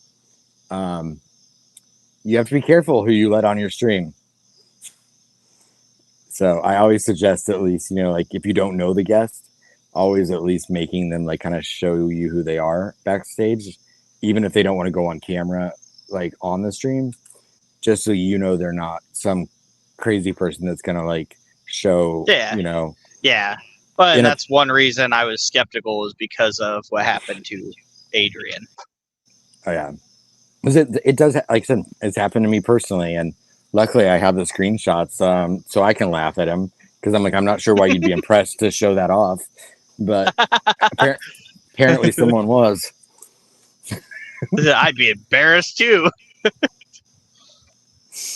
Or I've seen where people will go on and they have like an adult picture pulled up as their avatar or something, and you're like, so it's criminality. Aspen's always welcome on here. Oh, hey Teresa, it's good to see you. And criminality is a great example of someone that I think that she gets labeled as being pro defense, but I know I personally did that myself. I personally, in my conversations with Teresa, have always felt like she's very open and really just inquisitive of of the pieces of the case. So I think that's an unfair rap to say that she's pro defense. I would say some of her audience comes off that way sometimes, but no, I think criminality is fair, and I always appreciate when she goes over stuff, and I just like her. She's funny, and I think that we could really sit around and shoot the shit for like 6 hours and be fine.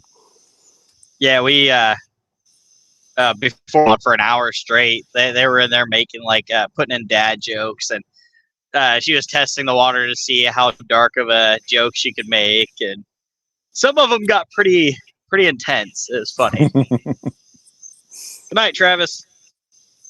Good night, Travis.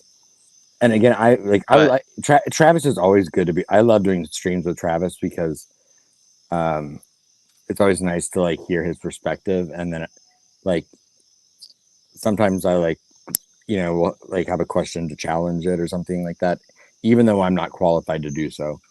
It has not stopped me in the past, but I always appreciate Travis's take on things. Yeah, he can get a bit intense, but he's blunt. He's factual. Like I said, it's if he don't know something, he'll tell you. But if he knows, hey, this is what I know on a legal stance, this is what I'm going to tell you, and that's always nice to hear. Yep. I still have PTSD. Travis and I had so many conversations about interlocutory appeals that I still have PTSD from it, to the point where I hear the word interlocutory appeal in another case, and it like sends me right back. Like I find myself in the fetal position, like curled up on the floor. Oh man, yeah. There was a moment with him and Fien that I think I still have nightmares about. I don't know about Fien, but I was like, oh man, it's going down. I was like, they're on the opposite sides of the United States. It's getting real. I missed that. Yeah, but, it was. I think it was actually clipped. I think someone had put it in there. It was someone said, because I'm trying. I don't want to paraphrase, but it was something along the lines of just shut up and listen. You might actually learn something. You're a smart kid, or something like that. Oh, Travis said, I can tell you Travis said that 100%, I'm sure, because Travis has told me to shut the fuck up before. which is, you never take well in the moment, but Yeah. But Hey, but hey, Travis, I thought you were going to sleep, buddy. but hey, I did. I was like, okay, well, Yeah. trust me, I'll That, listen now. You won't hear that's another word from me. No, I'm kidding. yeah. That was exactly what happened. Fiend stopped talking, and Travis, talked, and the Fiend's like, "Okay, I see what you're saying." It's that bedside Ivy says that manner. sounds very Travis. Good thing he's a lawyer and not a doctor. Oh man, I couldn't imagine doctor coming in and yelling at you. All right, sit down and shut up. This is what you have. That would be criminality if she was a doctor.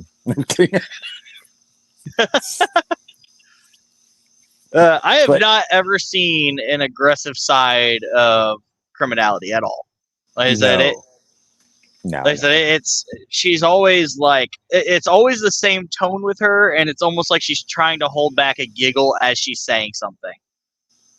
Or she's just utterly like mind blown at like the ridiculousness of something, and I think people connect with that and a lot of things with this case, because I think there are a lot of things that are just kind of like what the WTF moments, and I think she does a good job of expressing those and really connecting with the audience as far as like taking you through the like, but like what about this, and like but then so I understand why she has caught on the way that she has and so quickly.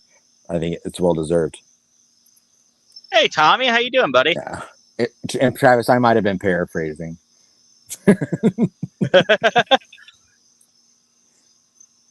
Hey, Gen P. We'd have to have the transcripts to know for sure. Yeah, we have to have the transcripts. It's I must say that's the thing, is I can actually pull up the exact moment at some point when it was something to behold. Fiend actually being quiet. No, I'm kidding. I'll catch replay later. Says Fire and Ice. Oh, Yeah. nice of him. I can make it to his live, but he can't make it to ours. I'm kidding. Yeah. Well, he's working. I know. can't. I'm just playing. But he said he's not working anymore. But yeah, no. Or that means it's late. Yeah. Yeah, it's 2:00 our time. I can get really pissy Blake. It just takes a certain type of person to get me there. Yeah, I'll probably never be that person. I mean, I'm blunt to everyone, but if you don't give me a reason to be an ass, then, like I said, it's pretty easy going with me. I won't use names, but there was one conversation that I saw criminality have with someone that not only was she able to like maintain cool and she was like cool and like collected the whole time, but she actually brought out like more of a rational, like easier to understand and decipher style in the person that she was talking to than the person normally exhibits. So I was I know that she does a very good job of maintaining her control. Yeah. Well, and that's the one thing about this case. It's something I will never get heated over anything on YouTube. And if I just start laughing uncontrollably, it's because I know you're an idiot kind of thing. Right. But I will never get mad. I said again, I believe everyone's entitled to their own opinions, etc. The only things that kind of irritate me is like the petty, nitpicky stuff that happens outside of it. You know what I mean? Right. Yeah. No. Yeah. Exactly. I mean, I'm not fazed by someone making a comment about me or saying something. I feel like when you put yourself on a public platform, you open the door somewhat to people's opinions of you. That to me, that's fair. But yeah, I mean, when someone takes it like too far, of course you have a right to defend yourself or to or to do whatever, but not do whatever, but to respond. I really draw the line at at things that people like. I want nothing to do with people that go so personal that they want to, affect someone's personal life. Yeah. When it's completely unwarranted. Which, like I said, I have not experienced that, but as I think I'm kind of where I'm at when it comes to Delphi, which is, I dare I say, hopefully almost over. It's, like I said, you can't really attack me because it wouldn't make sense. I don't Right. have an opinion on it because that's why I ask questions. Things happen weirdly on both sides, so if you're attacking me, in some way you're attacking your opinion as well. Well, yeah, I agree. So, and like I said, it's, I don't know. Like I said, I think people get too heated, people get weird, and like I said, that's why. Like I said, I don't have any personal issues with anyone currently, except, well, I guess I have now 2 people, but that's a different story. But and that's what. I think it's another thing is nice is it's important. You don't always have to jump in the middle of other people's disputes either. Yeah. I'm not saying to sit on a fence or not to but I mean if you see something that's happening to someone that's just that's clearly wrong, I think it's fine to speak up and have an opinion. But to jump on a side of something solely because you might like this person or not that person. It's silly. Yeah. Well, like I said, again, it's one thing if you're, like, say you go outside to poke fun, like you're poking fun at someone on Twitter, or you're poking fun on someone on Facebook as like a public manner or something because you guys are on opposite sides or whatever. Okay, that's one thing. But when you, like I said, it's gotten to an extent in some case where now I'm saying, oh, I know where you live and this is where you live, and you're possibly putting people in danger. That's when it's kind of uncalled for. I agree. I mean, 100%. I agree. I mean, the worst thing that I mean, this was like 2 years ago. I'm like, I had to change my phone number, but I mean, that was someone just simply got like, I guess, some like weird like hard on for me and like just wouldn't stop harassing me. And and I own my own business, so it's very difficult to stay completely private when there's certain things about you that have to be public. So then have to go get a second phone just because people wouldn't stop calling from spoofed numbers and going after you and making videos online. Yeah, it's annoying, but did I ever feel personally threatened? No. Now, when they called a family member of mine, that's when I was like, well, that's the step too far, and you're not going to mess with my family. So, I changed my number and I disengaged, and I, for the most part, don't have as many problems as some people do. But yeah, I also think I'm pretty fair and balanced, even when I disagree with someone. So, if someone does attack me, they really have nothing much to attack me over other than just something I might say that they think is wrong, or they'll take it petty or personal, and then I just ignore it. Yeah, well, like I said, that's kind of how I feel. I think there's only 2 people from the YouTube community currently. Oh no, wait, 3. My bad. 3 people. 2 of them are currently in the chat that have my number, and especially my new number because I actually just got a new number today. So a couple of those people don't have my number at all that were also part of that. But and like I said, I know exactly, if my number got out there, there's only 3 people it could be. So it's right.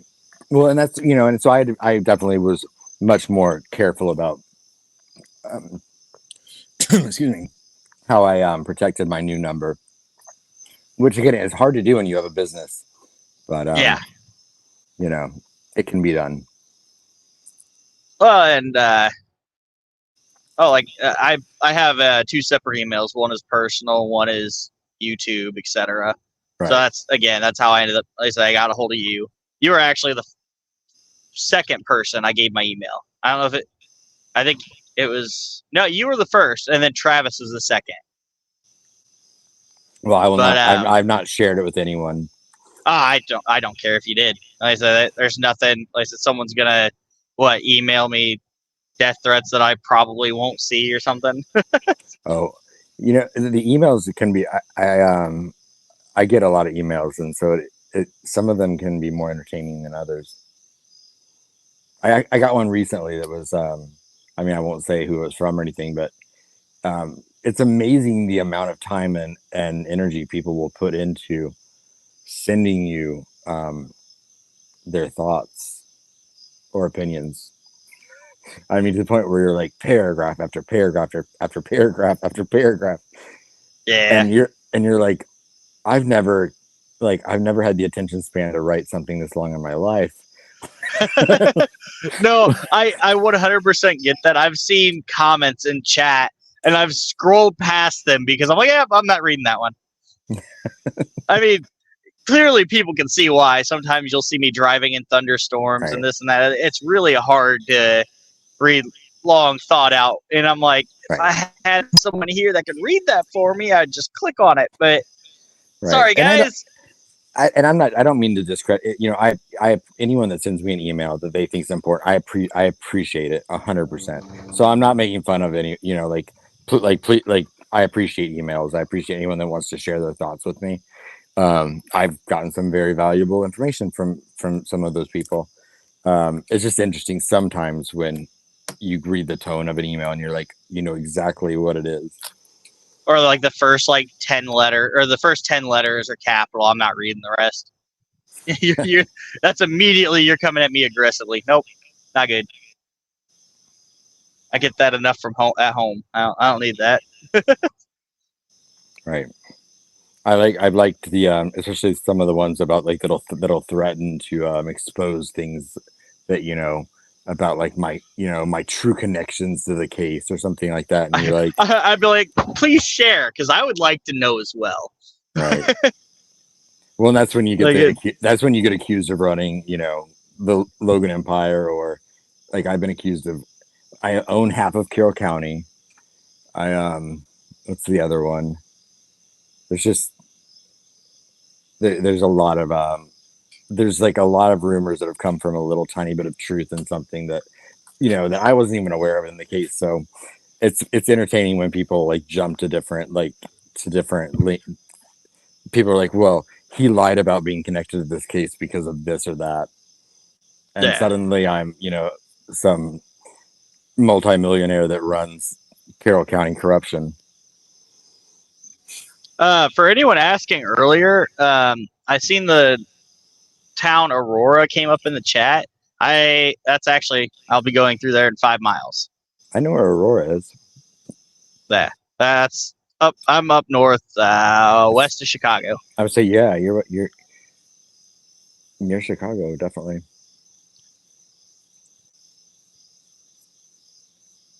Oh, Jesus Christ, Fien. I know you wouldn't really do that. 675-309. Hey, she forgot to put the 1-900 before it. I've been clipping all the things Aspen says he's been accused of. It's gonna be I don't think he would actually do that. I don't think. I forget about some of them, so I just know the prevalent ones that keep coming around. Yeah, see, my thing is you can dox me all you want. Like I said, people could literally probably call the company I work for and tell, oh, this person said this, and they'd be like, oh, okay. And they'd hang up on them. Right. Like I said, they probably, if you called them up and said, oh, this person was calling this person this kind of name and they were being super rude or this and that, they would probably agree with you and say, yeah, you're probably right. But like I said, they wouldn't do anything about it. Well, it's like if anyone ever to if anyone were to contact my exes or my family and say negative things about me, my exes or family would probably be the most likely people to be like, I mean, we've had to deal with that for a long time. I'm kidding. Yeah, it's like, well, welcome to the club. I mean, Right. Like, you're just now figuring this out. He's a dick. I'm kidding. but that's the way to live. Like I said, you can't like cater to everyone. You got, Right. if you don't have thick skin, then it's that's what I was trying to like help Luis with. I've tried helping several people with. You can't let things get to you. If you let people get under your skin, they won. And I think it's nice to separate. It's I think it's important to separate the case from like like I have a pretty inappropriate sense of humor sometimes. Like I think I'm pretty fair and balanced when it comes to like the case, but I mean I think I have a little bit more of a British sense of humor where I'm dry, and so I can be a little bit sarcastic. And some people get really offended by that, but I try not to do it in the case. But I mean, there's definitely a difference between like making fun of someone or taking a piss out of them. And Yeah. And like my typical go-to is if I don't care about you, I usually don't respond to you or even like refer to you. But like Cold Truth can tell you, like her and I have met in person, and like Cold Truth and I have been friends for years. But Cold Truth and we don't actually discuss Delphi that often. Like we may have a conversation here or there about it, but 95% of our friendship is based on our friendship and not on the basis of the case. Yes, we met, you know, because of because of Delphi, but it's not the basis of our friendship. So like when I have a Yeah. conversation with Cold Truth, like we can like go for hours and just shoot the shit. And and some people might think some of that is offensive, just the joking back and forth, but we're not talking about the case. We're just having a conversation between friends. I find that offensive, and you can grow up. Right. It's yeah. I hope she would It, agree with that. Yeah. like I said, if I offend someone, that sounds like a them problem. Yeah. And like that's when Criminality said she was testing the waters earlier about some of the jokes she was putting in the chat, and I was like, I don't care, put whatever you want as long as you're not being like you're not threatening anyone or anything. Right. I will say that my intention is to never actually offend anyone, and so in the rare case that like if I do, I'm the first person to apologize, and I really do never like I would hate the idea of someone thinking that I like was mean to them. So if I ever make anyone feel that way, please reach out to me, and I will be the first person to apologize. Now, if I think you're a shitty human being, I will not mince words, and I will make it clear so that you don't even have to worry about what I think about you. Yeah, me too. But that's what's great is which I'm the same way in person as I am online. Same. And I think only one person in this whole community, which I don't count Bankruptcy as being in this community. She's just kind of around, which everyone knows that is my fiance. Oh, I didn't know that. But oh well, most everyone knows that it's my fiance. But is her name on here indicative of the support you provide? I'm kidding. I'm kidding. No, it's actually a quote from The Office. Okay. But no, yeah, it's I declare bankruptcy as my fiance, which, like I said, I already told everyone basically. But leave bankruptcy alone. I didn't say anything bad, Luis. Scully. Anyways, sarcasm is my love language too. So. What was I said? Oh, so the only person that's actually ever met me outside of here would be Dan, which, like I said, he's not going to be here to tell anyone. But when I sound blunt on here, I am just as blunt, if not worse, in real life. Yeah, I mean, we should be, right? I mean, yeah, I'm probably a little bit more sarcastic in person, but it's just because I don't spend 99% of my day talking about Delphi in person. So I'm allowed, when I'm not discussing, this crime, I can be a little bit more jovial and sarcastic. But I would say, the majority of people I've met now that, that cover this case, which is interesting in itself, to like have covered this case for so long and then to meet people in person is, interesting because, one, it's interesting to see like the players and everything, like the lawyers, the police officers, the family members.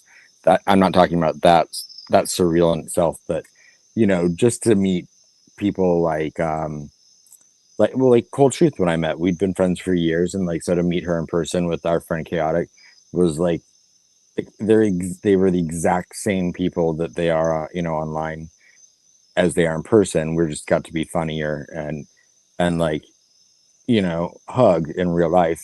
And same with like when I met like Jinx from who she doesn't have a YouTube channel, but I think everyone knows who Jinx is. Yep. She is one of my mods as well. I mean, she is, like she was kind of like the little star of like the outside of those hearings. But then to see like even to meet like Kevin and Anya from the Murder Sheet, it was interesting to like see their personalities in person. Both very nice. Like, I mean, anyone that covers this case. I fangirled a little bit over Susan Hendricks, just because like is that the journalist? She was a anchor on HLN for years. Oh, okay. And she did the HLN series Down the Hill. The podcast was done with her by her producer Barbara McDonald, who's another name a lot of people hear in this case. But I followed the case for the first couple of years. I heard about it in 2017, and I'd followed the case for the first couple of years, mainly on traditional news outlets, because I wasn't like I didn't even know YouTube had true crime, or like I didn't do the Reddit thing or any of that stuff at the time. So it wasn't really until 2021 when there was the when there was the Anthony Shots information that came out, that like I was finding it hard to find information about it through traditional news media, and like I started to look stuff up online. But so Susan Hendricks was like one of the first people that like I really heard cover this case. So meeting her in person, it was a little like surreal, but then now to like have spent 3 days like getting to know her, and like she's like cool as shit, like I'm sorry, I don't know if I can curse on No, here. You're fine. Dude, we're like 4.5 hours in. You're fine. Yeah, she's I mean she's poised, she's professional, and she's like excellent at what she does, but she's also a Jersey girl, so she's like funny, and she's got like a very down to earth sense of humor. So I just wanted to make a statement. Tommy, why'd you drag Sam in here with you? Aspen is harsh sometimes. I'm never. You dragged Sam Lost Cow in here.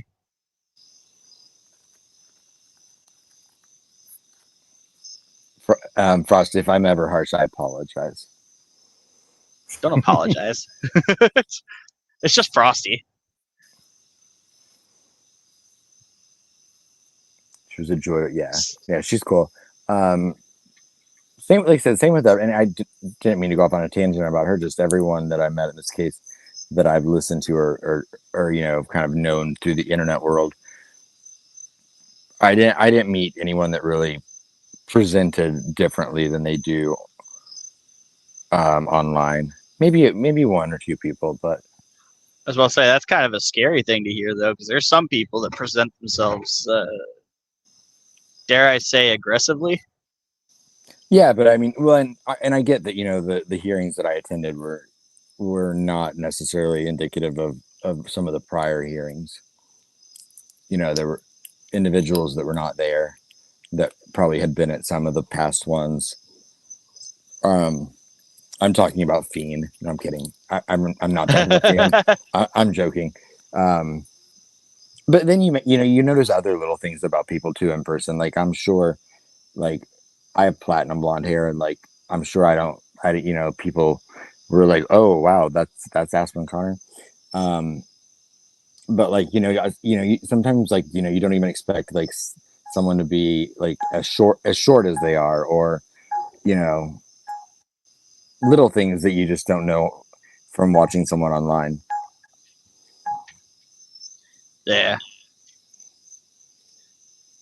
Yeah, I tell everyone. So when they see me in public, I tell everyone I'm 4'7" and 500 pounds. That way, I seem like I look like I'm in better condition when they see me in person. That's smart, right? Always under promise and over deliver. Exactly. I also tell everyone I'm 74 years old. Again, smart, because then people are like, you look great for your age. It's like when you tell someone you're like 25 and they're like, really? You sure about that? Been a rough 25 years, right? No kidding.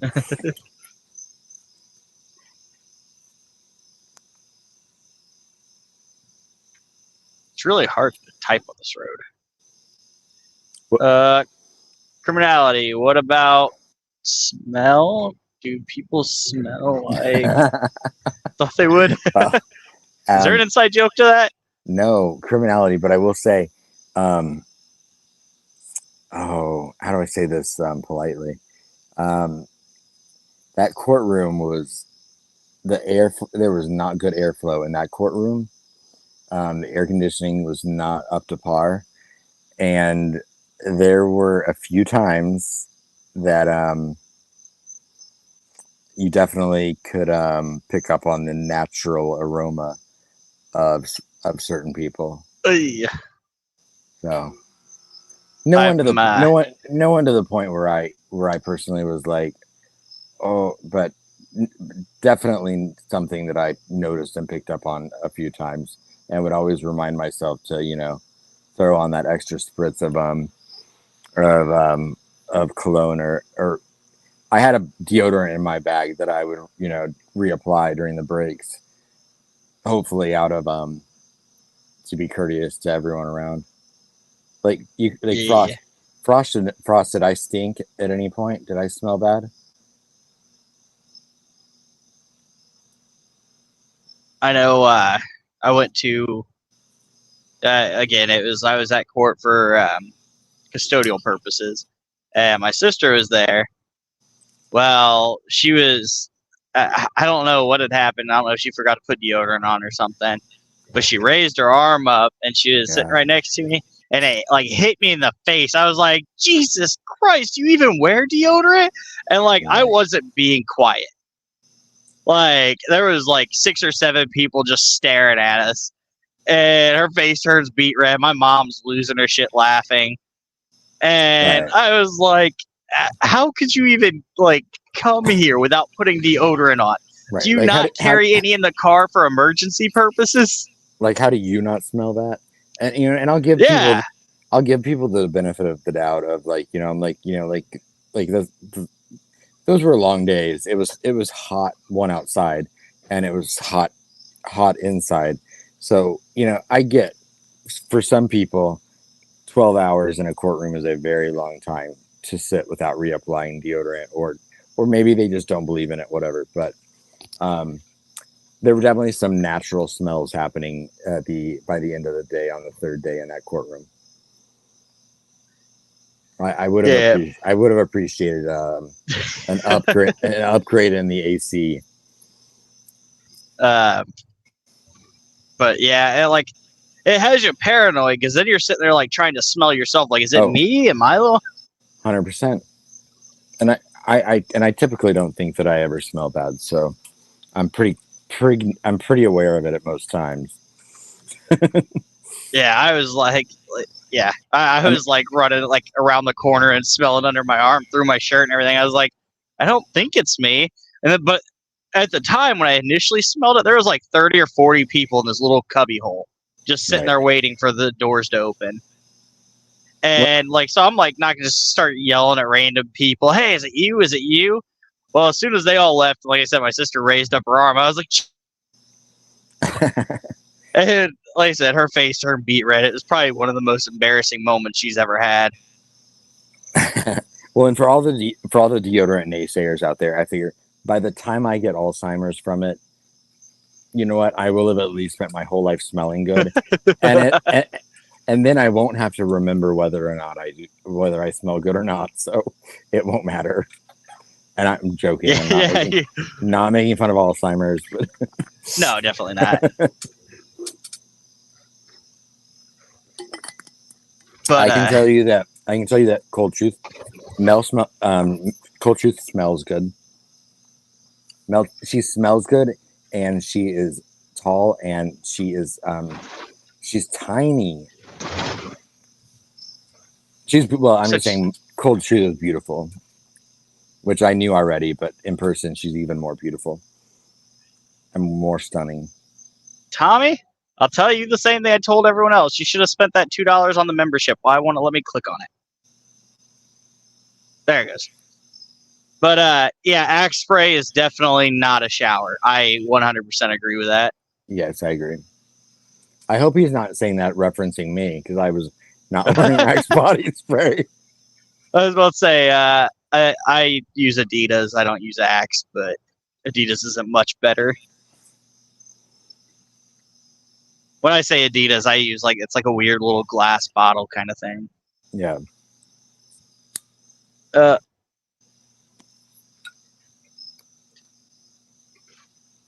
Wait, what'd T say? Oh my God. Oh, I'm not sure. Whoa. Okay. Criminality. We're going to call you out on that one. So criminality. Why? So criminality, I didn't get the impulse to lick anyone, but I will say, I have had this weird thought in my head for a while now that if I ever met Tobe Lesenby, that I would not be able to resist and I would touch his mustache. But I can now, after having met Tobe Lesenby, say that I was able to resist my urge, and I kept my hands off of Tobe Lesenby.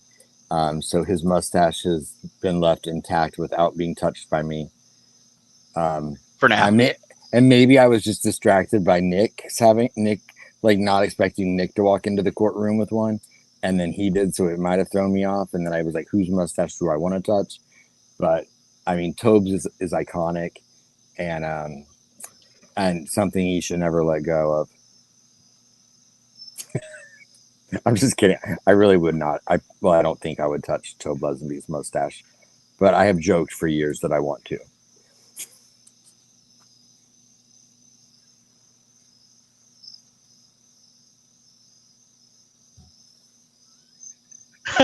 Criminality, Jesus Christ. Oh, you guys are the reason I can stay awake at night, I swear. That or 300 milligrams of caffeine. Did you see the new one she had put in there? In my 20s, I just went for it. Now I feel like I would get arrested.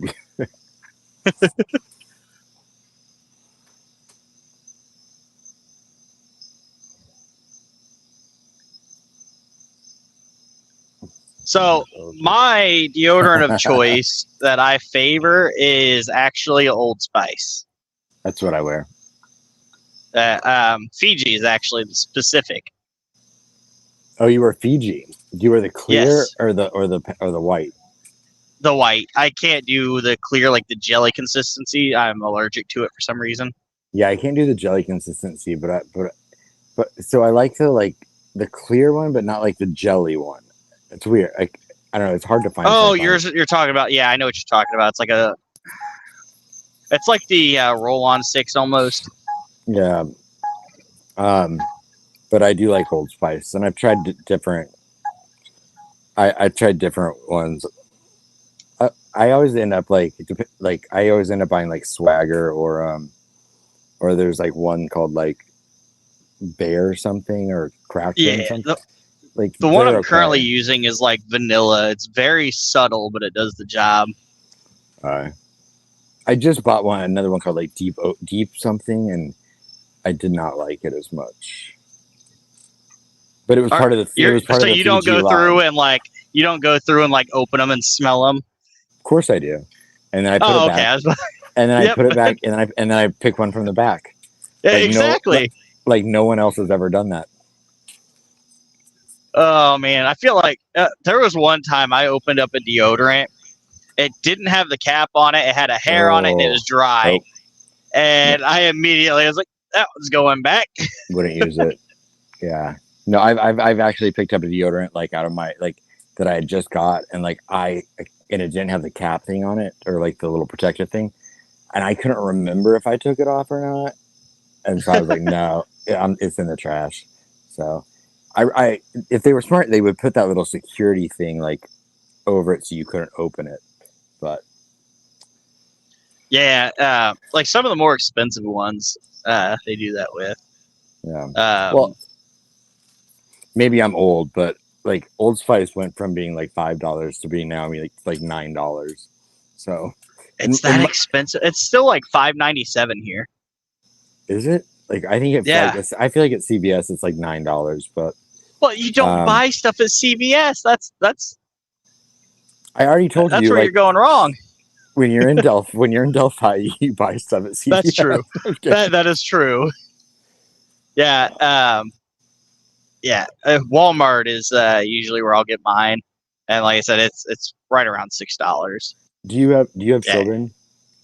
Yes, I actually have 3 kids. Okay, so I'll admittedly say right now that I could save lots of money by doing stuff like that, but I like the idea of going to a Walmart versus walking into a CVS.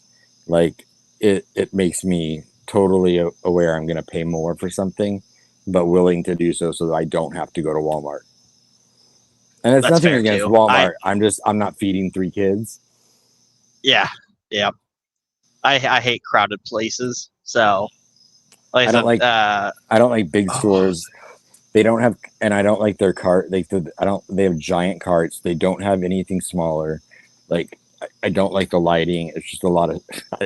I sound like a snob, but lighting bothers me too. But that's like I can't do the heavy fluorescent lights. Yeah, and I just don't like giant stores. Like I'm not a big huge department store person. Yeah. So the big stores don't bother me because I like going to Costco and stuff. It's when they're busy bothers me, and the only reason that bothers me is because I don't know if I start to panic a little bit because bankruptcy dragged me into Darlington, which is some kind of Christmas store outlet, and peak season, and people were elbow to elbow, and I was panicking. I backed myself into a corner and just sat there. No, thank you. Yeah. That was like Black Friday. I would never go Black Friday shopping ever. Yep. Which I did just because it was interesting. But like I said, Black Friday is not what it used to be. No, I'm sure. I'm sure it's not. But I get the fact I'll go to a small store and spend more. But I'm not, like I said, I'm not paying. I'm not responsible for a family of 4 people. So. Yeah, I'm not discrediting places like Walmart. It's just it's painful for me to go in. Yeah, I get that 100%. I can do Costco, it's because it's almost like an event. I'll be like, okay, I'm gonna or a Home Goods. If I'm in the mood, I can go do that. But I'd rather go into a boutique with 10 pair of jeans on the table and pick from that than to go into a Macy's and to pick from or a Nordstrom and 3,000 pairs. Yeah, I'm overwhelmed. There's too much going on, and I just can't make a decision, and then I leave. So I'm better with small spaces. Yeah, I agree. It's just small spaces. They have something called convenience pay, and that convenience hurts my wallet. So, but even it's funny. I was talking to my father's he's I don't know, was he 70? And he's the kind of guy he'll drive across town to save 2 cents a gallon on gas.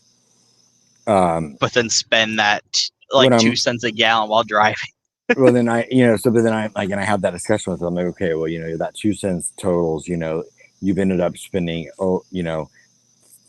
let's say 30 cents more, but you drove 2 miles further to save it than just getting it at the place that was closer.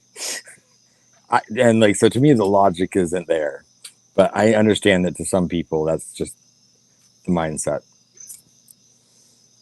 So, Yeah. I don't know. I try to look for deals and this and that and everything else, but my kids, like I said, they're kind of spoiled. Like I haven't bought myself new clothes in I don't know, a year, maybe 2. Like the most I get is work clothes on a yearly basis. And here they are, like every other week they're getting shoes, or they're getting a new outfit, or they're getting, Nike this, Adidas that, or whatever their favorite character is at the time. Do you have any girls? Nope, all boys. I say, because just wait, like a few years from now, you'll be like buying Lululemon, and you'll be like, we could have gone out for dinner, like for all, like the whole family, for what these leggings cost. But I don't even know what that is. I think the only new clothing I bought myself, like in the last couple months, has actually probably been like, I bought some new clothes when I went to the hearings in May, and then they didn't happen. So I did buy some court clothing, and then I bought a couple of shirts, like in case I go to the trial, just so I have like some some new things to wear to court. But everything I'm buying myself right now is like related to whether or not I can wear it in Delphi to go to the court to trial. Although I was at a store recently, and I sent some friends of mine a picture of it. It was funny because they had like the BG jacket, like it was like the BG jacket, and I was like, do I buy the BG jacket? No, probably not. Don't buy the BG jacket. Not a good idea. You'd be too tempted to wear it to court. No, I would never do that. But I was like, no, don't own the BG jacket. Yeah, I think the newest thing I bought myself is a pair of tennis shoes like 7 months ago. But that's kind of like one of those things that comes with parenthood, though, is you kind of put all your own needs on the back burner. I think anyone in here that has kids would probably agree. Right. If you don't, there's probably a problem. Well, I wouldn't say there's a problem. No, I mean, I mean the people that don't put their kids first. Yeah. They do have more needs and more. Hey, look, Mar finally came back. Traitor. No, I'm kidding. I don't know where she's been. She probably fell asleep. That's a good question. BG jacket or BG's jacket? Oh no, I would have bought the BG's jacket. This was the BG jacket. Okay. So, I mean, they just went. Yeah, that's a good question. Any one of the anyone in was that Andy Gibb? Yeah, any one of those guys, I would have bought their jackets in a heartbeat, and worn them to court.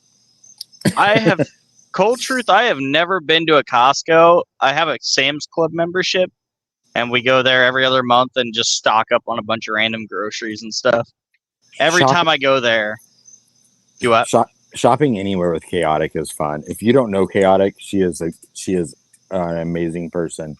Oh, shopping with Chaotic? I thought you said is Chaotic. Oh, my bad. We have a friend named Chaotic Beauty who has 2 channels, and she if anyone knows them in the chat, link them so I can come back and go and subscribe.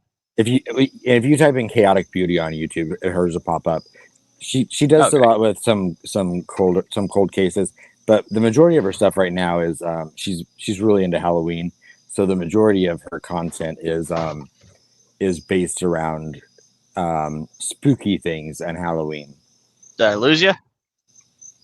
No, I'm here. Oh, all I heard was she's really into Halloween. Yeah, she's really into Halloween and spooky things. So Yeah. Well, bankruptcy will subscribe to her as well. yeah.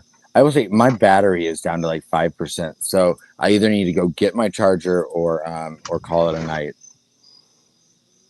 Oh, and he left me alone right when I said my battery was at 5%.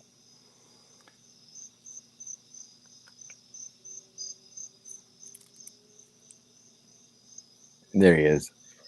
Are you there? Yeah. That's up to you. If you want to call it a night, you can call it a night. I can get someone else up here as well. I still got a few hours on the way back. Well, it's 3 a.m. Let me hop off. Let me charge my phone for a little bit, and if I'm still up, I'll click the link again, or I'll jump in chat. Is that cool? Or if anyone has definitely. Anyone has any more questions or anything, I'm always available. So, and I'd love to do this again sometime. It was fun. Yeah, you're always welcome. Like I said, I'm not gonna say never. I have not yet had a bad experience on my channel, and I tell everyone they're always welcome to come back. Well, I see now. I wanted to be like the only one that's ever been good. I'm kidding. No, yeah, that'd be hard because, like I said, Criminality and Ruckus have been on here together. They were great. Mark and Fien were on here. They got a little heated, but it was a great conversation. Did you host their like debate? Yeah. Okay, I didn't see any of that, but I knew it was happening. I just didn't get it. Yeah. I didn't get to see any of it. So, but anyway, yeah, I'll hop off. I appreciate you inviting me on, and then I'll be in the chat, and I'm gonna charge my phone, and then who knows? Sometimes I stay up really late, so I might pop back on. Trust me, I feel that. I work third shift, so I'm always up late. Well, cool. I appreciate you inviting me on. Yeah, definitely. But I'm gonna put this link in the chat. If anyone wants to join, I'll put it on there. I gotta fix my phone mount real quick.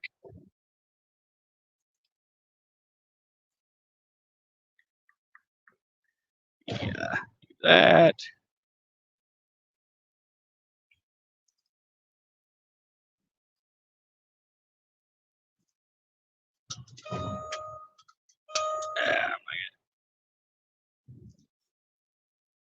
Sorry, guys.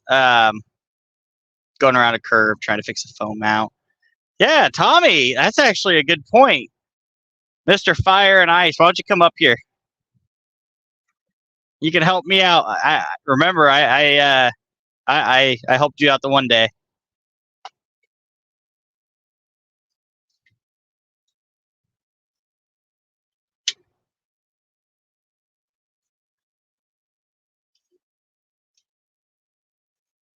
Anyone for the sacrifice? I'm genuinely. Oh, hey, what's up, man? You're right. You did help me out a few weeks ago. Straight up called you out. Oh no! I mean, I don't. I'm not offended by it because you're right. It's 100%. Very fair point. What's going on, dude? Just another day having a great conversation. It started as Delphi and then gradually went away, which I'm perfectly okay with. You know how I am. Oh, dude, I get so tired of talking about Delphi, dude. I can't wait till we can move on. I just wanted to ask questions to Aspen. I know on your guys' channel you don't read all the questions, and I get skipped over a lot because you guys don't like me. No, I'm kidding. No, I swear I hope nobody gets offended by that. But like sometimes the chat just gets so out of control, and I'm just like, trust me, I know it. I won't pay attention to it because I've been caught doing it before. I won't pay attention to what Mark's saying. I'm like, sorry, Mark, can you say it again? I was reading the chat because people were fucking going off the wall. So I had to move my window over on my computer to where I can't see the chat. Otherwise, I'll just read it. Yeah, and Charlotte, you're also welcome to come up too if you want to say anything. I don't think I've ever seen you on a channel at all. On a panel, I should say. Panel. But same thing. But yeah. Last night got pretty heated in your guys' your chat. Like I said, I was sitting there trying to make sure nothing. Like I said, I don't really even know what happened. Like I woke up and people were mad. I'm like, guys, I didn't even see what happened, and like I don't know. I really don't. So the biggest thing I seen was the people and they're like spelling out provocative words one letter at a time. Thing. You know, honestly, I was thinking about that might be another troll from a different sector of YouTube because like I go into a bunch of different like I don't just do Delphi and True Crime. I do all kinds of shit, and I'm in a few other communities, and there's trolls out there too. So they may have followed. So it might not. You know, Mark says he figured out who it was. He never told me, but I was just thinking about it. It's entirely possible that it could be just some random troll from another fucking like a gaming sector. Well, that's why I asked, which Mark didn't respond to anything I said in the chat at all. I said, I don't know if I upset him at all. I hope not. But no, I actually like Mark. We weren't looking at chat. That was all. Yeah, Because but we knew. anyways, I put in there. I was like, "What was it like? Your second cousin or something?" Because he said he messaged their mom. It's like, whoa. I don't know. I mean, I really like. I know Mark's had some weird shit happen to him, like people trying to hack him and stuff, but I haven't had anything like that happen, so I don't know. I don't know what's going on. There's a whole bunch of weird shit going on, but yeah, that stuff gets me paranoid when I see stuff like that in your guys' chat and other people's chats. And then, like I said, the one guy was trying to come on the panel last night, and I was super paranoid about letting him. Which guy? His name was like 6079 Smith West. He's got his own YouTube channel and everything. It ended up turning out. It ended up being harmless. If it's wait, what's his profile picture? Do you remember? Big Fish. I'm not doing that on stream. I'll talk to him later. Yeah, if that's who I think it is, that person's kind of just they're harmless. They're just kind of like they just run around and talk shit. yeah, that's exactly what they do. They troll and chat. And like I said, he didn't do anything bad. I mean, I don't. As long as you're not sitting here like I said, if you're not giving out death threats in the chat and doing this and doing that, so that. If it's that person said I was a drug dealer or something, and they said that they dug into my history and they found that I used to deal drugs or something, and I'm like, okay, prove it, and they couldn't do it. Yeah, well, and that's what I said. Like I said, you gotta have thick skin and. Yeah, I know that person's been around for a while. That's so weird, though. But yeah, no, I said it was nothing bad. I've been around for so long, it doesn't bother me. I have not. Well, I mean, I grew up playing on Xbox Live and stuff like Call of Duty. I've been called every name. Oh, well, shit, we all did that. I've actually had my shit hacked before. My Facebook got hacked, and everything I had got hacked in 2010, and that was. They got my Facebook. They locked me out of my computer like that. Like these people, the shit here is child's play. This is very small. This community is very small, and most of it's just people bullshitting. That's what I was telling Aspen. Like I said, if people want to try to dox me or say this about me or say this about me, okay, cool. It's your story, you know. Yeah. Let me know. Like I said, here, I'll share the video for you. I mean, I go by my real fucking name. People think I have like what? Now you got to think about I that. Don't, but everyone knows my name. I regret doing it, but I did it, and I wasn't thinking about it. And then I was like, people are like, why would I go by my real name if I was like a criminal drug lord or something? They're like yeah, no kidding. What? Like, make that make sense. But oh well, it's funny. I get a laugh out of it sometimes. I was talking about this earlier. I don't hate watch anybody anymore. So very little, like unless somebody actually directly sends it to me or like sends me a screenshot, that's when I'll see it. 9 times out of 10 or 99 times out of 100, I'm just laughing about it. So what is hate watching? Might I ask? Because again, being new to this YouTube Gray thing. Hughes. A lot of people don't like Gray Hughes, but they'll hate watch him. I mean, I'm kind of indifferent on that. Was just an example because I have a few friends who do. They're like, I hate Gray Hughes, but I'm gonna go watch him anyway and listen to what he says. Or like just a channel you don't like. I don't know. I think a lot of people do. Like Delphi Dummies does it for content. That's where he gets a lot of his videos. Is he hate watches people, but then he'll clip them and then he makes funny stuff out of it. I can't. But if you're just doing it, you don't say anything. You just I hate this person, but I'm gonna watch their content. You're giving them the viewership. I mean, that's what I'm talking about. Yeah, that's why I was like, you know what? That's a good point because they get boosted off the watch time, and you're just you watch 5 hours of it. You're giving them fucking 5 hours of whatever. Like, yeah. Well, it's like I got 52 people watching right now. I would be more than happy to see every one of them commenting. Wouldn't be able to keep up with it by any means, but I would still like to have everyone in here just talking and having fun. as long as everyone's civil. Some people might be watching on a TV. That's true too. That does happen a lot. I thought about putting you guys on the TV last night, but then I was like, do I really want to lay here and try to go to sleep while listening to someone that sounds like myself? Yeah, you might have like weird dreams of yourself talking. Yeah, like at that point, I'm like, I'm gonna have a dream about having a twin or something chasing me around. What the hell? Yeah, Louise, I kind of wish people would do that. Like, I wish people wouldn't they're like, oh, somebody so and so said this. I'm like, why are you telling me? I mean, I get, but it's like I didn't know about it. I didn't care about it, and it's like I don't know. I'm just to that point now. I mean, I used to not be, but it's like, what the hell am I doing? Spending time on that? Like, it's kind of like stupid. That's when I had my revelation. I was like, oh, that's dumb. That's fair, Jen. Because I got too many other hobbies. Yeah, and like so that's I don't know. I thought about going on Twitter and just kind of trolling certain people, like telling people that Fien lets his cat smoke or something, or like just goofy shit, and just seeing what happens. I used to have a ton of Twitter accounts because I would talk shit. Like I used to be in I was big into sports Twitter, and I would make burner accounts on there because I would get blocked by all these like sports people, and I would have to make another account and go fuck with them, like just stupid stuff. Like it's just trash talk, and people would get mad about it. So, but that was back a few years ago. Yeah. I quit using Twitter over the years. I think I maybe tweeted once this year, so I don't really use it. I use it for communication purposes for the most part. That's why I use Discord, so I'm getting tired. I use Discord for that now. I barely use Facebook.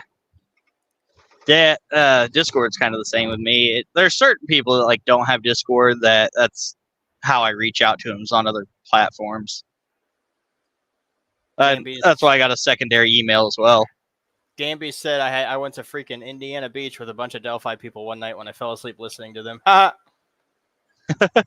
Dude, I've been having weird dreams. Like I fucking like the alligator dream. I had it again the other day. The fucking one that Ashley Schaefer made fun of me of, where he put me on the alligator guy. I had another one like that, and then I don't know what it's about. Dude, if I could go on here and just have a night talking about all the different kinds of weird dreams I've had, up until this point.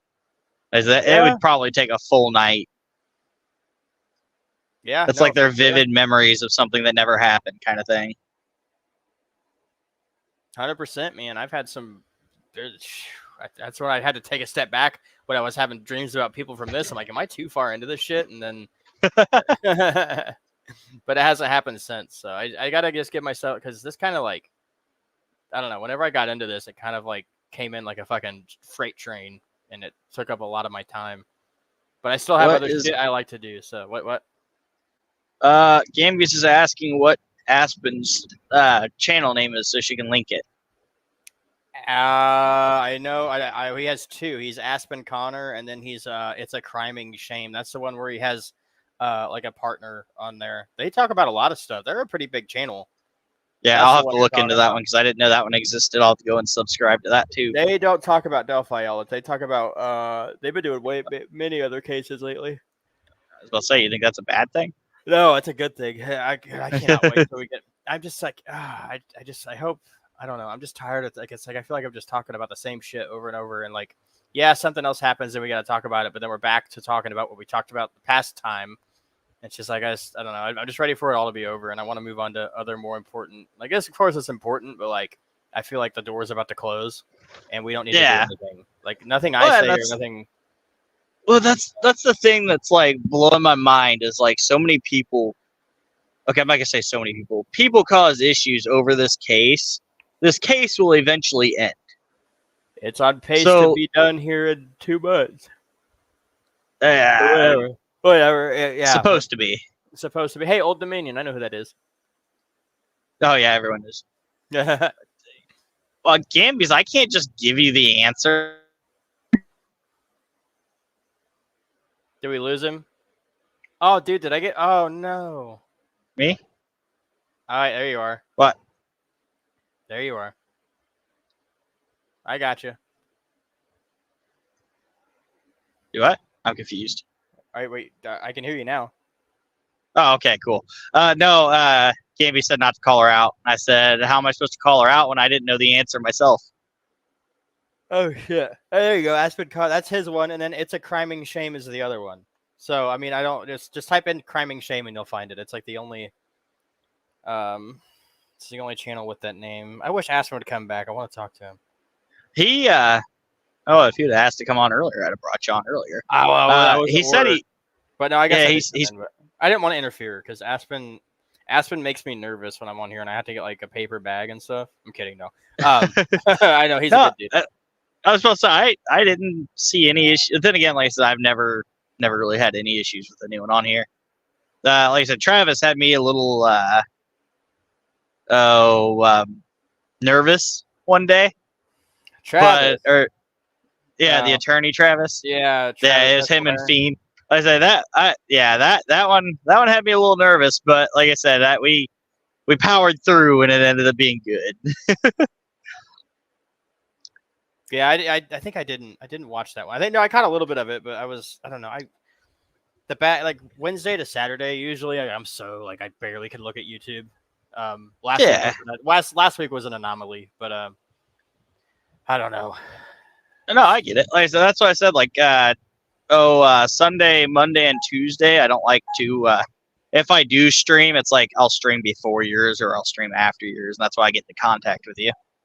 Oh yeah, don't ever feel if you want to you can stream snipe me all you want, man. Like we don't take it, we're not in it for the views and stuff. If they are hanging out here, it's fine. It's the point is it's always there and they can listen to it. So yeah, like I said, but the thing is I can't interact with the chat or anything like that. I can't moderate, even though I asked like 4 or 5 times the other day to take the wrench away, and you didn't. Well, actually, we are having boot camp, and Ashley Schaefer is going to host that for us. There will be more to come on that. More to come. Okay. Yeah, Ashley Schaefer is starting a boot camp for mods. Yeah, there's only. I hate to say it. There's only really one reason that I don't want the wrench. So. You don't. I mean, if you don't have to. You can tell me privately. You don't have to tell me right here. Yeah. Hey, I'll do that later. Yeah, I don't know. Hey, Necessary Evil's back. Hey, Charles. Essentially, I'm pulling a Charles and asking to have my wrench removed. Tell me, like when you talk about conspiracies. You talk about conspiracies? Yeah, I had a few of them. That was when I talked about the conspiracy I had that Drake killed XXXTentacion. It's in one of our live streams. That's a whole rabbit hole. I don't want to take up that's a whole other thing. That's a very big topic I could talk about for a while, but I'm curious. Do you know who XXXTentacion is? Yeah, to an extent. I know of him. Yeah, he got killed, and he had he posted on his Instagram like a month or so before. He's like, I think Drake's gonna kill me, and then he dies, and then Drake releases a song. It said Louis bags in exchange for body bags, and whenever X was killed, they killed him and they took his Louis bag, and they ran off with it. And then there's a few other things he said.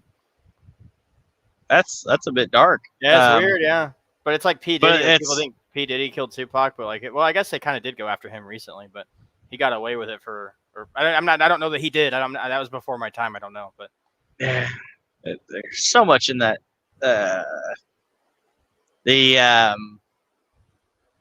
What do I say? The circle with all the famous people. They're just doing some off shit. I don't like to keep up with it. Oh yeah, no, I don't keep up with it as much as I used to. Gambies, what are you talking about? Did somebody blast your text? Oh, that was me. Oh, I didn't. There was nothing. There was nothing about your text. And if okay. So so basically I don't want the wrench because I don't care to see Dan in the chat. And with the wrench, I see Dan. Wait, really? So So if you have a wrench, you can see even people that are blocked, etc. Oh, I didn't know that. Even That's though, okay. ironically, I haven't blocked him. He's got me blocked, but that's the only reason I see him on your stuff. Oh, well, that's fair is fair. I'll take it. And Mar was tempting me to put him in timeout the other day. I didn't, and I said he didn't do anything to deserve it at the time, but it was still tempting. I wish you guys would just work that out, but all right. I will take it away. I don't know how to take it. I don't think I can take it away until I'm live again, but I will take it away. I think if I commented on one of the videos now, then yeah, you could. But okay, yeah, leave a comment on something else. Sorry, I keep fucking yelling, guys. I will take it away. But yeah, I think yours and Ruckus's are actually the only channels that I'm in. Like I'm a mod in. Oh, yeah, I'm a mod for Ruckus too. Man, Ruckus keeps pushing his freaking stream back. I guess he's doing it Saturday. I probably can't watch Saturday, but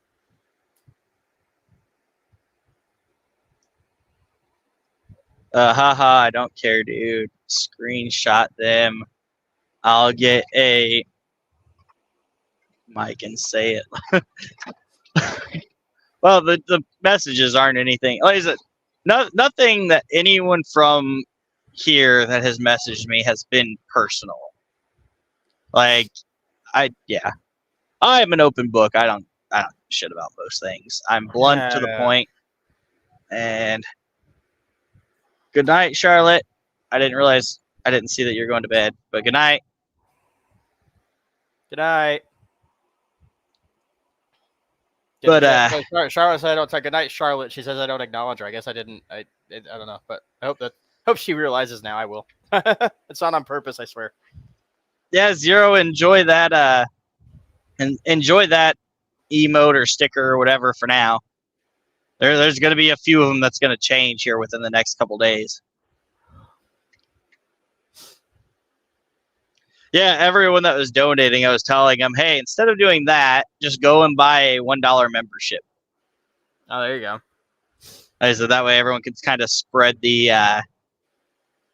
emotes. Oh.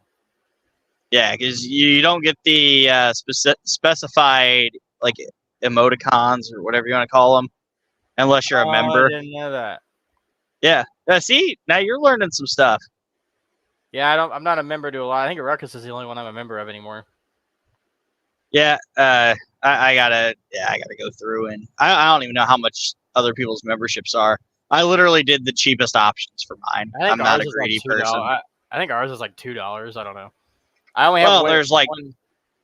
I think there's like tiers or something. Like there's like I have 5 tiers or something like that, and it's like 1, 2, 5, 7, and 10 or something like that.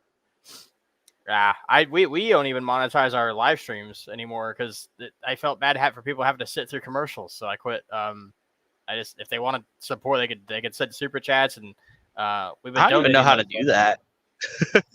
There's a little thing on there you can do it. Like we don't ask for donations or anything, but if people want to, they can do the super chats or stickers, and we've been donating them lately because the whole everything going on with Paige and stuff, and we want the money to go to a good place. So, and we're very transparent about it too. Yeah, and like I said, yeah, I agree with that. Like I said, which I don't have a good cause, like I said, but I didn't intend on anyone ever donating or anything. Yeah. But I just started tinkering with all the merch stuff and everything, and some of it's kind of generic looking. I think the newest one's my favorite one, and it's like I'm sorry ... is the front of the shirt, and then the back of the shirt it's like a bobblehead version of myself like flipping you off, and it says I'm sorry, you're a bitch. That's funny. You just got into Indiana, huh? Where you at? I am on 80. Oh, okay. But and then like I said, there's a phrase I've been using here lately. I've been calling people douche muffins. Hey, like if they cut me off or something. But yeah, like I said, so I'm gonna make a shirt that says "Don't be a," and then it's gonna have a bottle of douche and a muffin sitting next to each other. Oh, hell yeah. Are you gonna sell them on the channel? Yeah, I got them on my channel now.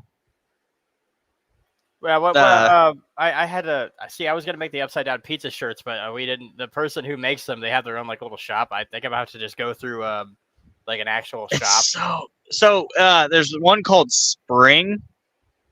If you type in Spring YouTube merch, it'll pop up, and you have to put in your YouTube channel. That way, they can verify that you're an actual channel. And then once they verify your channel, it takes about 24 hours ish. Then you can go through and you can like take designs and cutouts and stuff like that and put them on shirts. They do cups, necklaces, like dog tags and stuff. They do all kinds of stuff. And you just select the items you want it on. You have to make sure it's properly placed on the item.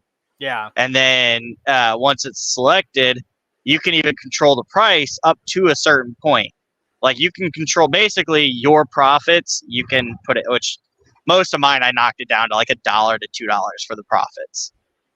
Yeah, shit. I'll probably be the one using the store the most. I mean, I only plan on making that one shirt, but that's what I was going to do. I ordered my grandpa a shirt. I actually ordered him the first, and then that shirt I actually took down, so he's getting a one of a kind shirt. Oh, that's cool. And then the rest of them, like I said, I'm gonna order some like kind of samples and stuff, and like the mugs, and I want to go back through and revisit some of them because I've changed some of the different stuff. Muffin is almost too cute of a word, says Jen. That's funny. Gambies, thank you for the gifted membership. I don't know who you gifted it to though. Oh wait, she gifted it. Oh yeah, she did. Awesome. But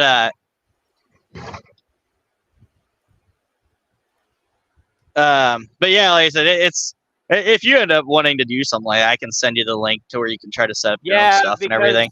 Because we just didn't have enough of the because that other shop, our friend Andrea, she has to have like a certain baseline for it to be filled, and we didn't have enough. So, but I think the ordering process was weird. You had to do it through email, and I feel like this might be easier if people could just do it on a website. You know? Yeah.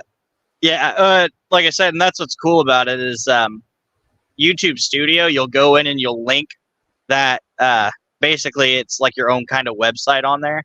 You'll link it to your YouTube, and then, like I said, like if someone pulls up my YouTube channel, and they click, like they pull it up and they click on my name or whatever to go through my videos, it's like right there, right under my name and the subscribers and everything.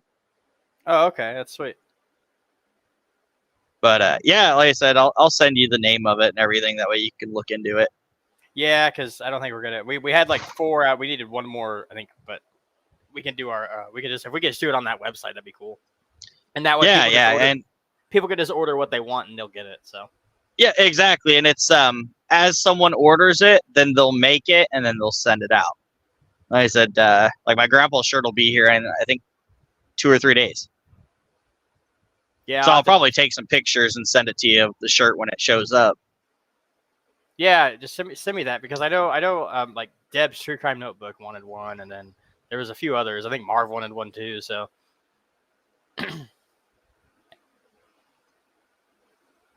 But yeah, it's actually one of the ones that they suggest in YouTube Studios, and I was just clicking on different ones, and yeah, there was a couple where they're like, yeah. If you go into YouTube Studio, you click on the merch section. It asks, do you have a website already set up, or do you want just go to one of these websites to set it up? Oh wow. Oh, you're right. I found it. Holy shit. Come on, man. You've been doing this for a while, remember? I just don't go to I've never really looked at the earning part because I just didn't really, I don't know. I turned on my monetization a long time ago and I just left it at that. But I don't know. That's cool though. If people want the shirts, that's probably the only shirt I'll make because that was just kind of like a stupid, I don't know what I would call it, but it was just kind of like a stupid iconic thing that happened on the channel and it won't go away. So. Yeah, well, that's like I said, I just kind of did some goofy stuff. Like I got some stuff that's Trucker Trolls. Yeah, you showed me the trucker trolls. Well, no, like I got shirts, and it's basically my troll. The emote on YouTube that everyone's been using, the furry quote unquote. It's actually a troll, is what I tell everyone. But I did that like on the back of it, and then the front it says Trucker Trolls. That's awesome. But like I said, it's again hinting towards the troll farm kind of thing, like, you know. Oh yeah, you let me on here, so they're gonna be labeling you Troll Farm next. So see, that's what I said. I was like, I'll happily take that label. The Troll Farm grows ever stronger, guys. It really does. And yeah, and like I said, Jinx and Ruckus and Charles and all of them, like I said, I get along with all of them. So. Oh, dude, it's fun. Well, it's kind of funny because like Troll Farm kind of started out as like somebody just saying it was me under like a million different troll accounts, and they're like, Troll Farm, Troll Farm. But then what's funny is the people that like the accounts that I was accused of being ended up coming onto our stream, and it was just like, what now, huh? That's hilarious. That's funny, but no, it's for real, man. It's funny. Like, there's always like, I made one account to fuck with one guy, and then I never did another one. So like. It's just, I don't know. It's funny just whenever people freak out and they're like, oh, it's Tommy, but it's really not. It's just some random guy from Canada, like dummies.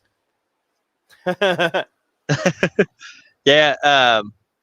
That's what I said. Like, I like coming on here and just talking, and people come on and have fun. And I want mine printed inside out, says Gambies. Why?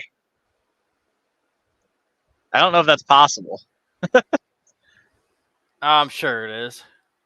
Maybe. Hey, I don't know. That would be extremely custom. But yeah, and like I said, if people get offended by us having fun, that's again, that is where the phrase "I'm sorry you're a bitch" comes from. Yep. Yes, yeah. Gambies found the troll socks. Oh hell yeah. Oh man.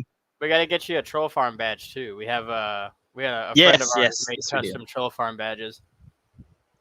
And that's another one. Is I got there's a sticker that's called it's Trucker Trolls. It's $5.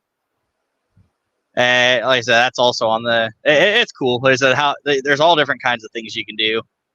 But if you already got someone that does the badges, then make sure, like I said, I'll donate, and then you can send. I'll tell you where to send me mine. I can't remember who did it. Get with Jinx on that one. Jinx knows. I know. I can get some of the stickers, but the badges and shit, I don't know. I can't remember who does those.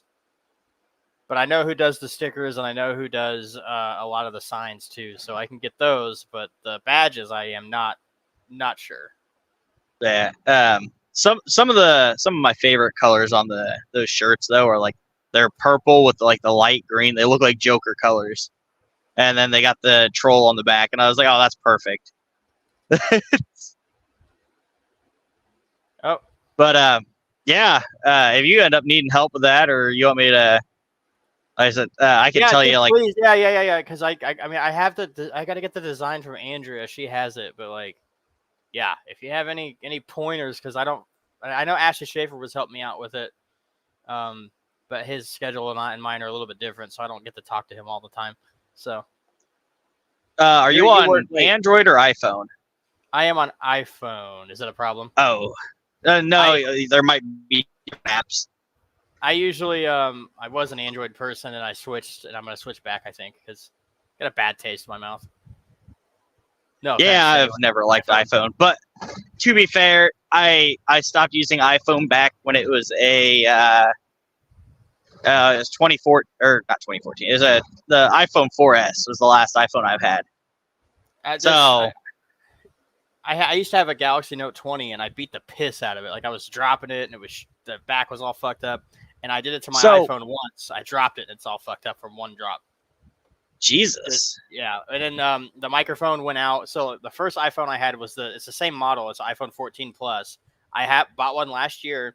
The microphone went out on my like YouTube live streams. If I try to stream from my phone, you can't hear me. And then it happened again on my second one. And then now this phone got fucked up and it resets itself. So I've had nothing but trouble with them. So yeah. So I am a Motorola person. I was Okay. HTC before they went out of business. I love Or not out of HTC. business, but I used to have HTC was great. I used to have an HTC Evo 3D. I thought that was so cool. Yep. I had the HTC Surround, which was one of the Windows phones, which they rated as like top 25 worst. Oh wow. I do like the color scheme for iMessage. I'll give it that. I like blue. Blue's my favorite color. But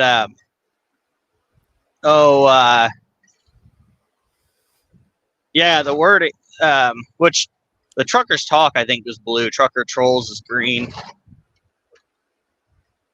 Yeah. But anyways, I had that one. I had the what was it called? It was really it was silver, and it was the first phone to have two cameras on the back. The HTC One. I had one of those. I also had the One X, I believe, which is the one that had the Beats audio. Oh yeah, I vaguely remember that. And like I said, I had so many good memories with those phones. That phone actually I had a long time, and it spontaneously combusted in my pocket because I was outside working on a vehicle, and it was like -8, -9 degrees, and then I walk inside and it was like 80 in the house at the time, and then all I heard was a crack, and I was like, "What the fuck was that?" And I pulled my phone out, and it was shattered. I was never expecting that. Wow. But anyways, Motorola, they've really stepped up their game. Like, I don't know what they're doing to make their phones so light, but I'll check them out. yeah, like I just got the newest. It's not the Razr Plus. It's just the Razr 2024, and it's by far one of the easiest phones to use. And have you ever held one of the flip phones at all? The newer ones? Yeah, the ones that like fold. Yeah. So you know how they have that crease in the middle? Yeah, it's weird. And you can tell. Yeah, this you can't feel it on at all. Really? Yeah, and I had the Samsung Flip 5, which now it's not the newest, but it's the second newest, and it's like I said, the difference is insane. Like you can't even feel it at all. Wow. And then I've always wondered how they make it to where the screen can flip. That's just fascinating to me. I've always wondered how the screen can fold. Like it's just fascinating. It's more of a plastic than it is anything else. Oh, okay. And yeah, and then like I said, then this phone's got like the outside screen. I can do my everyday, like I can text, make phone calls, use cameras, scroll through TikTok, whatever on the top screen. That's like okay, so like whenever it's folded, there's a lock screen kind of. Yeah, my buddy has that. Yeah, I've seen that. Yeah, it's like I said, it's by far it's way better than the Samsungs in my opinion. Some people may disagree because there's diehard Samsung fans out there. That was the first one I had.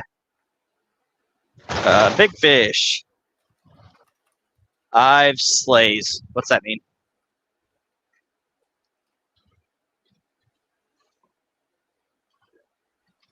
Do you know what that means? Huh? Do you know what that means? No.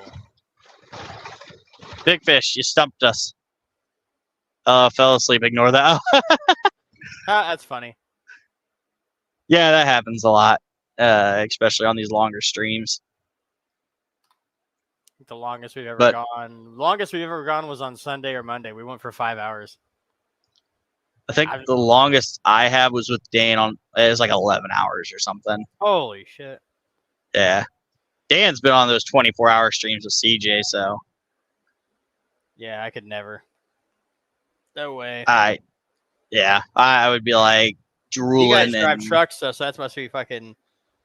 That would be cool. That'd be cool to pass time.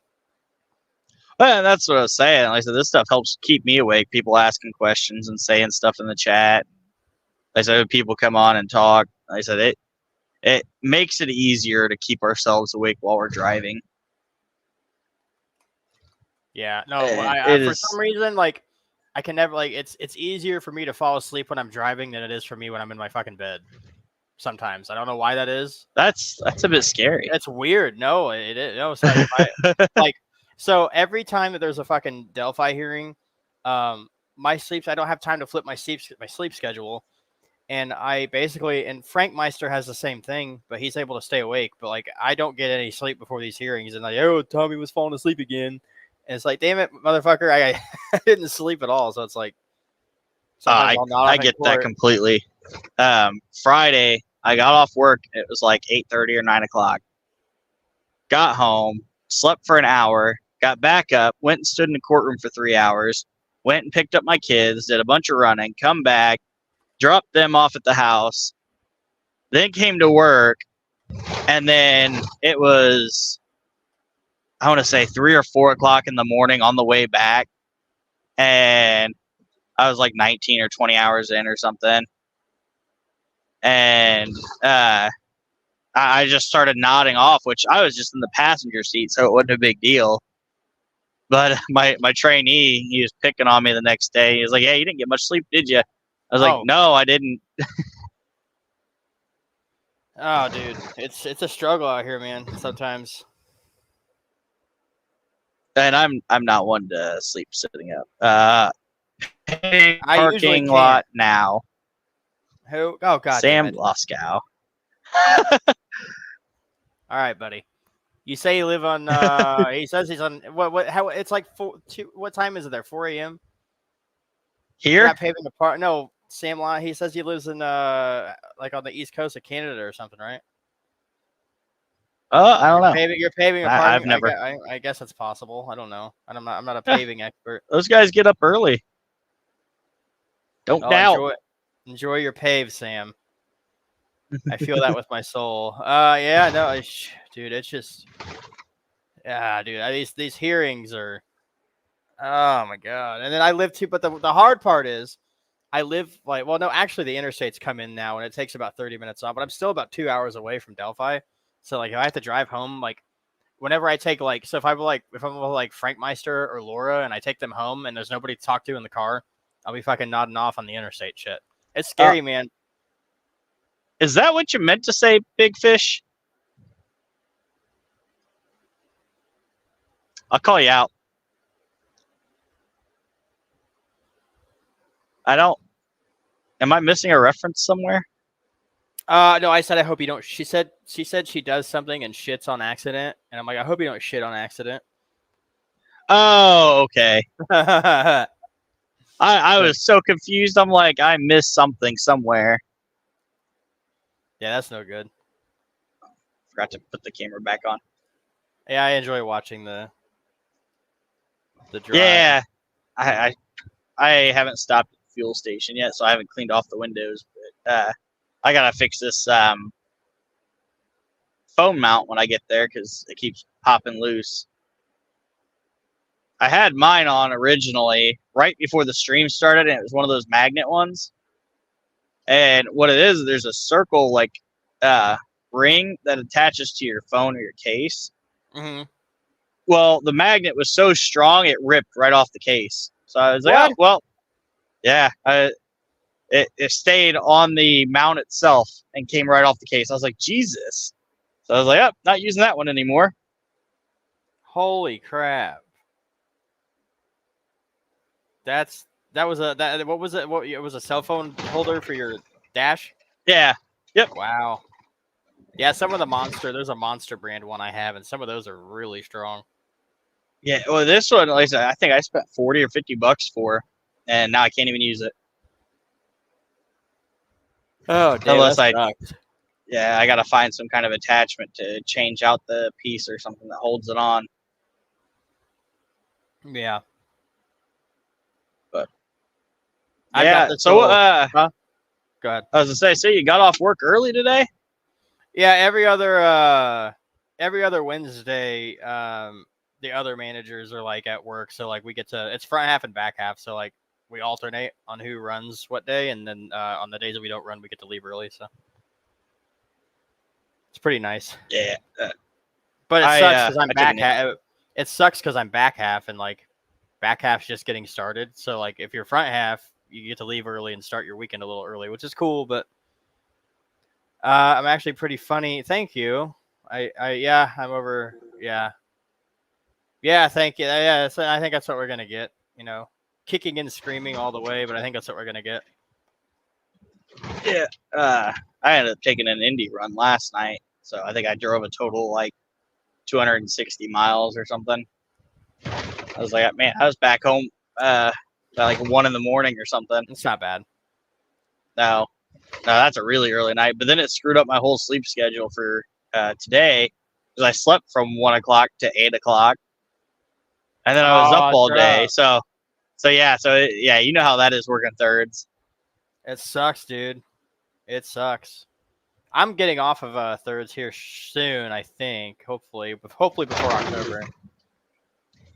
At any time, if I wanted to go back to first shift, I could probably just tell my boss, hey, now that, we finally got fully staffed on thirds, I'm ready to go back to days. And he'd be like, all right, yeah, cool. Well, the problem was I was supposed to be on day shift 2 months ago, and then a shit ton of managers, they all quit. And I was like, it was me and one other guy. And there's like 1,000, like it's rough. There's 1,000 people that work there. And like, it's just me and one other dude. But now we've got a lot more, so I should. I'm training him up right now, so I should be off of it though. I hope so, man. Because I've been on nights for 2 years. I haven't had a Saturday night in a long time, unless I like take it off. I think that's the only thing so I have Saturday nights. I don't have Friday nights, and I think that's kind of the thing I miss is Friday to Sunday. Yeah. But no, it's cool for me because like I get off. But what also makes it kind of tough too is like if I want to go to a Colts game and the Colts like they always have fucking 1 o'clock games. They never have a fucking primetime game. So like I always have to go to the steak. I'm pounding beers right after work. You know what I mean? And it kind of sucks. Yeah. Can you read that comment out for me? I can't really read it while driving. Blue-eyed Rage Against the Machine, Blue-Eyed Truckers, shout out to the backbone of the world. All truckers, Godspeed, brother. God bless all of you guys. You're appreciated. I appreciate you for the comment. It means a lot hearing from people. Which I'm just LTL, so I mean I don't do much, but there's a lot of truckers that do a lot of work out there, and people forget it sometimes. But I think one of the most heartwarming things that's ever happened is like when you're driving by like a group of kids and they're doing that fist pump and wanting you to hit the air horn and everything. It just makes you feel appreciated, like more than really anything. It's crazy. Yeah, one of my buddies across the street's a truck driver, and he's a really cool dude. So I kind of wanted to be a truck driver at one point when I was growing up, and it just didn't happen. So yeah, I encourage anyone, like I said, if they feel like they're stuck at a dead end, like a factory job or something like that. Like I've had many people come up and ask me, "Oh, what's it like?" I'm like, it's worth the risk. I can tell you that much. The money's good. Realistically, on a minimum side of it, you're gonna make 50 to 60,000, and that's bare minimum. That's not bad. I make 70, or I make 72. Yeah, I am currently. My current gross is going to be around 112 this year. Damn, nice. Yeah, and like I said, it's the best thing. It's the best thing I've ever done for me, my kids, etc. And it's setting me and them up. And yes, big fish, adults doing it too is also meaningful. And actually, it's more surprising when adults do it. I've seen groups of like between 18 to 22-year-olds just walking down, the street, and they throw their hands up, and it's like, oh, hey, yeah, look, I'm noticed. I'm here in Birmingham, Alabama. My dad hauled Yes, for 45 years. Yeah, that's one of those. Like I respect a lot of I respect a lot of tankers. It's hard to put yourself at risk, because any minor issue and you could be up in flames. It's scary. Oh, dude. Oh, yeah. That is scary. Well, like I said, I don't know if you guys were watching. I know you weren't, Tommy, because you don't watch my shit. No, I'm kidding. I tried the to. other day. No, I know the time frame sucks. Gambies. You probably paid more in college funds to do that than what I paid for my schooling, Gambies. Shit, me and Gambies But, probably paid more in school. That's what I'm saying. But I enjoyed my time at school, so I can complain about that, but at the same time, I also did enjoy my experiences. So I'll take that. I got lifetime memories there, but I also have it's only like 18,000. It's not Zero. too bad. I'll do it once I get out of a rural area. I'm not gonna wake a bunch of people up because someone on YouTube wants me to hit the air horn. That's awfully considerate of you. You could do it, and you'll never see those people in your life. But I drive through here every night. Don't say that. There'll be a cop waiting around the corner waiting for me one day. Oh shit! Never mind. But anyways, I was driving and I was going up 294, going to actually where I just went, and there was a car hauler, and the whole thing was just up in flames. I think Necessary Evil was actually on there. Necessary. Oh really? Oh wait, you caught it on camera? Yeah. I actually I got a short of it and I put it on my channel. Hey, my dad used to work for Estes. Oh yeah. Yeah. Estes is a good company if you can get in there and then retire from them. Oh yeah, he was going to. They were. Yeah, they were good to him, man. I've always remembered them. Yeah, Gambies. I think my schooling total was like $10,000 or something like that in the end. You pay for it out of pocket? No, I paid payments on it, but it's good now. Cool. So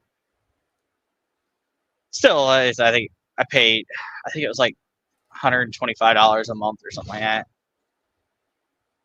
or $225 a month. But like I said, I ended up paying cash when I got my taxes, paid it off.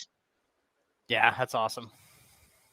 But yeah, like I said, for what I paid for my schooling compared to the amount of money I make now, it's ridiculous. Which I stumbled into a good job. It doesn't always happen the way it happened for me. No one else, like I said, you could ask anyone else. Okay, so you're 27 years old. You're the senior driver at a terminal, and you make how much? Most people that are truck drivers are gonna be like, "Yeah, you're lying," because it's very hard to get into a senior spot at a young age, because truck drivers are generally older, been around a while, etc. I just so happen to start where I am at right when the terminal opened the building up. I was the first person they hired, so I kind of, I fell into it was a perfect opportunity, fell into my lap. So now I'm just like one of those things where if I ever look somewhere else, I'm looking at going at being the bottom of the board and doing all the extra grunt work that no one else wants to do. And it's one of those things is, it's the seniority boards kind of suck everywhere. Right. And I just got handed a golden opportunity. It was stupid lucky, and I'm not going to take it for granted. Yeah, don't. That's awesome, dude. That is awesome for sure.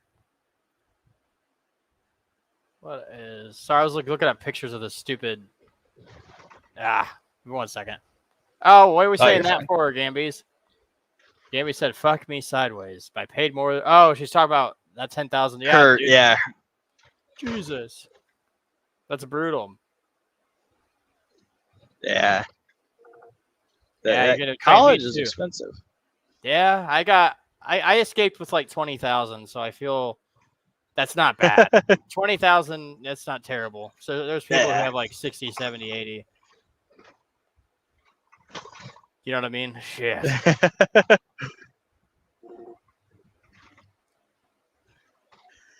Zero. Kenworth and Peterbilt, sharpest rigs on the road still today. Oh, I hate the idea of electric vehicles, and I hate the idea of the self-driving semis. Because no matter what, they always are going to have someone in that cab for malfunctions. And that's what no one realizes.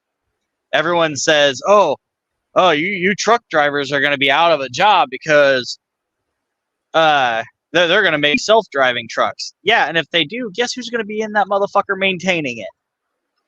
I don't know, man. The self-driving truck thing, I don't see how that's gonna. I don't know. I guess I get it if it's like a tiny like sedan, but a fucking whole ass truck, I don't know.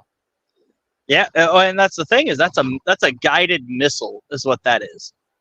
Like I say, if something happens, a wiring malfunctions, anything goes wrong with that thing, again, if there's no one there co-piloting that stuff to make sure none of that happens, that's it's scary.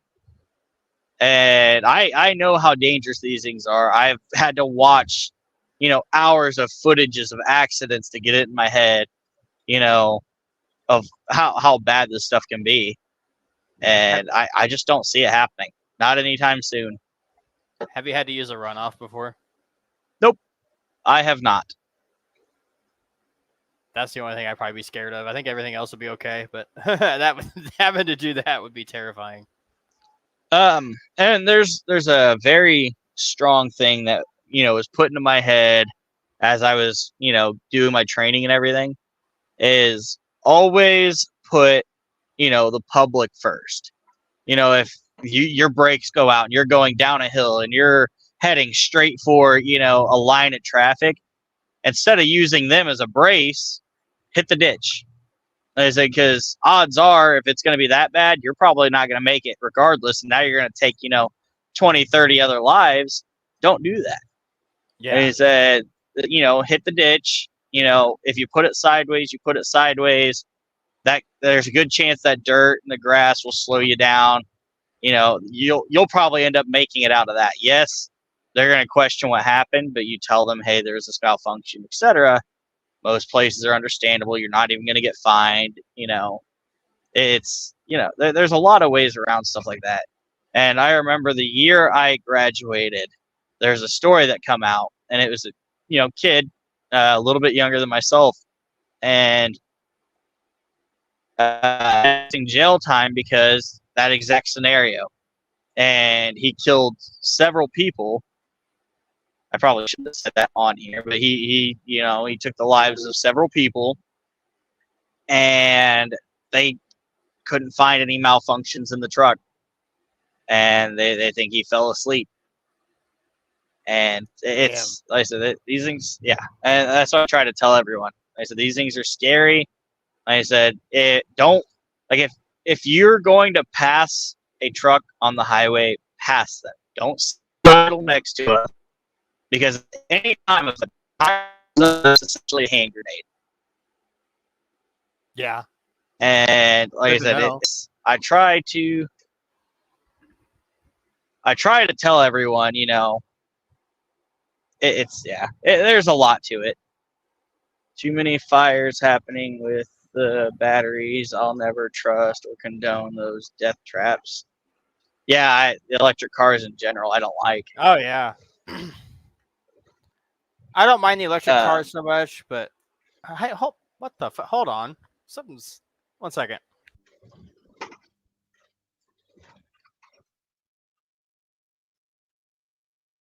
What up, necessary? Oof. People are idiots. They don't listen. Yeah, I know. I'll always I just want people to be safe.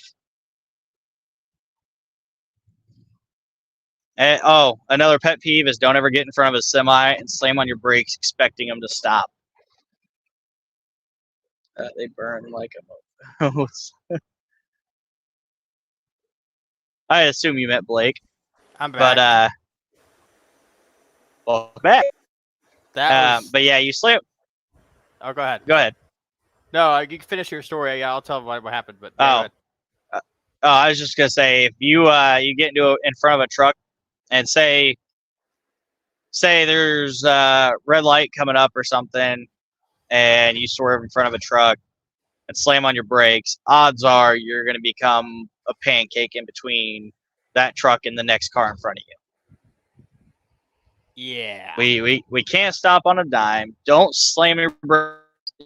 It's winter and there's ice out and there's this and that. We can't stop like that. You guys need especially if you need a good 500 feet or more than that. No, not that extreme. It's usually like 70 to 100. Oh, I'm thinking but 500. Where did I get that from? I don't know. Yeah. Well, like I said, it's all dependent upon the weather as well. Ice is sketchy in these, and I've been up in blizzards in an empty trailer in cold water, or not cold water. What are the Grand Rapids? Oh, really? Yeah, that was sketchy. Like I said it. I was watching cars slamming in the ditch around me and everything else, and there I was just driving around in an empty trailer. Brake checking. Yeah, that was yes. I almost moved to Grand Rapids about 2 years ago. Oh yeah, it's nice up there. I don't know why I didn't. I don't know why. I wouldn't, simply because of the winters. Yeah, I think that's what it was. The winters are like 8 months. No, it's not that long, but yeah, it feels like it. They make Indiana look timid. I said it's. Am I going to go? I am. I'm gonna snake past these guys here. I think. Oh, what were you gonna say? You were gonna say something earlier, and then. Oh no! Fucking my bathroom light turned on by itself. That was fucking weird, but that's the only. Hell yeah! You guys set up some cameras. That was weird. I don't know if part of it might be just be like a. I'll bring over the Ouija board. I've never had anything like that happen in here before, so I don't think. It might just be that the switch was like half and half. I don't know. Well, I don't know. I can't explain it. That was weird. See, what the fuck? that's what everyone does. Everyone tries to justify why it happened. I've never had that happen in here before. And sometimes it just happens. Sorry, I got a quick message. Might be. I still want to get a group of people to do the ghost hunting thing.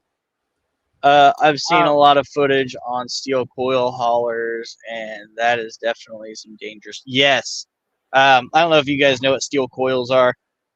They can get up to I think it's like 800,000 pounds, and that is something like if an accident happens and a coil rolls over onto a car, that car is now a part of the asphalt.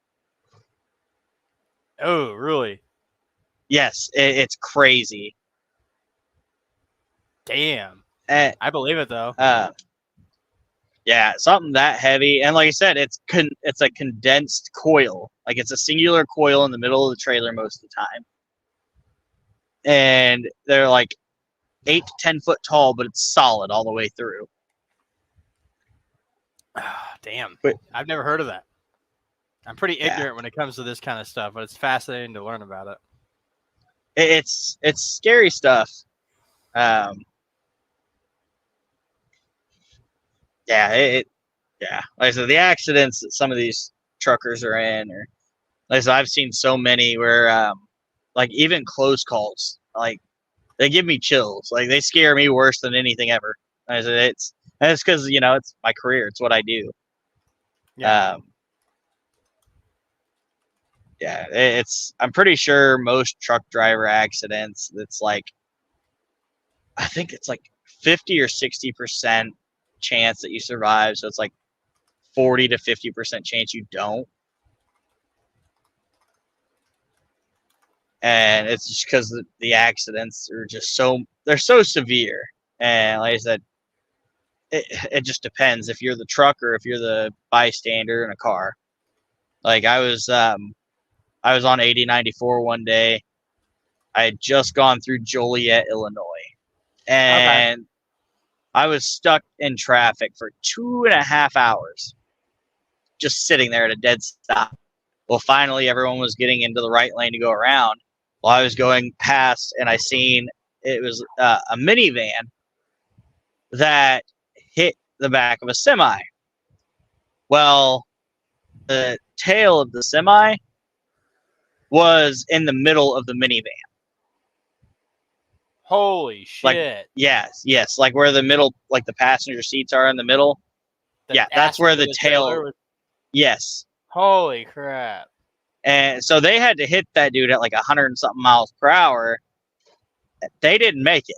I guarantee you, they didn't feel those drivers, the driver and the passengers in the front seat. If there was a passenger, they didn't feel anything.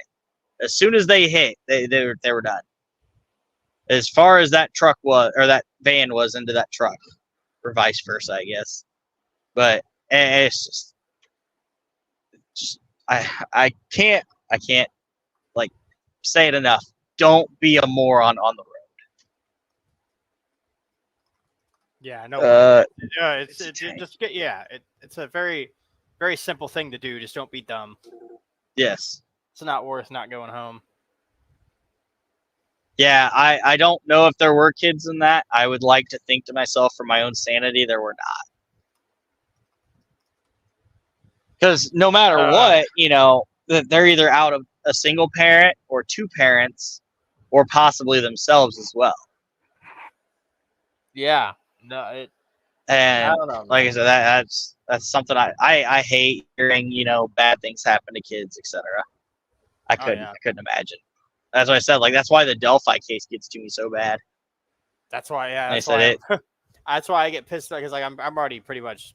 I think Alan's guilty. That's why I get mad when people are like sticking up for him, like motherfucker, because I'm in my mind he's already a kid killer. It makes me mad because like there's a If if it really is him, and I'm already there. I think I'm gonna say it is him, but if it comes out publicly that it really is him, and like a lot of the shit people said, like, ugh. Sorry, Gambies. Yeah, I know you've probably seen some accidents come in and out. Being a nurse and everything, you've probably seen some crazy stuff. That's what ran me out of nursing school. Is I couldn't handle it. Like I'm not gonna lie about it. I'll be honest. I couldn't handle the extreme shit. No way. I just couldn't do it. And see, I probably could when it comes to most things, but the first time like someone brings their kid like missing an arm in or something, like I'm gonna be sitting there in tears with the family. Like, yeah, exactly. And I just had to I just bailed out. I kind of wish I didn't, but like at the same time too, I'm right now I'm making the same that I would have either way, I think. So. And like I said, and that's the thing is, like, you guys, the nurses, like, I have so much appreciation for nurses and stuff and like what they do, because they not only do they deal with people in pain, sick people, they also have to deal with the people that are irate because, there's something going on with their kids. And I say this from experience because I was one of those parents, I was, and like I said, with my son that had his issues and everything. And like I said, we were literally told, if your son makes it, he will be a vegetable. Oh, that is not something you want to hear, as, a parent. And like I said, it infuriates you. And then, like I said, there was a lot of stuff that went on. Well, they were sedating him while telling me they were sedating him, but they were also telling me they wanted him to wake up on his own. And then, of course, I had questions like, why are you sedating him then? And there was a lot of issues that went on with that. But I just couldn't. No way. But like I said, then he finally opened his eyes. Well, then the next thing is, okay, we don't know the extent of the brain damage. And, the brain damage was he had the adenovirus, which then attacked his brain, causing massive seizures. And then he was in a coma for 10 days. And which every day got worse and worse as you're waiting. Hey, Matt. But anyways, like I said, I'm the mean. Oh, I remember. I'm the mean one. I remember him. Hi. Yeah, that's Matt. Anyways, like you're sitting there waiting day by day, waiting for answers, and then after he finally opens his eyes. Oh well, we don't know the extent of his brain damage. He'll probably never feed himself. He'll never walk. He'll never do this. Never do that. And it's like there's almost no positivity. Like they're like, oh yeah, we're glad he's doing this now, but there's a good chance he won't do this. And I know they have to tell you worst case scenario because they don't want to get your hopes up, especially in scenarios like that. Yeah. And like I said, I remember when they transferred him from St. Vincent to Riley and Indy. The neurologist come in and Riley and said, well, we know he's doing this now, but, and I stopped her and I was like, if you're going to say anything negative at all, just leave my fucking room. And she stopped and just kind of looked at me and I'm like, look, so we were told he wasn't going to wake up. He woke up. We were told he wasn't going to be able to move around on his own. He's moving around. Now we're being told that he might be able to eat regular foods. So if you're going to keep telling me negative shit, just leave. And she won't, basically, because I would go up and work a few days out of the week and go back down and then go back up and work a few days. And, I got to miss some of that, developmental process. But, the only thing that he has issues with now is he has speech issues where he can't talk like normal kids, but he signs to different things. Like if he wants more food, he'll clap his hands. If, there's certain things he wants to do, he'll just do it. It's even to the point where he's 4 years old and he'll clean up his own tray, his own toys and all that stuff. Like he'll pick up his, a plate or a cup and he'll put it in the sink, etc. So the developmental process is way beyond what anyone expected. And that's why I said it's. How old is he now? But he'll be 5 next month. Okay. But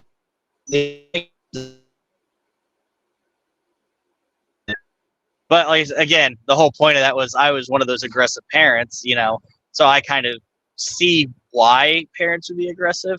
But at the same time, sometimes we don't realize who we take it out on.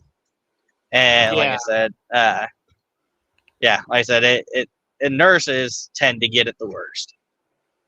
That's where I was getting at. Sorry, long drawn out rant. That's why I connect with certain people and stuff on certain things. Yeah, no, I don't have kids or anything, but I know, being in that situation, it can't be. No parent wants to have to go through that ever. I don't wish anybody through that. It's terrible. Yeah, Gambies. I don't ever just accept an answer I don't like. I don't know how well aware you are about road rage, but it's out of control now. Oh, I know. Oh, we had a guy. I actually got a guy at my job got killed over it. Yeah. Yeah. People are pulling guns and stuff out now. Yeah, there's a guy that works. He worked at my where I do, and he's a really nice guy, but he had road rage, and he walked up on somebody he had his gun out, and I couldn't believe he did it, but somebody made his rounds on the internet. He got shot you guys in Indiana may have seen it, where the guy, that guy worked for us, and he ran up on that guy in the black pickup truck and got popped in the face. I think I did see that. I think he was wearing a green shirt. That was him. Yeah, that was I can't remember. I think his name was I can't remember his fucking name. But no, he worked for us. He had a gun, didn't he? Yeah, he had a gun. He walked up to the guy. Yeah, that guy worked. I think his name was Garrett or something like that. But he worked. He worked for us, and I didn't really know him that well, but I knew of him. It's like I I recognize. don't get why people get so aggressive. Like I said it. That's the thing. The guy is the nicest guy. He was the nicest dude, and I couldn't believe that. I was like, that's not him, and it was. I was like, what the fuck? Kind of guy that would take the shirt off his back and give it to you, and then I see him in the. It's like, yeah, crazy. Yeah. Yeah. Like I said, I'll yell at people and stuff like that, or flip someone off if they do something really dumb. But like I said, for me, as long as you're like, if you use your turn signals, that's one of my biggest pet peeves. Always use your damn turn signals. Oh, dude. If you cut me off, if you have a turn signal on, I won't even be upset. I won't say 2 words. But the moment you cut me off with no turn signal at all, I'm yelling out the window at you. Oh, Lord. Yeah, it's bad down here where I live. I don't know if you ever come down this way, but yeah. I was down in Indy yesterday. But I'm up there enough too, but down in Bloomington, it's bad, real bad. Oh, I've never been down that far now. Okay. We talked about opening up if we can get enough freight for an Evansville run, and I told him I would take that one in a heartbeat. Evansville's cool. Never been down there, not once. They got a nice casino down there. That's the Ohio River runs is right there. It's a nice little riverfront area. Oh shit. Yeah. Trying to see. I don't know if you're a big gambler, but the Tropicana down there is really fun. It depends on what I'm gambling with. I buy way more scratchers and lottery tickets than I probably should, but I don't. I don't ever go to casinos. That my mom loves those, and I just never got into them. I bought 2 $10 scratch offs today and won $25. I was like, $5 profit. There you go. But then I bought $30 worth of Hoosier lottery tickets. Don't tell bankruptcy. Oh shit! I know. I've done the Powerball shit. Like whenever there's a big Powerball, like me and our little tailgate group. The last time we all like made a big pool of money and just bought a shit ton of tickets, and we agreed to split if we won. Because there's only like 20 or 30 of us. Are like, fuck. It's like I couldn't remember what the actual prize was, but everyone's gonna go home rich. Yeah, it'd be like $10 to $20 million a piece. Fuck yeah. Yeah. Well, give or take taxes. Well, yeah. But like me and the guy I was training, we were talking about the lottery and stuff, and talking about annuity versus lump sum and all that. And the construction down your way is absolute bullshit, says Gambies. It's not gonna be Gambies. Well, yeah, I think I'm like northeast of where she's from. All scratchies make me miss Puck. Puck's been in the chat a couple times, but not very often. Yeah, Gambies, if you're talking about the construction like by where I live is mostly done. It's just like when I go to work and shit, like the south side of Indy's really rough. That sucks. But no, like I don't know if anyone knows the annuity versus the lump sum. So I always thought the lump sum was just straight up, they just took all the taxes out immediately kind of thing. I didn't realize they take a chunk of the money and keep it, give you a chunk, and then tax the rest of it. Oh, really? Yeah, they don't just tax what you quote unquote win. They take a portion of it for themselves if you take the lump sum. Which I imagine anyone that wins are the ones that know that, because. So it's better than the annuity? It is if you're younger. So like me and you, yes, it would be better to do the annuity, because it's 20 years worth of payments. The options were weekly, monthly, and annually for the payments. And say like right now the Hoosier Lotto is 20.1 million. So if you take the lump sum, you're going to end up with like 6 to 7 million. But then they tax that 6 to 7 million. No. So that's with the taxes and everything taken out. So with the lump sum, it's like 12 million. Then they tax the 12 million, so you end up like 7 or something like that. Still, but if you take the annuity, it's what they do is it's a monthly amount that you get. So like it's like the first of every month you get a check. It's deposited. Well, they'll take the taxes out of that amount, but they don't take the lump sum. So they're just taxing the whole amount. So you would get so you get like you'd still get like your 8 or 7 or 8 million back. Yeah. So okay, you oh god, yeah, you'd have to do that. Yeah. So I think it was out of the 20.1, you would end up after taxes and everything. I think it was you would end up with like 12.8 or something like that. Okay. And it comes out to like if you do the monthly, it's after taxes and everything. It's $53,000 a month. Oh, that's yeah. I could do that too. Like shit. Thanks, Rage. Bye, Rage. Yep. Have a good one. But yeah, $53,000 a month, and I was like, I could plan so much out with that. And by the end, I think I calculated it up. I would have after 18 months, I would have everything paid for that I would want, and the rest I would just be setting back into savings, other than my monthly bills and stuff. Oh yeah, dude. So shit, I could do that with like 6,000 a month. So I also calculated the what it would be if you won the Mega Millions currently, which is 627 million or something.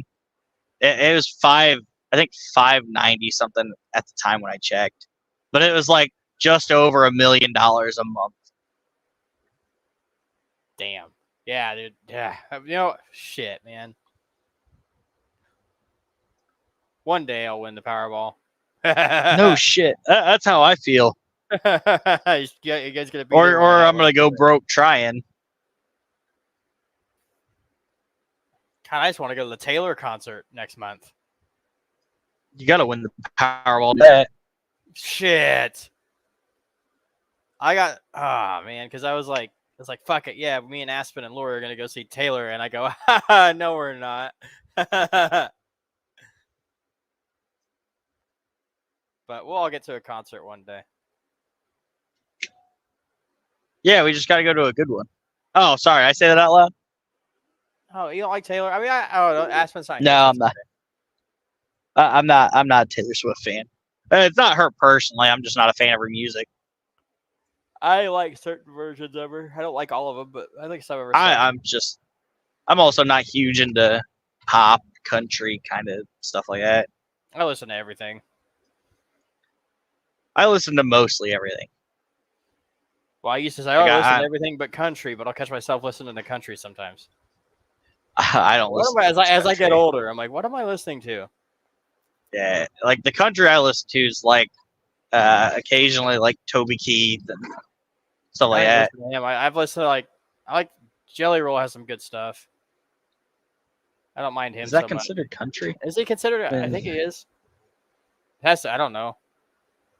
I liked his song he did with Falling in Reverse. I don't think I've heard that. I'm not big into him. I'm not. It's just like somebody I know I've listened to. Ronnie Rad, he's fucking hilarious, dude. He is. He's probably like, for me, one of my favorite artists, just because of how much he trolls people. Oh yeah. Who is this? KB said, I've been sitting here looking for new jobs all night, and I should have been buying lottery tickets. Yeah, Falling in. Oh wait, Falling in Reverse. I don't think I've listened to them Oh, either. dude, I guess it's not everyone's cup of tea. They're heavier. But I used to listen to heavy shit too. I used to listen to Askin Alexandria and stuff. They're okay. You know who that is? I know who Askin Alexander is. I think Falling in Reverse's newer stuff's heavier than that even. Oh wow. Yeah. Do you know who Alex Terrible is? No. From Slaughter to Prevail. I don't. He's in one of his songs. Yeah. That's another good one. Except he gets down in the mosh pit while he's singing. I told this story the other night. Me and my my girlfriend at the time, we went to Chicago because we like Rise Against, and fucking Machine Gun Kelly opened for him, and he was rapping, and it was terrible. That's the one. Oh, I'm thing not surprised. It was God, but that was back whenever he was like in the Eminem beef and stuff, and then he switched to like rock, and now he's not so bad as like punk rock, but whatever he does. But his rap is terrible. I don't personally like Machine Gun Kelly. I don't either. Ironically, I think one of his best songs I've ever heard was the song that he did against Eminem. Really? Yeah, that's probably one of the better songs. I like the song in Tony Hawk. He did a song that's in the Tony Hawk remake that I can't remember what it's called, but it's really good. Something Valentine. I can't remember the name. The last Tony Hawk game I played was Underground 2. Shit, they remade 1 and 2 back in 2020. I was playing it during the pandemic. That's back whenever I was shut in all summer. I remember. See, Gambies knows who Alex Terrible is. He's the shit. Like, that's like the manliest man of all bands. Okay, I'll check it out sometime. I like all music, man. Dude, he literally fights grizzly bears, dude. Like, what? Wait, yeah. Let me see this guy. You Google him. Oh, he looks crazy. Is he missing an eye? Did you go to see that Slaughter to Prevail concert, Gambies? My uncle and aunt were there.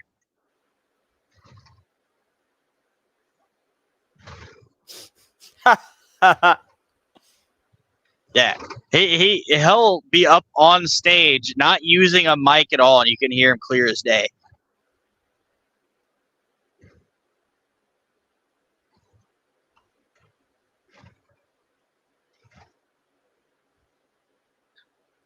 If I wasn't moving soon, we would be planning a concert trip. I think next summer we're going to plan a few.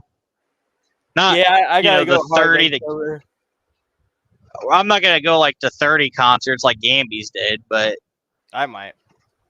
I just need concert friends. I need to get out more. Like I get out, but like I'm just tired of going to the bar and stuff. Like I need other shit to do. Football games are fun, but that's getting old too. Not that it's getting old, but I think the only time I see people. Yeah, I think Five Finger Death Punch was that concert with Slaughter to Prevail.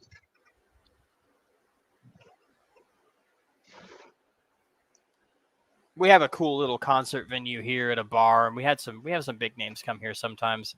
It's called the Bluebird. I got to see what else they got lined up for the rest of the year, but we've had Jimmy down there. We got a few different places in Fort Wayne. We have Pierre's, which is all right. Seldomly the Coliseum. There's another one. I think the Clyde is what it's called, and they all three put on concerts and stuff. The Mountain Goats will be at the Bluebird next month. I don't know who that is.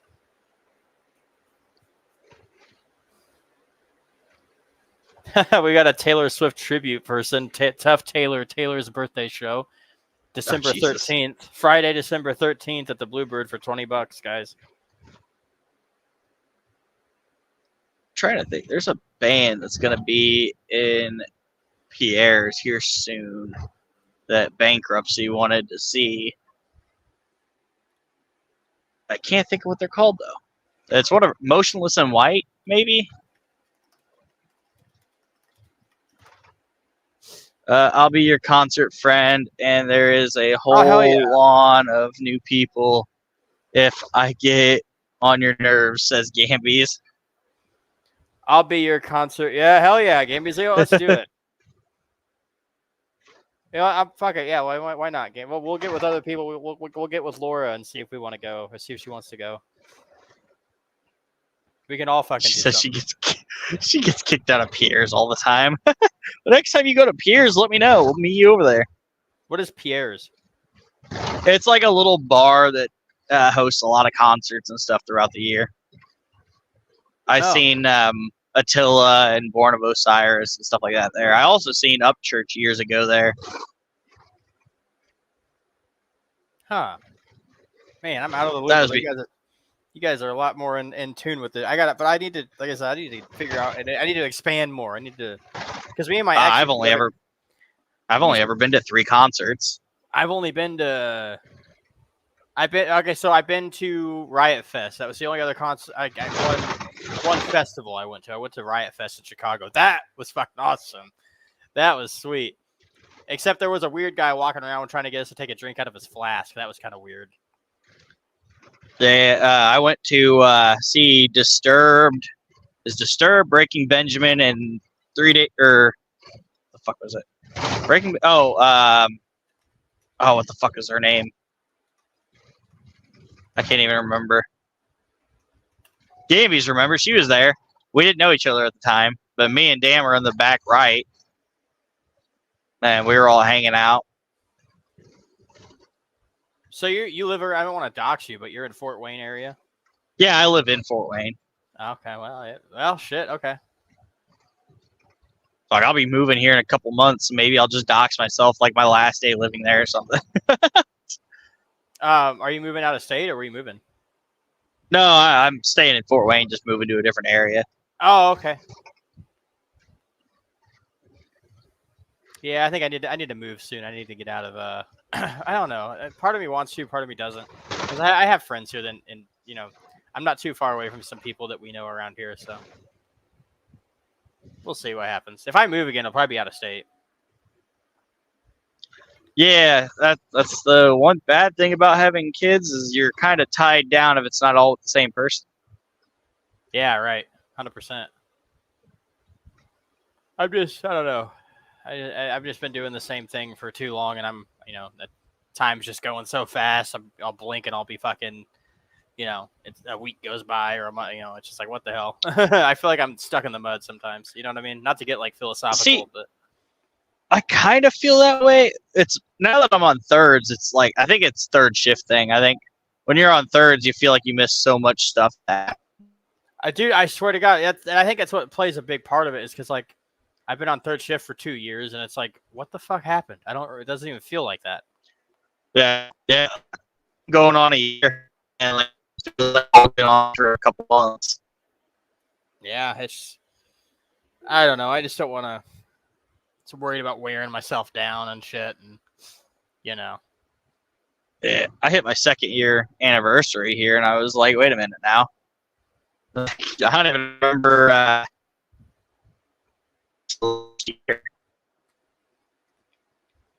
Sorry, you were. It's funny though, because I said I'm going on I just hit my 2nd year, which I say just, but it was a couple months ago now. Damn, yeah, but goes fast. Yeah, well, and that's what I said. And I was like, my boss, and he's like, oh, where's your uniform shirt? I'm like, I don't know. When are you gonna order it? He goes, what? I was like, well, considering, which I don't like because some of the shirts that we get are like weird maintenance style shirts, and I don't like them. And the other ones are polos. I told him, I was like, well, you order me some, my first year and 2nd year uniform shirts because we get 3 shirts each year. I was like, then I would wear them more. The hell and was he that? was like, oh, what? Yeah, your mic just made a really loud. It kind of blew my eardrums out. What the hell was it? It sounded like a dog barking in your butt. You're good now. My ears are ringing. That was loud. Did anybody else hear that, or was that just me?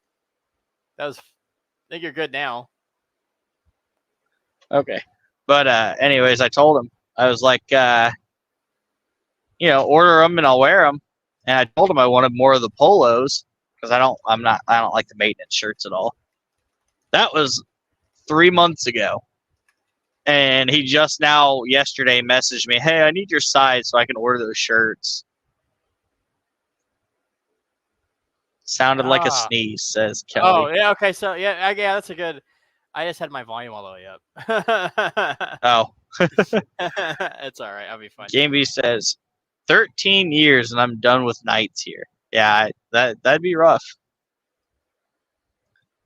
13 years you've been on nights? Holy crap. Maybe I don't need to complain.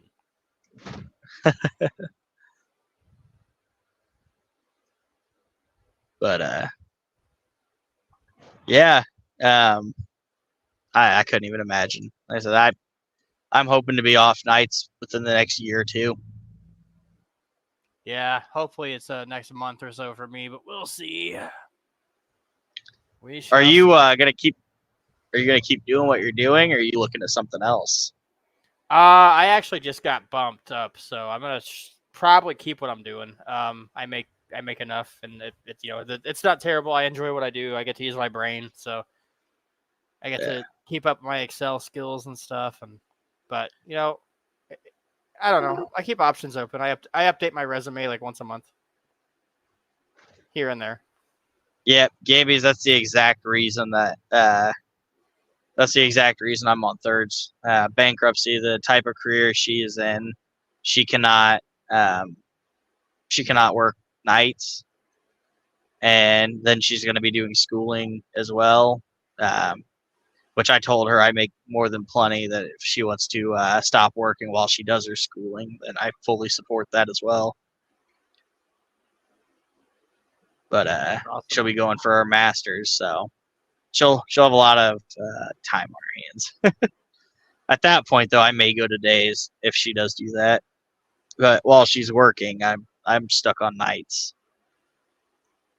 Shit. I was thinking about going back for my master's. I don't think I'm gonna do it. It's too expensive. I gotta find a place that'll pay for it. Yeah. I don't know. Well, I think we just calculated it up earlier, and once she graduates with her master's, she'll be at current rates now. She'll minimally make $70 an hour.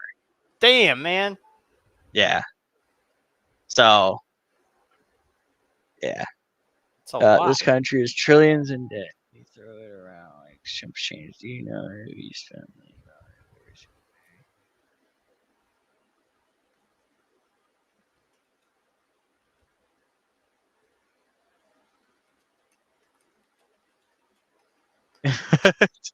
Okay, I don't know where that came from, but yeah, that's a lot of years to spend $1 million a day. I don't think I could spend $2 million and like I would have everything I want. Like, hell yeah. I would probably literally be giving money away to people. Just go up to a random bum on the street. Hey, here's 500 grand. For Hell what? Go buy a house. Don't live on the streets. And then I find out like 2 weeks later he went and like bought cocaine or something with it and went through it in like 2 hours. Yeah, there you go. Sadly, that's probably an accurate statement. Depends where you go. Extreme midget wrestling? What? That's Is that what you would spend your money on?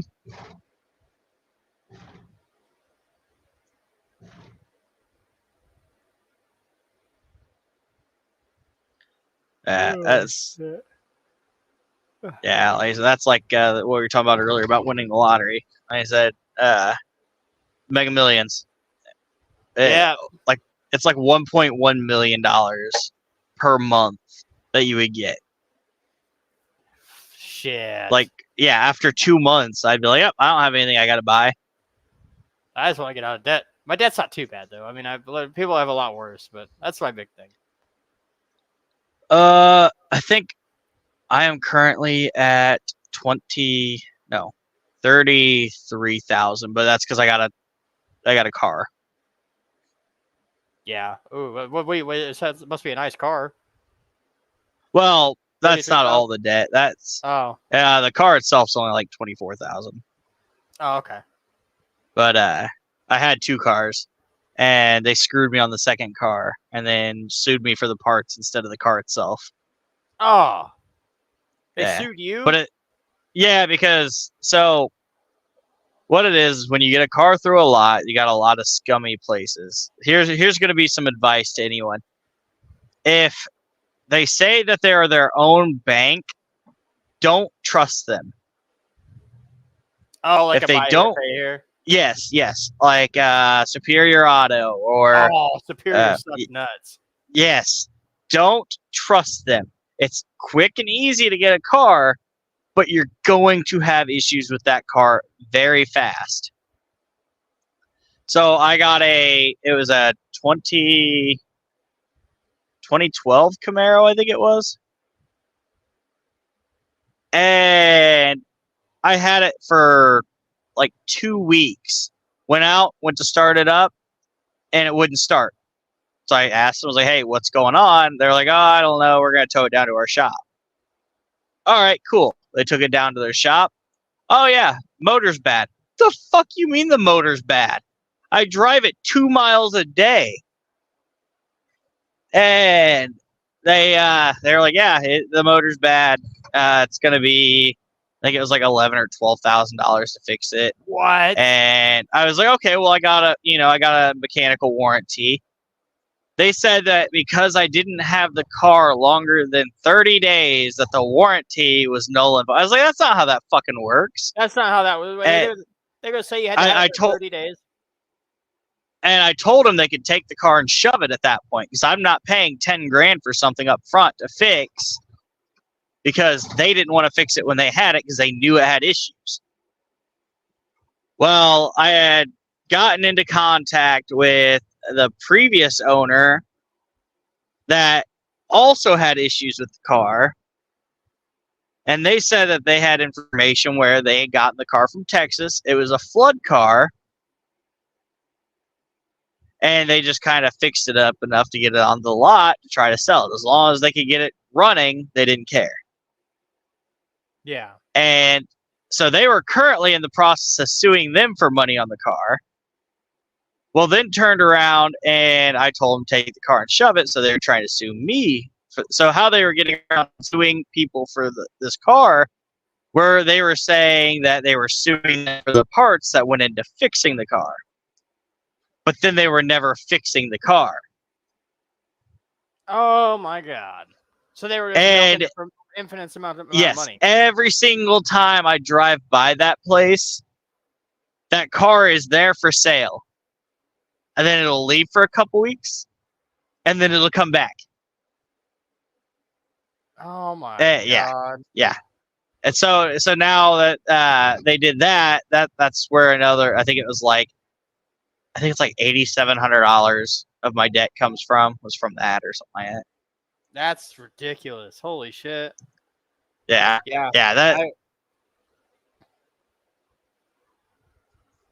That's wild. Yeah, don't ever trust buy here, pay here's. My first car was from a buy here, pay here because I had no credit, and I didn't have a terrible there was the one I went to. I got lucky, but then my Mustang I got from the dealer, so didn't get screwed on that one. But my first car was also my first car through a car lot was from a buy here, pay here, which was Superior Auto, and it was an 01 Jeep Grand Cherokee. Well, I got it. Again, had it a few months, was overheating, took it in, turned out the water pump was bad. Well, they said they fixed it. I took it home. About a week or two later, started overheating again. They took it back. Oh yeah, no, your motor's bad. We got to replace it. Well, they charged me for it, but it was like $3,000 or $4,000, and they put it on top of the car loan, so I didn't have to pay anything up front. Okay. And I was okay with that. I was like, okay, you know what? I can deal with that. It was a great car. Loved it, and turned around and I ended up drowning that fucking car. Good thing I had insurance. You drowned? What happened to it? I'll have to get the picture. Oh, no, I put it in a river. Oh. Yeah, when I say I drowned it, I literally drowned it. How did you manage that? Or did you do it on purpose? So no, it was middle of January, January 17th to be 100% specific. And I was coming around like S curves out in the middle of nowhere, where my ex lived at the time. And I was on my way to an interview, and I started fishtailing while I went to correct it, overcorrected it, and there was an embankment that was like 10 foot tall, straight off the edge of that motherfucker into the water. Oh my God. Oh yeah, scary as shit. Like literally out of nightmares. How'd you get out? Did the door open right away? So I currently believe that I rolled it off the embankment because I remember fishtailing, then swerving back, and then I kind of blacked out for a half a second, and then I remember seeing like green flash like on the left side, like while you're looking like straight, and then I remember like as soon as that happened, next thing I'm looking down and there's water flooding in and everything. And immediate reactions like unbuckle the seatbelt, throw your phone in your pocket, grab whatever you can to get out. And then, like I said, I just literally I grabbed the handle, I yanked it, and I hit it with my shoulder, hit the door with my shoulder, and it popped open. So then after that, I swam around the edge, and I believe the temperature around that time was like -4, -5 degrees. Oh. So the water was cold as shit, but my adrenaline was going. Then I walked 2 miles back to my ex's house. Clothes are frozen. Cold? Yes, clothes are frozen. My hair, it was like needles because every single one of my hairs were frozen solid. You're lucky you didn't pass out. And I knocked on the door because that's how polite I am. But I knocked on the door and she's bawling because she was on the phone with me when it happened. And I was like, of course, I'm goofy and I try to make the best of situations. And I was like, can I come in? I'm a little cold. And of course, she's like, you idiot, kind of thing. But I ended up going in. I had to use her phone to call, the police station. Called my mom. My mom said, whatever, you're lying, and she hung up on me. Oh. And I called my grandma and let her know. And I went down, and my mom didn't call me back and wouldn't talk to me until I sent her the pictures of the Jeep. Holy crap. Yeah. And it was funny because, like I said, she called me back apologizing. She was crying and freaking out. But I remember I warmed up, got dressed. I went down, met the cop there. He asked, I hate to ask this, but was there anyone else in the car? Because, if there was any fatalities or anything. And I was like, no, I was the only one in the car. And like I said, if there was other people in the car, I probably wouldn't have made it out because I would have done everything I could to get them out first, kind of thing. And he was like, well, I'm good. I'm glad I just didn't roll up on a fatality. Those are always scary, incidents. Yeah. And, I asked, I was like, is it okay, if I take a picture? And he's like, yeah, of course. It's, not very often do you see someone survive an incident like that's exactly what he said. Because he said when he pulled up, you wouldn't have known there was a car down there. Oh, shit. And, yeah, hey, Greenlee. And yeah, because you could only see the top inch of the top of the car. Oh, so it was completely submerged. Yes, basically. Yeah. Like I said, I got photos somewhere. I got to dig through. Like I said, that was 7 years ago. So, and I'll put them in the Discord and everything. Yeah, that's crazy. But yeah. So like that, and it's funny because I guess it's not funny, but that's always been one of my biggest fears. Is going off of a bridge or something in a vehicle. Oh, yeah, it's terrifying. I hate driving over the bridge to Louisville. The one which now I drive for a living, it's not that scary for me. Yeah, but still, have you been over that bridge before down to Louisville? That bridge freaks me out. No, I have not. I have been over. I don't know if have you ever been over the Skyway Bridge in Chicago? Yeah, I have. It's the one where I think I was told they did the Blues Brothers episode or the movie or whatever. Yeah, I have been over that bridge. Yeah, that one's the biggest bridge I've been over. That one gets me too, but the one for some reason the one to Louisville freaks me out. But Skyway Bridge doesn't have the tolls that it's like Chicago's toll or something. Yeah, like exactly. Yeah, I've been on that one before. Yeah, I think Chicago, that one's. though. Yeah, Chicago is nice, especially if you're driving through at like 1 a.m. Oh yeah, it's beautiful, especially like in the colder months. Like I don't know, I have a soft spot for Chicago. Yeah, I don't mind Chicago. Then again, I've never been throughout the day, so I could say that. The first time I drove through Chicago, we came in on Lakeshore Drive, and that was the first. I don't know why I never went. Like the first time I ever went up like anywhere near there was like in 2018. So I don't know. I didn't really start traveling, I guess, until like 2018, 2019. But yeah, I haven't really traveled much. The most I did that. Yeah, the most I've done travel wise is for work. Yeah. Oh yeah, I bet. I've been down to Tennessee once. Gatlinburg, Nashville. Fuck, I don't even remember it. That was so long ago, and I was just riding with an ex and her family down there. It was like some like birthday party or family reunion kind of thing, so I didn't even really get to look around. Yeah. Eastern Tennessee, that's where the mountains are. It's fucking awesome. Western Tennessee.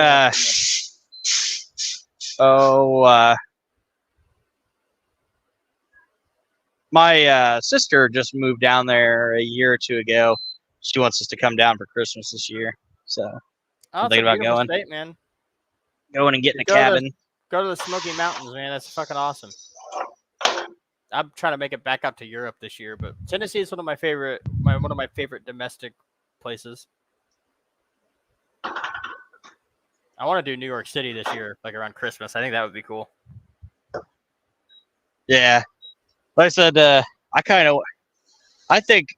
Okay, so there's going to be a lot of people coming up in October, right, for this. The hearings and stuff. Supposed to be the hearings. Yeah, I don't think people realize there's only 25 seats, but they could try. Yeah. There's going to be a lot of people trying to come up. I can afford to camp out. I live 2 miles, 3 miles from the courthouse. Oh, for Fort Wayne? Yeah. I don't think they're doing anymore in Fort Wayne. Are they not? I thought they were. I don't think so. I don't know. I'll make it to the trial because I've got me and our little troll farm group. We have some places we can hook us. They'll hook us up. That McClellan Price that we do our hard work for. That's our go out there and camp out of Ron Logan's. Yeah, we were invited. Is he still here? He was here. He was in the chat for the longest time. Ron Logan, yeah, he said we could have he said quiet hours for starting at 10 p.m. But that kind of sucks. But all right, it's free. I don't know how true that is. That guy's a partier. He said quiet hours are at 10 o'clock and baked beans and barbecue for dinner every day. Like, yeah, it's gonna get old. What was I gonna say? I was gonna say, Gamby said something about haunted houses. We could try to get a group together to go down to Indy Scream Park down in Anderson. Oh, I know where that is. Me and my ex went there before. Yeah, that's my first. Mine in bankruptcy's first date was actually there. And that's funny. That was one of our. That's crazy. But yeah, dude, I'm totally. If you guys want to do that shit, like a lot of these people from the local, like we're not necessarily local to each other, but like anyone in Indiana, man, anybody wants to hang out, let's fucking do it. Yeah, no, I agree. I think it's like $40 or $50 a person, but it's worth it because I think there's like fun. 4 or 5 haunted houses, the haunted woods. They do like a weird thing where they give you the glow in the dark necklaces, and it grants them permission to like put their hands on you and push you into rooms and shit. Yeah. And it was funny because we did that, which is funny because at the time I didn't know, but she doesn't like horror movies or anything, but she wanted to go to the haunted houses and stuff. So she got scared easier. Like I remember one instance where she ran into the family. It was literally like she ran into the mom and young children in front of us, like almost screaming, because some clown walked up beside me, looked at me, and then whispered in her ear, You have a nice scalp. Can I touch it? Oh, Jesus Christ! Yeah. Is Indy Scream Park the one that's Is that the one in the warehouse? There's like they repurposed a warehouse or something for it. I can't. I think they have a warehouse, but there's like a huge like field, and like I said, it's got the woods. It's got like a paintball arena, and because the one me and my ex went to at the end of it, there was like fucking carnival games at the end. Like you went downstairs and there was like a. No, this is outdoors.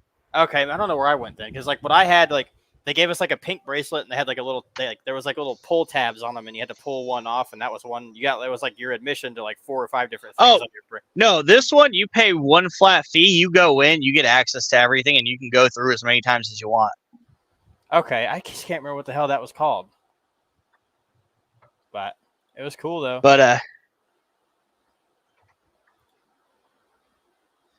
there was one where there's like it's kind of like a Mad Max kind of thing, and they were using chainsaws without the chains and stuff. Well, I was trying to figure out where Bankruptcy went because she kind of disappeared on me because I got shut into a room. Well, I'm just kind of looking around, and this guy come running up to me and swinging the chainsaw. And I don't think he meant to hit me, but he kind of like hit me in the shoulder, like on the shoulder line, like closer to my neck, like where my collarbone is. And I just kind of stopped and looked at him, and he like froze, and he was like, "Oh, I'm so sorry, man. I didn't mean to actually hit you." And I just kind of like, I was like, "Yeah, you're good." And I walked away. And like his face chainsaw, was it? No, it was like I said, it was they take the chains off of it. It was metal. Okay. But yeah, they take the chains and everything off of them. Okay, good. That could have been bad. Jesus Christ. Yeah. Oh, well, yeah. Well, some of those places do the real shit. Like there's some crazy ones out there. They don't of course they don't actually touch people, but they'll use like real. I don't know. Some of them are pretty crazy out there. Yes, always wear seatbelts, Greenlee. That's one thing I actually firmly believe in. I don't drive at all, and I won't get into a vehicle, and if I don't have a seatbelt on, kind of thing. Oh yeah. So wait, so you won't get on like a shuttle, will you? Like oh no, that's a different story. I mean, like,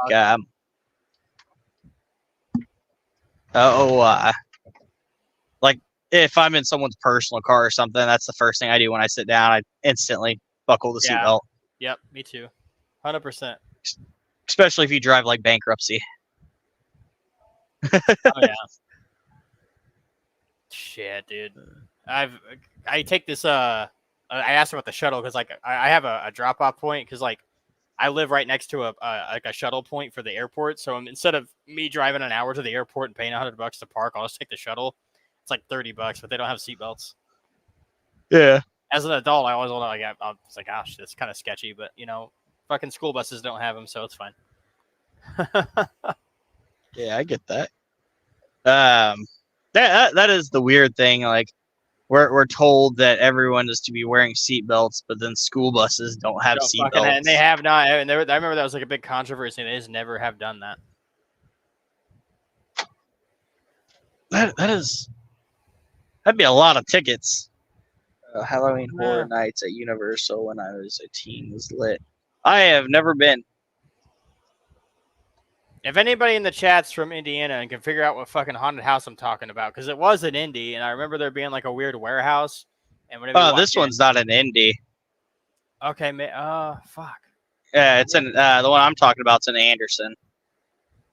Maybe it was the one. I just can't remember, but I remember they gave us a pink bracelet, and there was like whenever we were done at the end, there was like little attractions you could do. Like they had like skee ball and random shit. Like I don't know, it was weird, but yeah, they got the one I'm talking about. They got fucking beer tents. They got tenderloins. They got like just regular like fall snacks and shit. They got zombie paintball. Charles, I know who you're talking about. That one creepy guy in like Tennessee that has that one where he says he'll give somebody like $50,000 and he did. But he like wants to torture them. And you can never make it through because he'll just keep torturing you. Yep. I've seen that. Guy's fucking weird. Yeah, he's got all kinds of contracts and stuff. Yeah, you have to sign like a million waivers, and then like I remember like Yeah. one YouTuber was like trying. They filmed him. Like I guess he had like a hidden camera on or something, and he was filming him. He's like, I'm gonna finish it, and he's like, I didn't realize he just keeps fucking torturing you. He just keeps doing it until you fucking tap out. So you can't win the money. Yeah, like I said, I think they admit in it, like they'll like attempt to rip your fingernails off or something, and like you could end up with broken bones, etc. Like there's all kinds of different waivers to it. It's crazy. Yeah, it's fucking disgusting. That guy's a fucking creep. Yeah, I don't know anyone that would be okay with actually.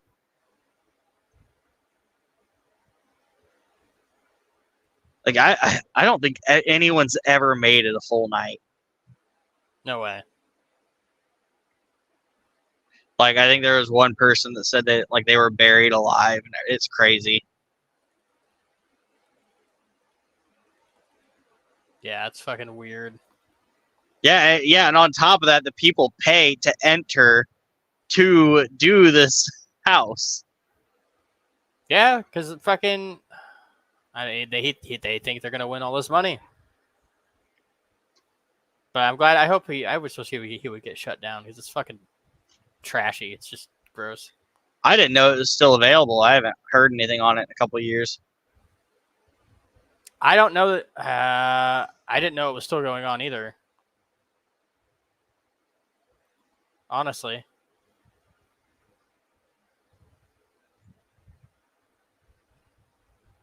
Probably makes a lot. I don't know. I don't know if he makes a lot of money on it. I imagine I don't think people anybody tried does it it anymore. Yeah, because it's probably been made, or it's probably been made, or he's been put on notice that what he does.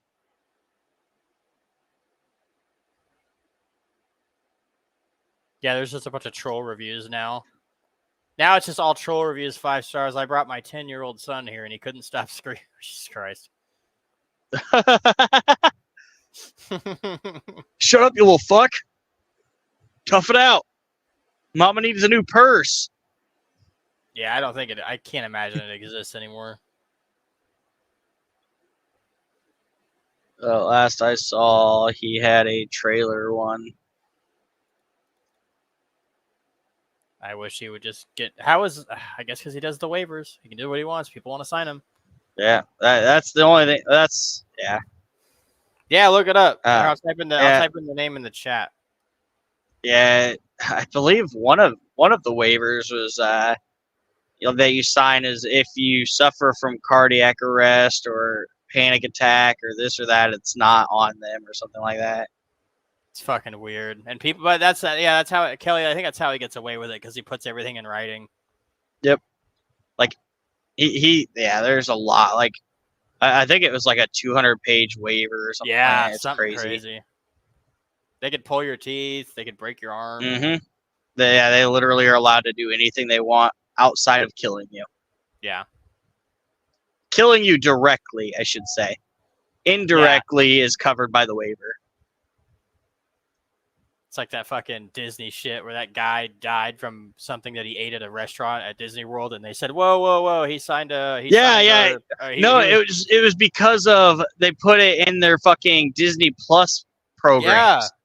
So if you've ever had Disney Plus at all, you're signing a waiver when you sign up for that, stating that if anything happens anytime, anywhere that is Disney related, you will not sue. And they fucking got away with it. It's fucking crazy, dude. It's just, I can't get away from them either. They own so much shit, and now I'm just like, what the fuck? Yeah, yeah, that's. Especially if you ever have kids, you're kind of just doomed. Oh, dude. But I don't know, they keep losing so much money because of the way they do things. It's hilarious. Oh, I know. But they own all the cool shit, so no. Yeah, I know. Like they got Hulu now. They got fucking ESPN. They've got everything. Yeah. Marvel. Yeah. Group of men punching a girl who's blindfolded. Is that still part of that? I think he's talking about the thing, the haunted house. I can't believe people actually like. What is more disturbing, the fact that people read the fucking waivers and still go through with it, or the people that do it in general? Because you know the people he's hiring are probably weird, sadistic people that just want to torture people for free. Yeah, you got to imagine what kind of fucking people you're in there with.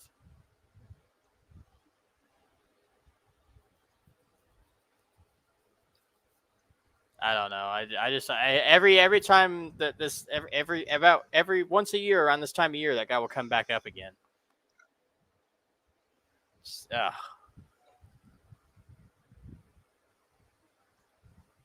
Anyway. Yeah, Kelly, I know. It's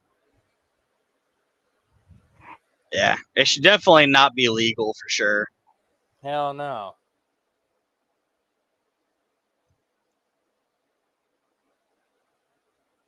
Man, still 40 people watching, but only 4 people in the chat. What's going on here? 36 of them are trolls. Just kidding. I mean, if they are, they are. I don't care. Nah, I can't imagine being well. It's probably There's some people. 36 of them fell asleep watching. There's some people that will like keep tabs on me and Mark, and it's probably some of those people. Like they watch us for hours on end, so that might be what it is. But I'm glad they're here because we take up so much of their time. Yeah. Zero is still here. What's up, Zero? Zero's cool. Zero's cool. Yep. Zero cool is cool. Yeah. But yeah, no, I don't know. I don't think I have too many people that hate on me yet. Nah, but you brought Aspen on today. You probably attracted some trolls. Oh, most likely. No offense, Aspen. I was kidding. No, me and Aspen attract trolls. Just how it is. But I try to. Yeah, I don't know what we did, but we did it. So. Kelly says, "Tell me more about this troll shit. I don't get it." Troll farm or just trolls in general? Because I could tell you about troll both. Farm.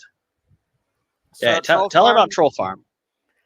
Troll Farm started because me and a few other people. It started off as like a very small group of people, like maybe me and like 4 or 5 other people. Started to call out like Delphi family bashers and like stupid people, and then they would go, like the people that we were messing with got really offended, and they were like following us around, like watching what we were doing.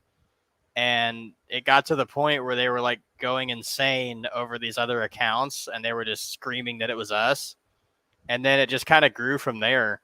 Troll Farm went from like the real OG Troll Farm went from like 4 people to 5 people to like there's probably 60 of us now.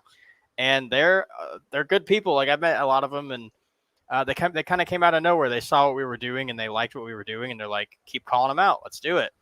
And that's where Delphi Dummies kind of came from. Ashley Schaefer. What up? There's what a up, few Don? others. And no, you're fine, man. I like you. I ain't hate watch. No,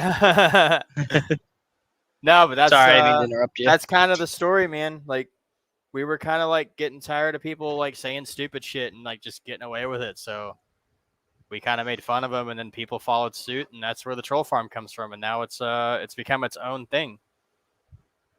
And that's why if you ever see people say Troll Farm, they're talking about me and probably like 40 or 50 other people. No, we welcome anyone. As long as you guys aren't rude and aren't. Are we for? Oh, do you need? Oh, are we like the A team? Hey, yeah. Well, what do you need? Let us know. Yeah. But no, I mean we're good people. We Aspen is a part of the Troll Farm now. There's a lot of us. Many of them work in the shadows. Many of them, they don't work in the shadows. They just don't say their real name. Like Delphi Dummies, he comes out and talks, and Ashley Schaefer's been coming out and talking a little bit lately, so that's been cool. Hey, Melissa. Twins are on. Oh yeah. Have you ever seen the other guys? Yeah, with Will Ferrell. Yeah. Aim for the Mark bushes. Wahlberg. Yeah. I fucking love that movie. Desk Pop. That is, yeah, Desk Pop.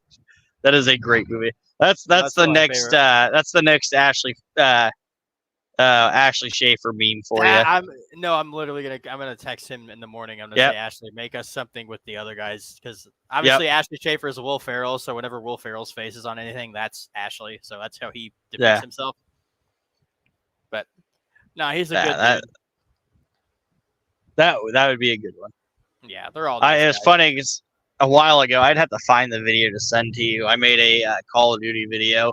It was me jumping off the top of Rust with a shotgun to that song. It says like awesome. Aim for the bushes or something like that, and I jump off the top and shoot someone in the face with a shotgun. That's a fantastic. If you guys have not seen that movie, have you not seen that movie, go watch it. Very funny. Yes, most Will Ferrell movies are good. He kind of fell off pretty hard, but I don't know. I think right around the Daddy's Home movies and stuff like that. Yeah, that was like the last. But I don't know. He's still funny. He pops out every once in a while, but I don't know if he's just not doing as much anymore. But that's a very, very funny movie. The guy that chases him, he's like, "Get back here and have sex with my wife," and he was chasing him for like a day and a half on foot. Gator don't play no shit. Step Brothers is another good one. Yeah. Ashley Schaefer put a video out of like me and him. Like I was John C. Reilly, and then Ashley was Ashley. He has a video called "I Accidentally Touched Tommy Frost's Drum Set," and it's him rubbing his nuts on the drums. That's hilarious. Yeah, he's a comedic genius, dude. That guy's fucking funny as fuck. It would have been better if it said Tommy accidentally touched Clyde. Oh, don't even. Oh, dude, poor Clyde. He doesn't even know. He doesn't even know about this. He doesn't even hear this stuff. Poor guy. No, I'm gonna ask Clyde to come on here shortly, and he's gonna be appalled. He's gonna be so mad at me. What the fuck are you talking about? Oh, it's nothing against Clyde. No, he's poor Clyde is the one going through it. Yeah. Yes, Jim Carrey is another classic. Yes, he is. His final movie comes in. He's ending on Sonic the Hedgehog. I don't like that, but whatever. He just don't like all the stuff going on with the Hollyweird and all that shit. Yeah. Yeah, he's a very OG person. He's I think he's pretty accurate in what he says. Adam Sandler his older movies were good. Some of his newer stuff just kind of like the Netflix specials and stuff like that. I can't. They're doing my favorite too. They're making a Happy Gilmore too. Mm-hmm. I might have to watch that one. Chris Farley, yeah, that's another good one too. I love Chris. My favorite currently to this day is Ryan Reynolds. Oh yeah, I like him. I'm gonna need someone to get my bail money for my house because I'm about to fight this doctor. Oh no. I actually a few weeks ago, and she actually enjoyed it. That was quite funny. I also like 50 First Dates. Yeah, it's a good one too. Anyway, guys, it's getting pretty late for me. I got to get ready for bed here. But dude, thanks for hanging out with me for a while. That was fun. Yeah, definitely. Same. You know, I don't think Aspen's coming back on. He might have fallen asleep. Well, you good thing you got 40 people in here to keep your conversation. If I like can't sleep and you're still on, I'll come back in. But yeah, I gotta finish up some stuff around the house and then try to get some sleep. But dude, if you're ever on, I'll be back. Okay. Well, let me know whenever you're. Just hit me up on Discord because I want to see those pictures too. But let me know what's going on with you because I actually like this is like really chill, so I like it a lot. But all right, guys. Yeah, that's what I like to do. But yeah, definitely. Thanks for coming on. Anytime, man. Yeah, no, I agree. Vice versa. Like I said, anytime, like I said, if Mark bounces out or you guys want me to come up, just let me know as well. I'm usually in your chat. So. Yeah, for sure. All right, guys. I'll be in touch later. Yep. Get some rest, buddy. Necessary Evil, are you still alive?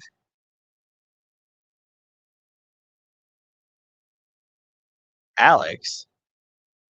Who's Alex?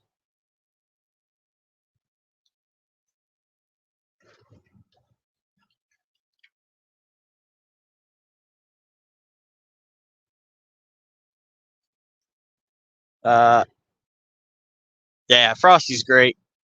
Yeah, now I got to go home and try to find these photos. That's always fun. Trying to dig through years of photos for something for 7 years ago. No, yeah, that was Frosty, Tommy Frost, aka Fire and Ice. Yeah, I know. We sound similar. When my fiance of nearly 6 years says it, then it's hard to deny.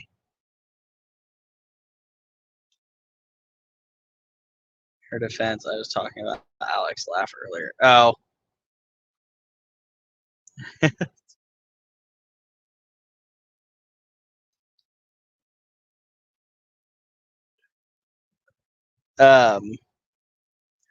Yeah, man, this has been one of my longer streams here lately.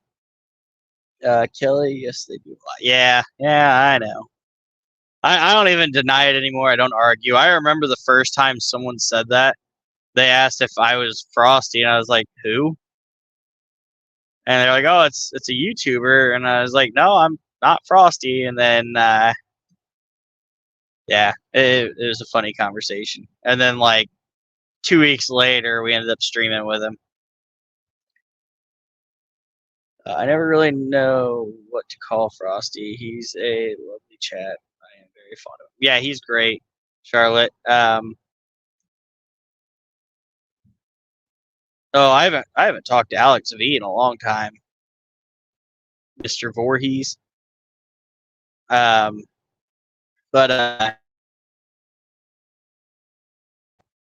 Tommy and Frosty, yeah, he goes by either one. Oh, what's up, buddy? He's in the chat.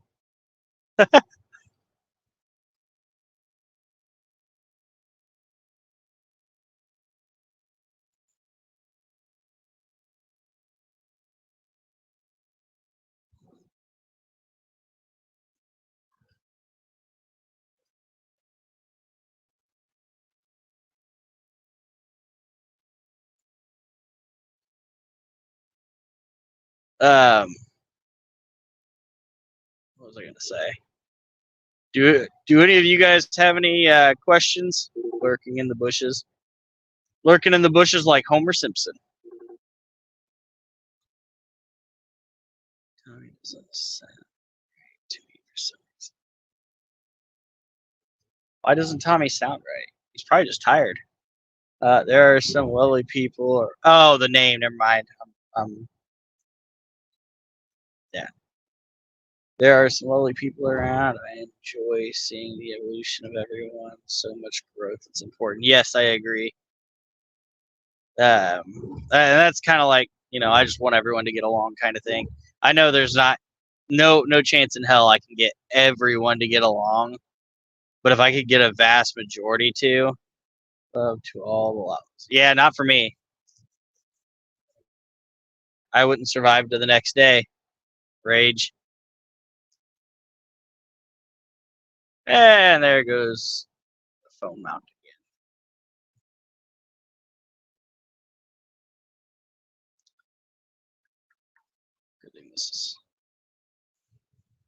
Good thing it's a red light. Especially the one that's right, Rage. Jesus. Spitters are quitters. Sorry.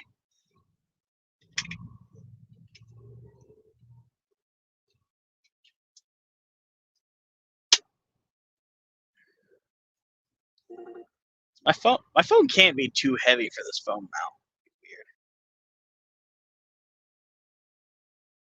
Just responsibility. Like, those who want to fight will fight. The rest of us will continue to be better humans and learn from our mistakes. Yeah, no, I agree. I was a real plonker at one point. It's so important to reflect.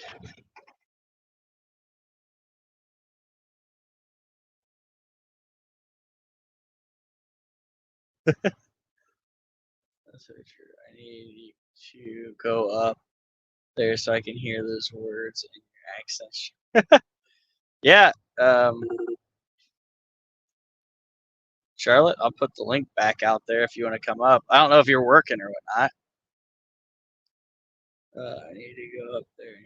I've known several that are real.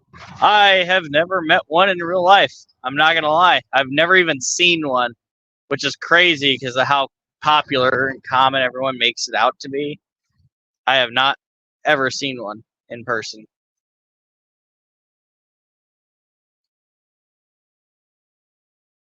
I would be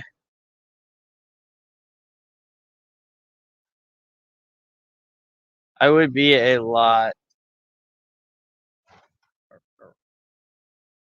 orangutan.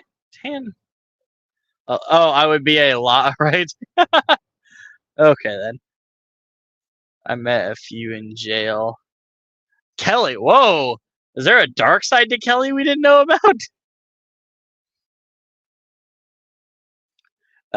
You simply need to hear Bridget Jones and apply the accent to all of my comments. Currently in a lab, maybe a little awkward to explain. That's funny.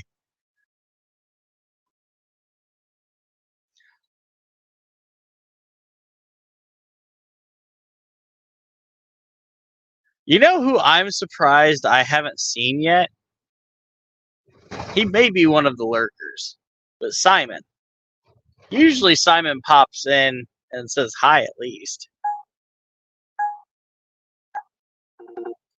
But I don't know if there was a lot of stuff going on over there, so I don't know if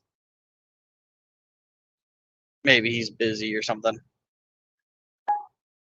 Kelly, I had an abusive. I don't know if I want to read that aloud.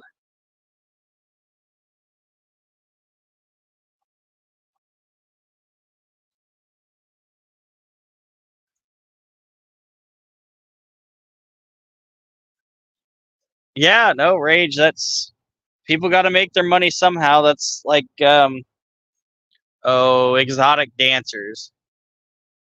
I was trying to think of the nicest way to put that.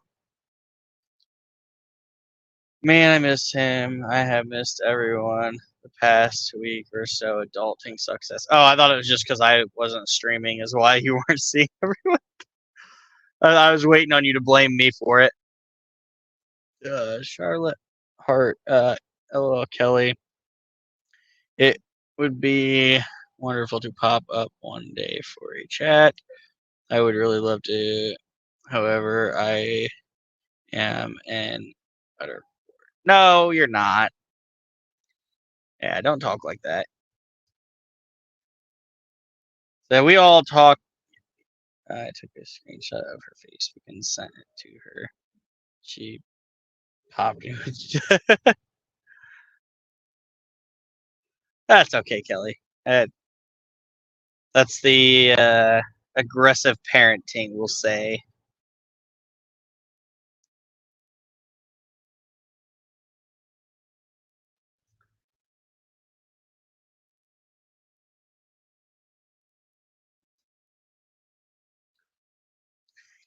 Beast. That's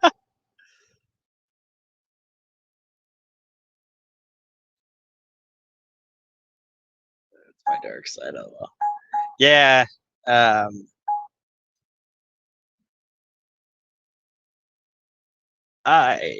My dark side is my dark side hasn't got me locked up, and that's surprising. That's me putting it nicely.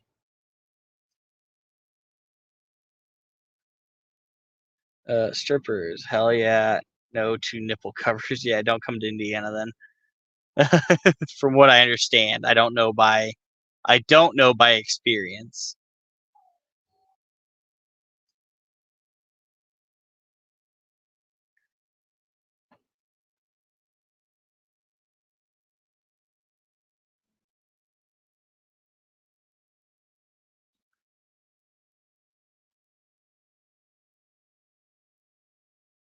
I got so many messages to respond to after this. I have luck of the Irish. No luck at all.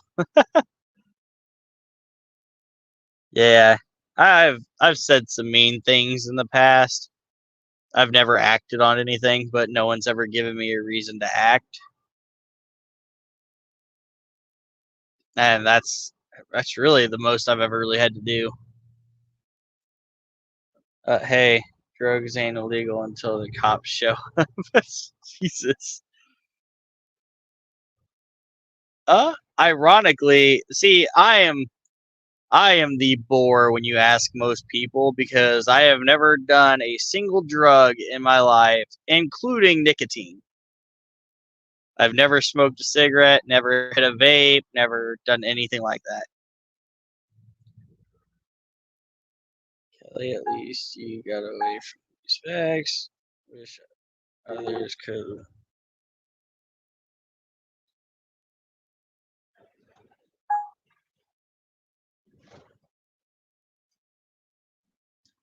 Yeah, I guess that's true.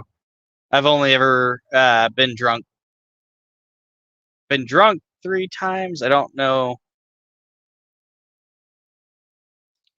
I've only ever been blackout drunk once. Well, aren't you an angel? Yeah, yeah. I have done most. I'm glad I went through that phase before. Yeah, yeah. High speed chicken feed. I confess. High speed chicken feed. I confess. Like, I don't. I don't know. I don't know what that is. I assume it's something like speed or whatever.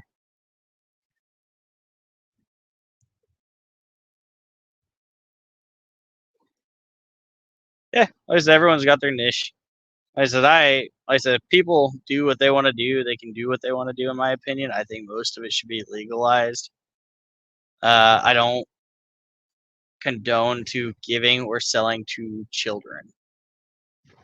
Yeah, that's what I figured. Rage, but that's where I draw my lines. Like I said, that I don't judge people for doing their own thing, but the moment people start giving it out to kids and stuff like that, that's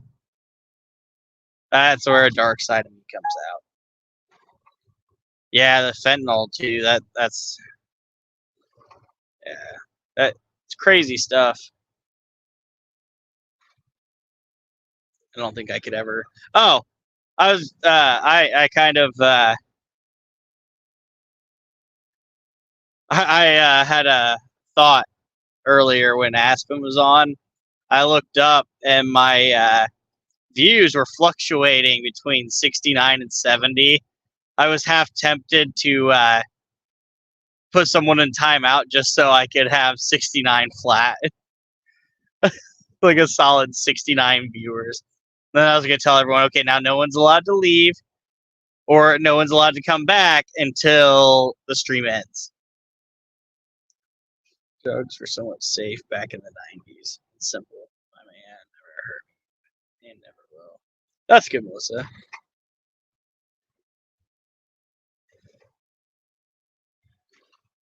I feel like most men nowadays, like, I think when it comes to, like, I don't think, like, I don't know, okay, I'm not going to say most men. I hear less and less about men putting their hands on women. And, like, I feel like it's more verbal abuse anymore. But then again, I don't see much out of my own relationship. Like I said, we have arguments, but who doesn't? Fuck, I argue with people all the time. That's not, I'm not in a relationship. The government is putting that deadly mess on the streets. Yeah, no, I could see something like that. Rage, just like that huge shipment of cocaine they found off the coast, and they weren't supposed to find it. Melissa, it is a very, very complicated process. I'm not gonna. I'm not you, Gambies. I'm not going to be reading personal stuff out or reading that kind of stuff out because I don't want. Yeah, I don't want someone getting the wrong idea. it's not really a big issue, but I feel like everyone's had some kind of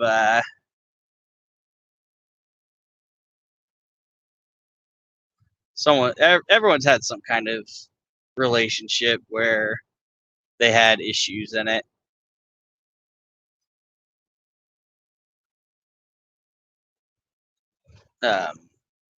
Some way worse than others. Hey, Kathy. How you doing?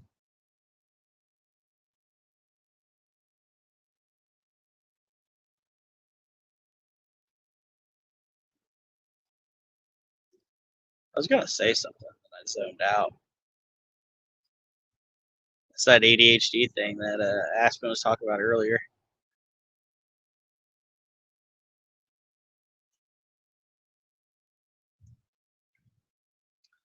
Yeah, now everyone's gonna start waking up to see the other side of the stream. We started off with goofing off, and we're back here with kind of goofing off.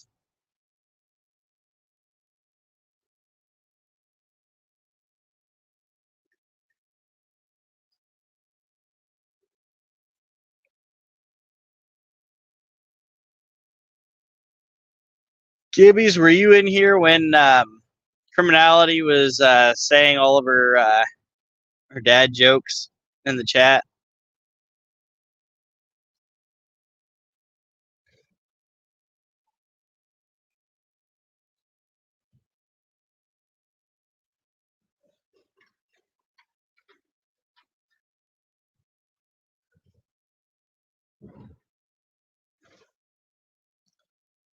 But if you think about it, everybody has addiction, whether it coffee, sex, chocolate, eating, etc. Yeah, everyone's got. Yeah, I agree.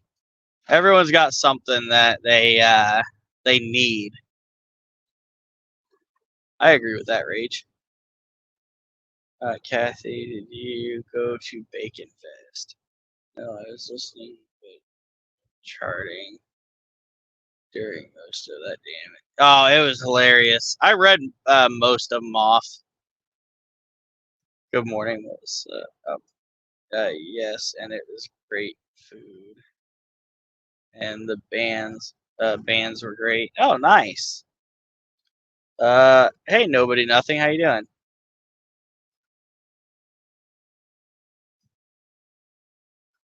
Fact checkers are owned by the same ones, feeding the narratives.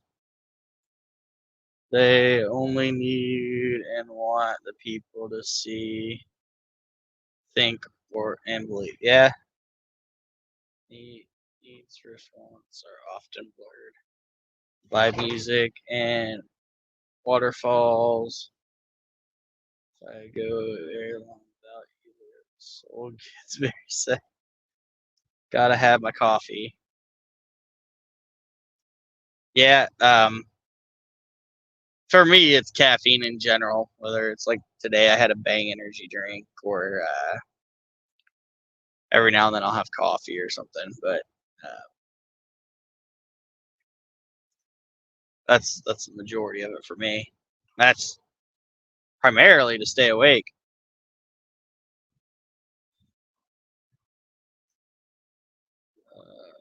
Jinx rode a pig. I heard about that. I think she posted the video. What?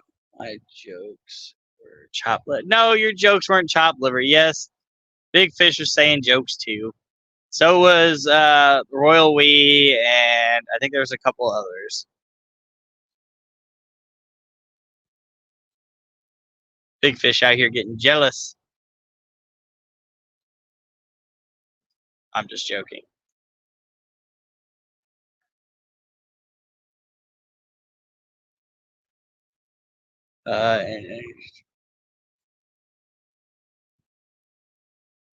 Yeah, I drink a Bang Energy for the first time in 3 years. It was it actually wasn't as bad as I remember those being. But like I said, the zero sugars and stuff, like I said, it's like fuck it, why not?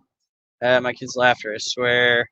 I agree. Like I said, if I went without hearing my youngest laugh, it would be like I said. There's like so it's weird, but like sometimes. So if like say bankruptcy picks up my youngest son and they got to stay out longer than what it takes before I go to work, I will literally go all day without seeing him at all. And he not only does he get upset, like I said, it bothers me as well. Because like I said, I like to, I get a few hours a day to play and hang out with him. So it's like I try to enjoy those times while I can. And yeah, like I said, he's just got, the best like smile and giggle there is.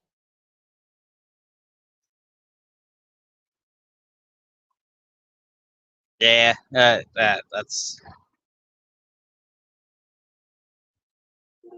yeah. Trust me, I had those thoughts run through my mind back when we were told he wasn't going to make it when he was in his coma, and like the thoughts of possibly never hearing him laugh again and everything.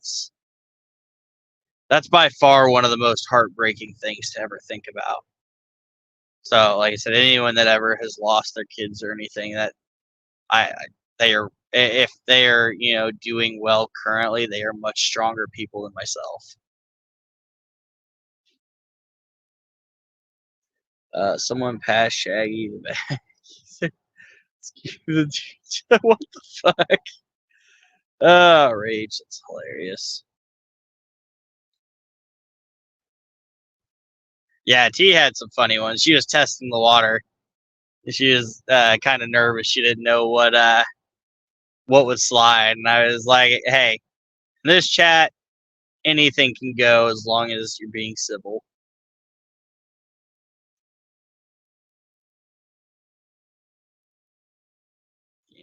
And my son 25, but I don't care. Oh, yeah, my oldest is 8, so I got a long ways to go for that. Not ready for it though. Not ready at all.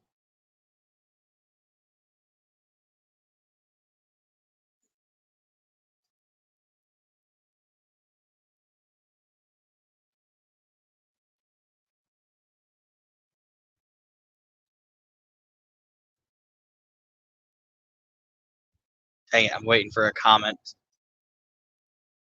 Someone comment. I need someone to comment on comment. Like I need to comment on a comment.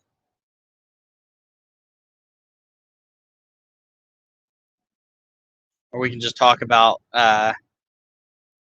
fiends saying how weird things are weird, when they're weird, how they're weird. Doesn't matter how old they are, they will always be your baby.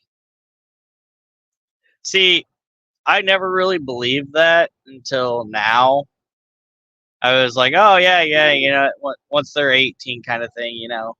But it's like, yes, I'm going to push for them to be better people, but at the same time, it's yeah, Fiend is great.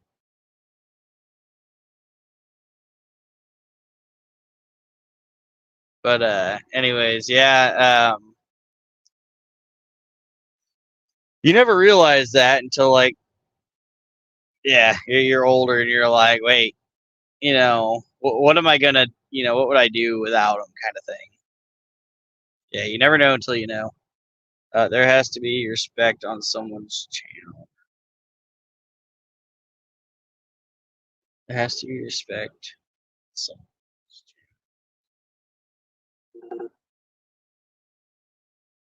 I think that's a compliment. Not quite sure.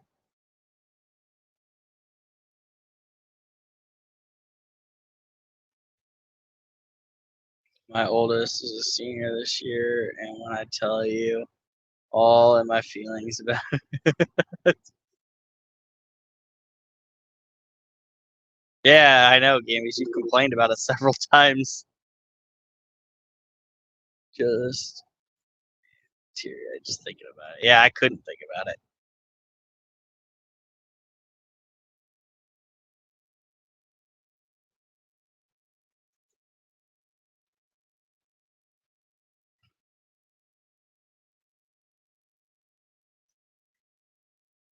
Oh, it'll be okay, Gambies.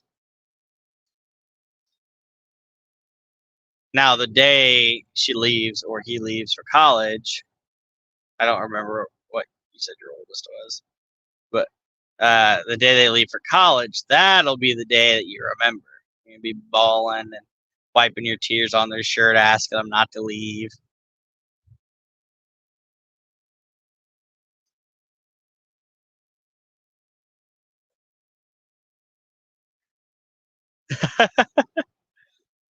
I'm right, though. You know it.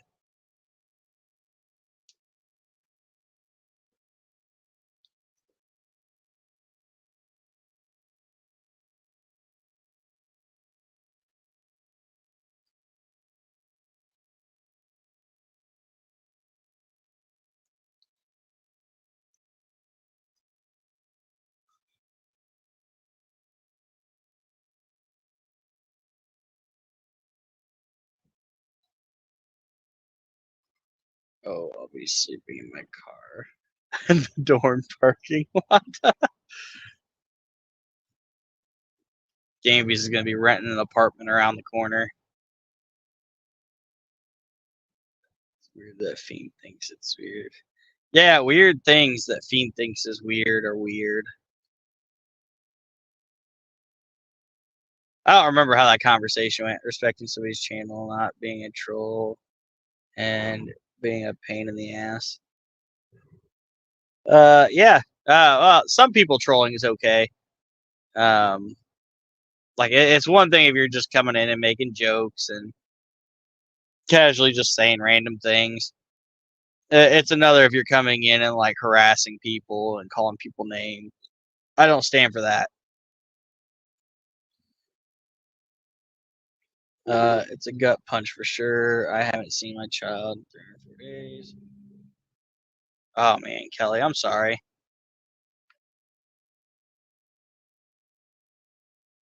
Hopefully things turn around.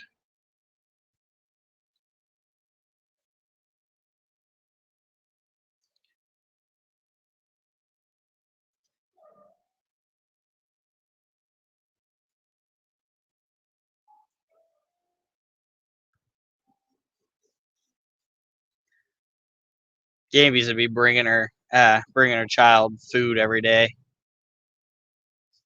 How'd you sleep? You miss me yet?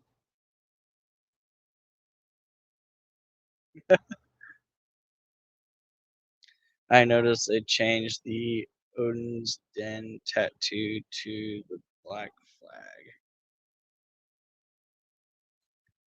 What are you talking about, nobody?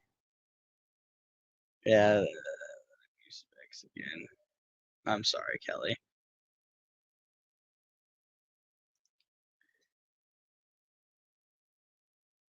I don't want you to go into too much detail. I don't want any weirdos getting any ideas or anything. Wait till you have grandkids. Oh man, I don't talk about that, Kathy. I got a long ways to go.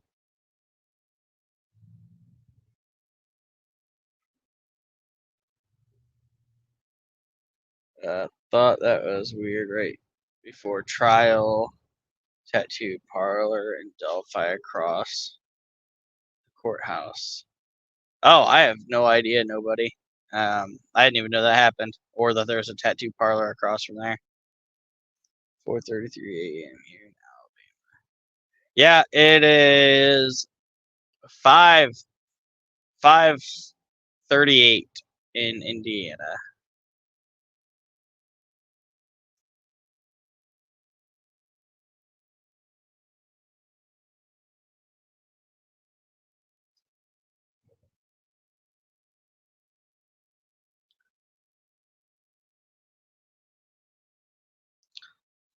The Odin's Den type 2 shop.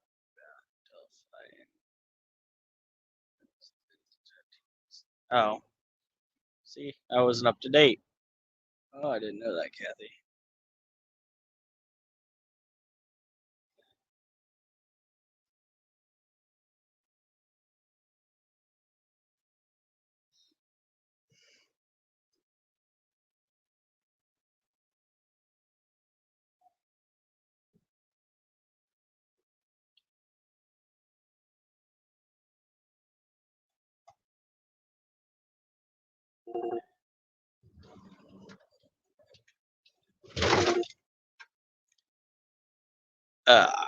Gambies, are you down to go to Indie Scream Park in October?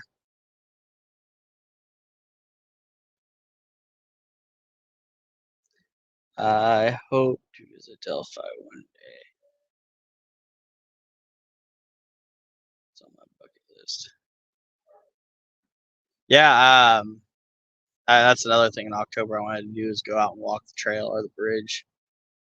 Yeah, Tommy said he'd go too. We can try to get a group together. I know Bankruptcy loves haunted houses and stuff like that. They do it all the whole month of October, so we got plenty of time.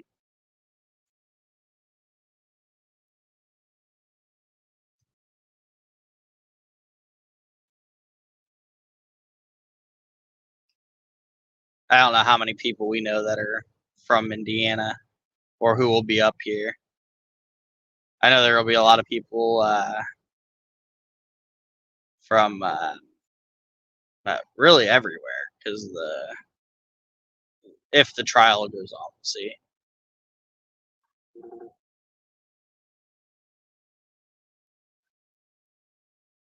Yeah, from the sounds of it, it doesn't sound much bigger than my hometown, which is or my ex hometown, which is Van Buren, where Weaver's Popcorn is located. And there, it's like 2 miles across both ways.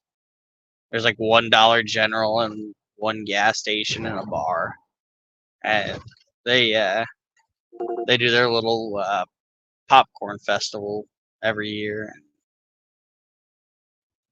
which kind of sucks now. Not gonna lie, it used to be good.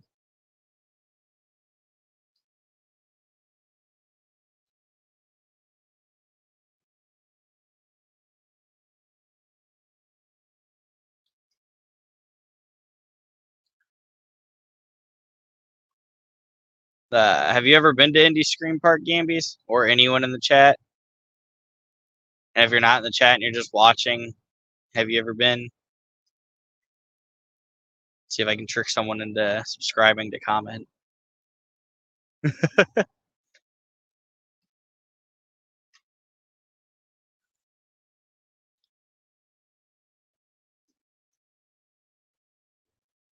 Nope. Oh.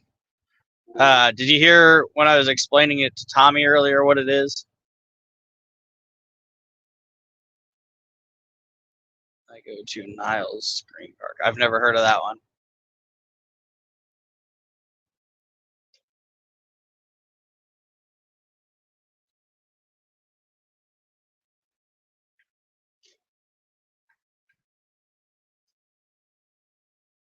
Yeah, it's pretty cool. I think they got the website up right now. But last year I looked it up. Definitely excited to go. Yeah.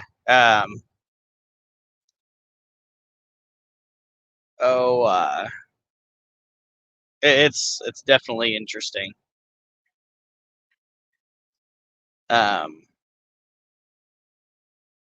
They're playing like a Halloween music the whole time throughout the whole park. The trails are pretty nice. There's a Weaver Popcorn and Richmond too. It's where they filmed Hosier. Huh, I didn't know that. But yeah, the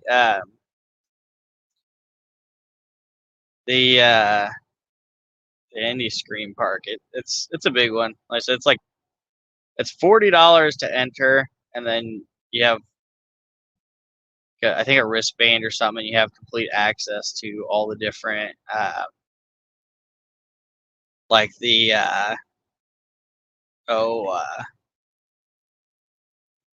yeah, the haunted houses and then the haunted trail and all that stuff. And then I think you got to pay extra for the zombie paintball. Hey, Ruckus. Good morning. How you doing?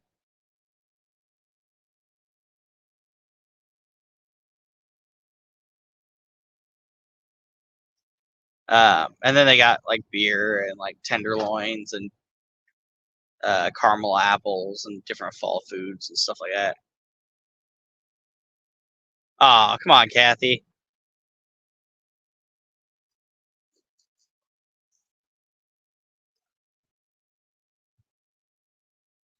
Oh, we're doing it all. No, the paintball is it's there's a bunch of people that are like dressed up as zombies that are like actors and stuff, and you shoot at them. Unless they changed it, I'd have to see. I would happily go and play paintball. I never have. I imagine it can't hurt too much worse than BB guns. Which is not, and I'm not meaning airsoft. I'm talking about like actual like copper lead BBs. But we used to go around shooting each other with those, and when I was like a teen.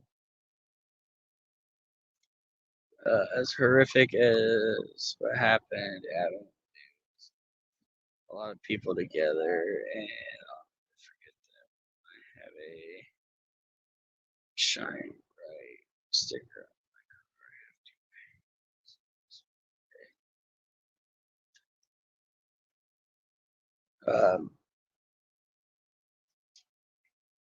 Yeah, Kelly.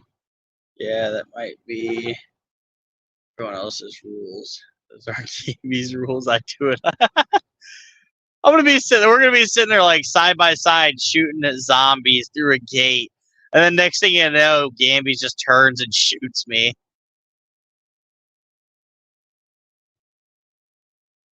Gambies don't take it.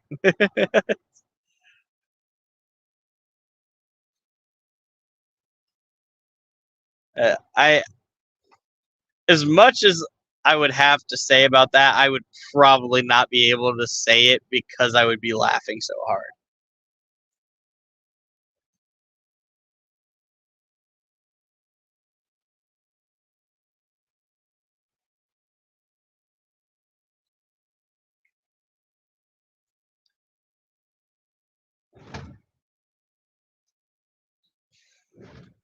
Um,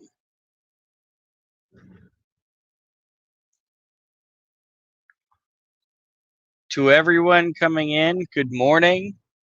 I am about back to Fort Wayne.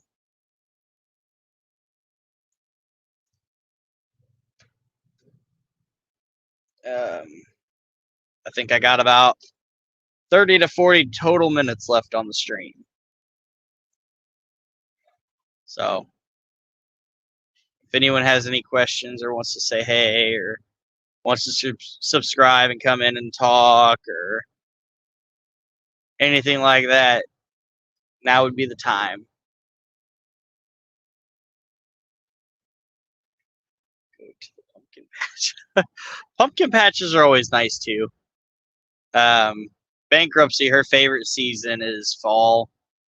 And ironically, she loves everything about it except for she will not watch horror movies.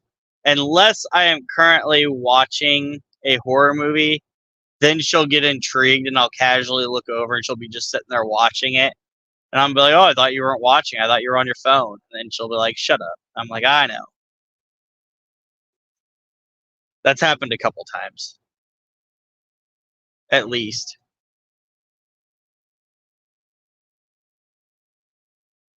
I'm about to get one of them 12-foot skeletons and shout year round. Yeah.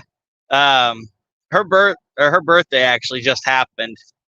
And she's huge into Halloween and fall season, but she's also into Hello Kitty real bad.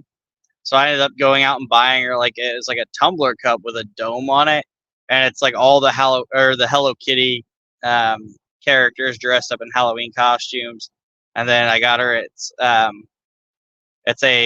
Hello Kitty like in a pumpkin hand pump for soap. Which don't sound like great gifts, but that's the kind of stuff she likes. So get a Santa costume, Easter bunny, maybe a bikini or two.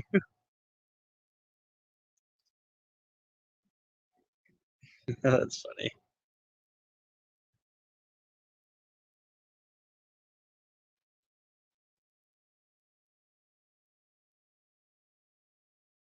And then, like, if it's a neighbor you don't like, get like big spotlights to put in its eyes.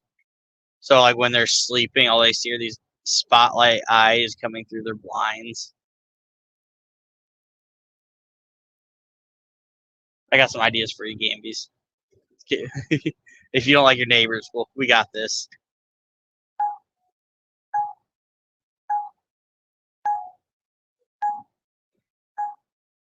I'm about to move. I think it would be a great way to introduce myself. You're about to move as well? Drop a link. Uh-oh. Uh-oh. Right.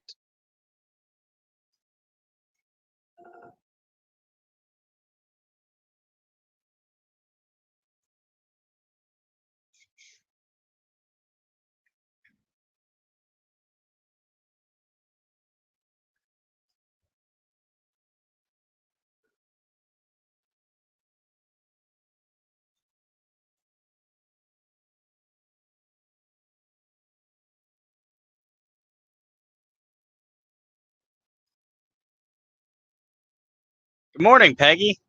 Glad to see you again.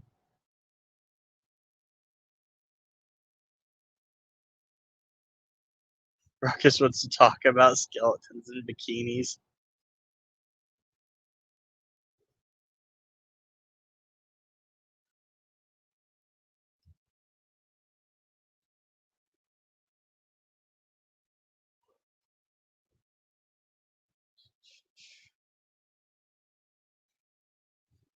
I hope you've seen the Link Fest. Oh, there he is. Okay.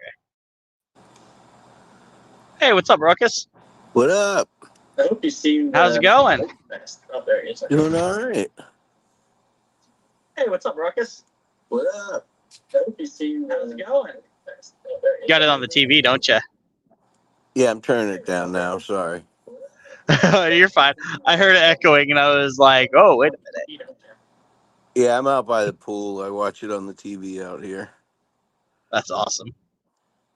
What's going on with you?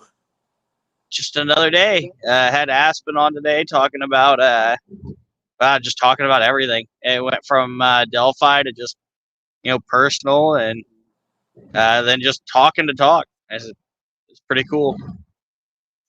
Right on, dude. I appreciate you checking up on me the other day. Yeah, I didn't hear from you for a minute, so I was like, I wonder how he's doing. So I figured I'd check in. I try to. Go ahead. I'm sorry. Oh, I try to. I just try to check in on everyone, especially if I go a week or two without talking to someone. I felt bad because I went, I think, like almost 8 days or something without streaming because I was training. So. Oh, did you change jobs? No, I was training someone here. Ah, I got you. Nah. Currently, I'd be an idiot to change jobs. Yeah, well, if you got a good gig, stick with it. Yeah, that's kind of where I'm at. So there's nowhere else. Which, being the trucking kind of environment, how it has seniority roles, etc.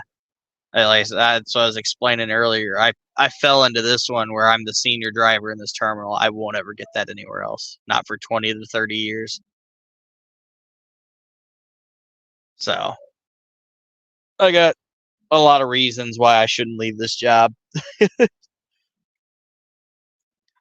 I heard you were streaming this upcoming Saturday.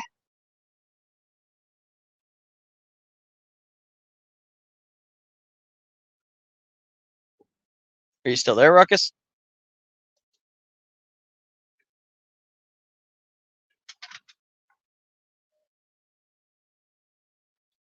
Can you hear me? Yeah, I can hear you now. Okay, hang on. My phone keeps going on sleep. Hang on, let me fix that real quick. You're fine. Gamby's you make too much money. I don't think you would want to be a truck driver.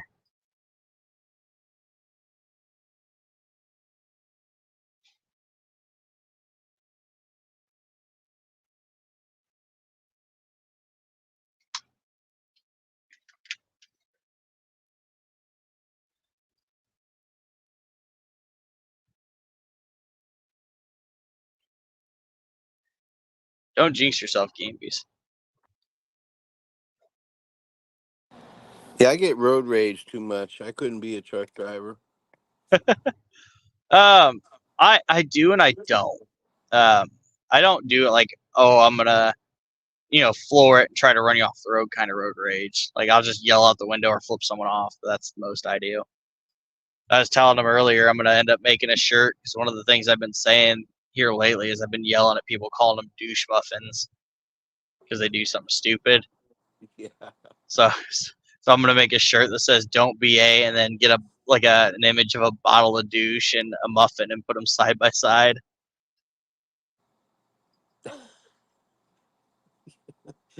What are you gonna make, like a little handheld poster? No, I got a merch line right now. Oh, no shit. Yeah, it's connected through my YouTube channel. Gambies was looking at it earlier, which like one of my favorite shirts I got right now. It says "I'm sorry" on the front. It's like "I'm sorry." ... And then on the back it says "I'm sorry that you're a bitch." And then it's got a picture of like my bobblehead with me flipping off the camera, essentially. Oh, okay. Yeah, it's just goofy stuff like that. Oof, that person's tire's flat. Better get off the road, dude. But yeah, I can go through and on this website I can make whatever merch I want on there, and it'll post, and people can just order from that website. Nice. What's it, like a little third party thing? Yeah, kind of. What you do is, which I can send you the link later. But what you do is you just go in and they ask, okay, what's your channel name? And if you have which like you have way more subscribers than I do, so you would automatically get approved. But they go through like 24 hours and check, make sure that you're still doing content, make sure that you got a certain amount of subscribers. Once they do that, then they go through and they allow you to, you can do like cups, socks, shirts, sweatshirts, coats, all kinds of different stuff. And then you can put your logo on it and you can put whatever phrases you want. Cool stuff like that. Right on. I Are people gotta. buying from it yet? I think I'm the only one that's ordered from it, but I ordered my. It's funny because I ordered my grandpa's shirt, but then I figured out a different way to make the shirts to where there's like no black outline or anything, like to properly cut the image and everything. Oh, okay. But so I ordered my grandpa's shirt. Well, then I figured that out, so I deleted those product lines and created new lines. So my grandpa's got like a one of a kind shirt on the way. So it's kind of funny. Beautiful. How'd it go with Dude. Aspen? Was Aspen on last night? Yep, Aspen was on. He was actually on here for a while. He was an hour and 6 minutes late. That's Aspen. Yeah, that's what I heard. But and that he ended up being on here until like I think it was like 2:30 in the morning or something. Yeah, he's a good dude. Yeah, he's great. Like I said, it started just everyone asking questions about Delphi and just talking in general. And then it went from talking about Delphi to he asked, how I came into Delphi and then the YouTube thing. And then we just started talking and we ended up going way away from Delphi. It was funny. Well, there's not much going on in Delphi. I mean, the litigious shit, yeah. But I mean, there's really nothing new. Yeah. And that's kind of like where it's at. Like I've just been asking questions because I was trying to see everyone's kind of side of it, and why they think what they think, more or less because I'm just curious on the human aspect of it, is why people think what they think. Right. And that's why I said like I've talked to you in criminality, Mark and Fien. I know Tommy's side of it. Then, like I said, Aspen. I haven't talked to many people from the defense side, actually, really at all, other than Fien. And then I also had Travis, the attorney, on here. the one day with Fien as well. Oh, cool. That guy from And, Texas? Yep. Getting the legal aspects on everything. Yeah. Now, is he a defense attorney? He's a defense attorney for law enforcement. That's what he said, I believe. Okay. I've seen him before, though. He's pretty smart. Yes, he is. Yeah, he knows his shit when it comes to the legal stuff. Yeah, he definitely. I don't want to say he scared me. He was more like it kind of shocked me because there was one point he told Fien just to shut up and listen because he might actually learn something because he's a smart guy. And I was like, oh, we're having this conversation. Yeah, here we go. Yeah. Here we go. But it all in all, Fien listened, and it like I said, it went super well, and in the end, it was great. It was a good chat. And then tomorrow I have Mel Cold Truth coming on and Adrian coming on, and they're going to be talking about like the sacrificial stuff, which Mel already said she thinks it has nothing to do with the case at all. But it's always nice to go and talk about some of that stuff that does happen. Yeah, sure. Mel's cool too. Yeah. So yeah, I'm meeting all kinds of new people that I've. Like I said, she just randomly popped up yesterday in the chat, and I didn't know who she was at all. And Fiend's like, "What? You don't know who that is?" I was like, "No, I don't." I started here not knowing anyone. Well, you're getting to know him now. Yeah, I'm definitely. And people apparently are getting to know me too if they're popping into the chat like that. Yeah, that's cool. Uh, You have a good format, brother. Yeah, I'm trying to keep it that same way too. I want everyone to be civil and just be able to talk. Yeah, good luck with that. Yeah, no, I know there's some people that it's not going to be that way with. But I haven't really been doing much. I'm working on other cases, and I don't know what the hell I caught. It wasn't COVID, but I was down and out for a couple of weeks. I had to go in the hospital and everything. It was a fucking pain in the ass. Yeah, I wasn't going to mention that because I didn't know how many people knew or anything. But how are you doing from that? Doing all right. Doing all right. I had a small bout of pancreatitis is what they figured out is what it was. And dude, that's That's rough. That's miserable as fuck. But Yeah, I couldn't imagine. yeah, and at the same time, I had this fungal lupilitis. I've been coughing up brown shit, and forever. I mean, for like weeks. So, but I've been working mostly on other cases. I was going to talk about Richard Allen. Just basically shut the fuck up, Richard. If he kept his mouth shut, he'd be in a lot better position right now. I feel like that's most cases though. Like it ends up with someone saying something stupid. They're like, wait, did he really just say that? Yeah. I don't understand somebody that confesses that many times. Now they threw a big number out, 61, and they're I calling heard it them was more than that. I heard 61 was the direct confessions. yeah. Yeah, well, that's what I mean. I know there's more, but they're saying 61 of them were direct confessions. And yeah, I'm getting better, Cambies. Thank you. Um, and it was painful. It was painful as all get out. Jesus, I suffered for a week before I even went to the doctor. But he's just he's not doing any favors to his defense team by doing this.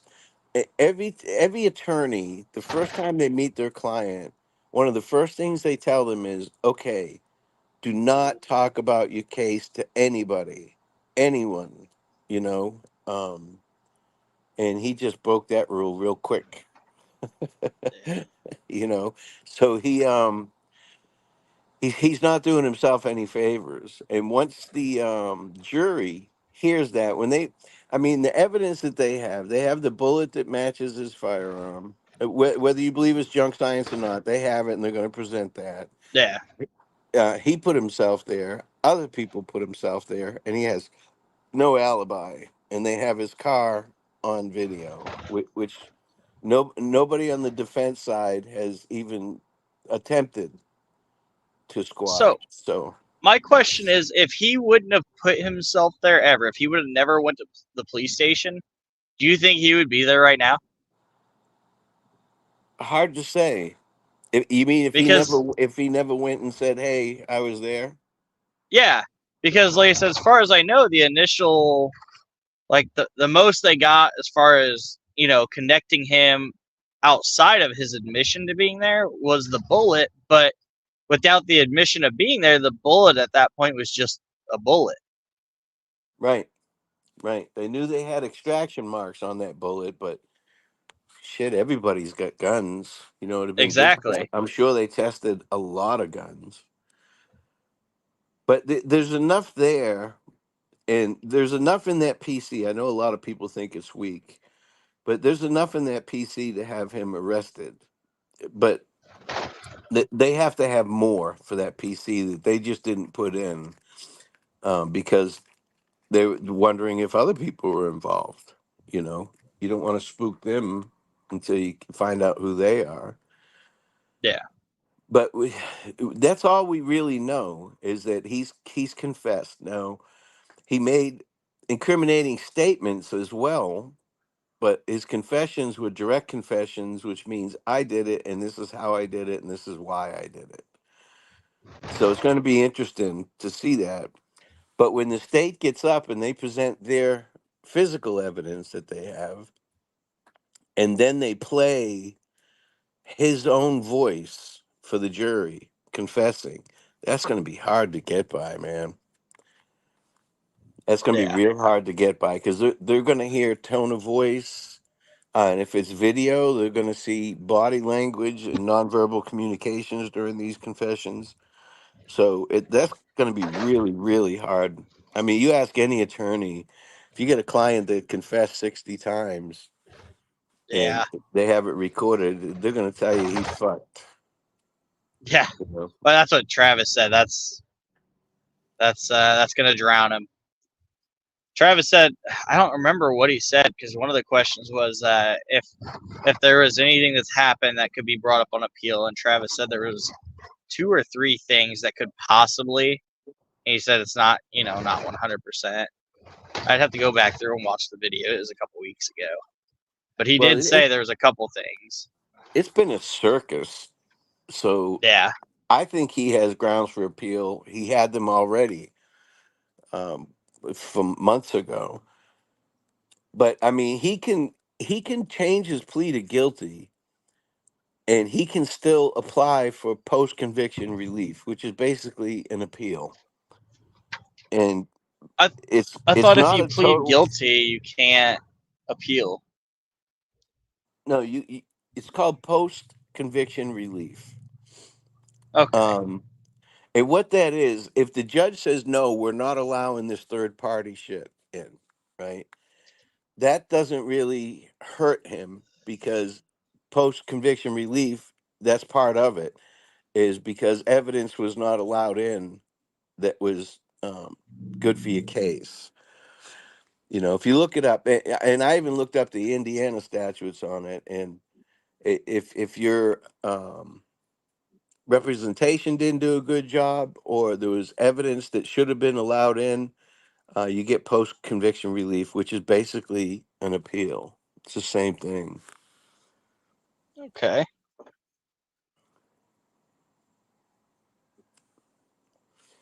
And Um. that happens a lot. Now they haven't put the death penalty on the table either yet, which is surprising to me. I thought that they would have had the death penalty on the table. If they're positive they have the right guy, that would speed along the process of a plea or something like that. But for some reason, they decided not to put that on the table. I mean, Yeah, that's anybody looking at this case, on the surface would say that yes, if any case deserves the death penalty, it's this one. Yeah, for sure. You know, but Indiana, they really since 1970, they've only executed like 9 people, and 7 of those were in 1992. They had a banner year. You know. So Yeah. it's not like death row is anything big. You're actually better off on death row than you are on the compound. You know, you get treated better. You're not there for punishment. You're there to be warehoused until they can execute you. So it's a whole different ball game. But I was listening to someone's show the other night about, well, he was in solitary confinement and then he wasn't, and then he was back in solitary confinement. He never left that physical cell. His status just changed.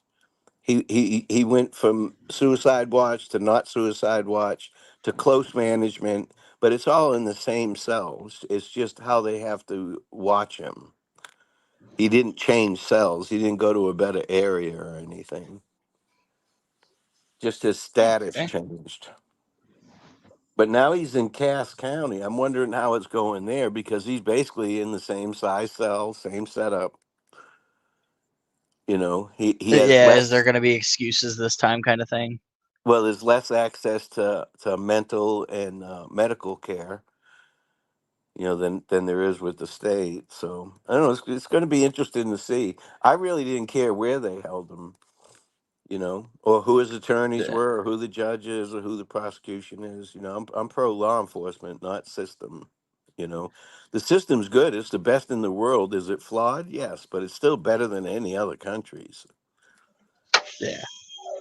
But damn, dude, Nope. 2 years. You know, I've seen it. Now I've seen people stay in jail or in prison for over 2 years waiting on trials or retrials, and but in a case like this, it just seems like that it should have gone faster. But his attorneys in Florida, you have to waive your right for a speedy trial. You automatically get one. The second they put cuffs on you, the timer starts, and it's 70 days. Now in Indiana, you have to Dang. waive. You have to apply for a speedy trial. So they could have done that at any time.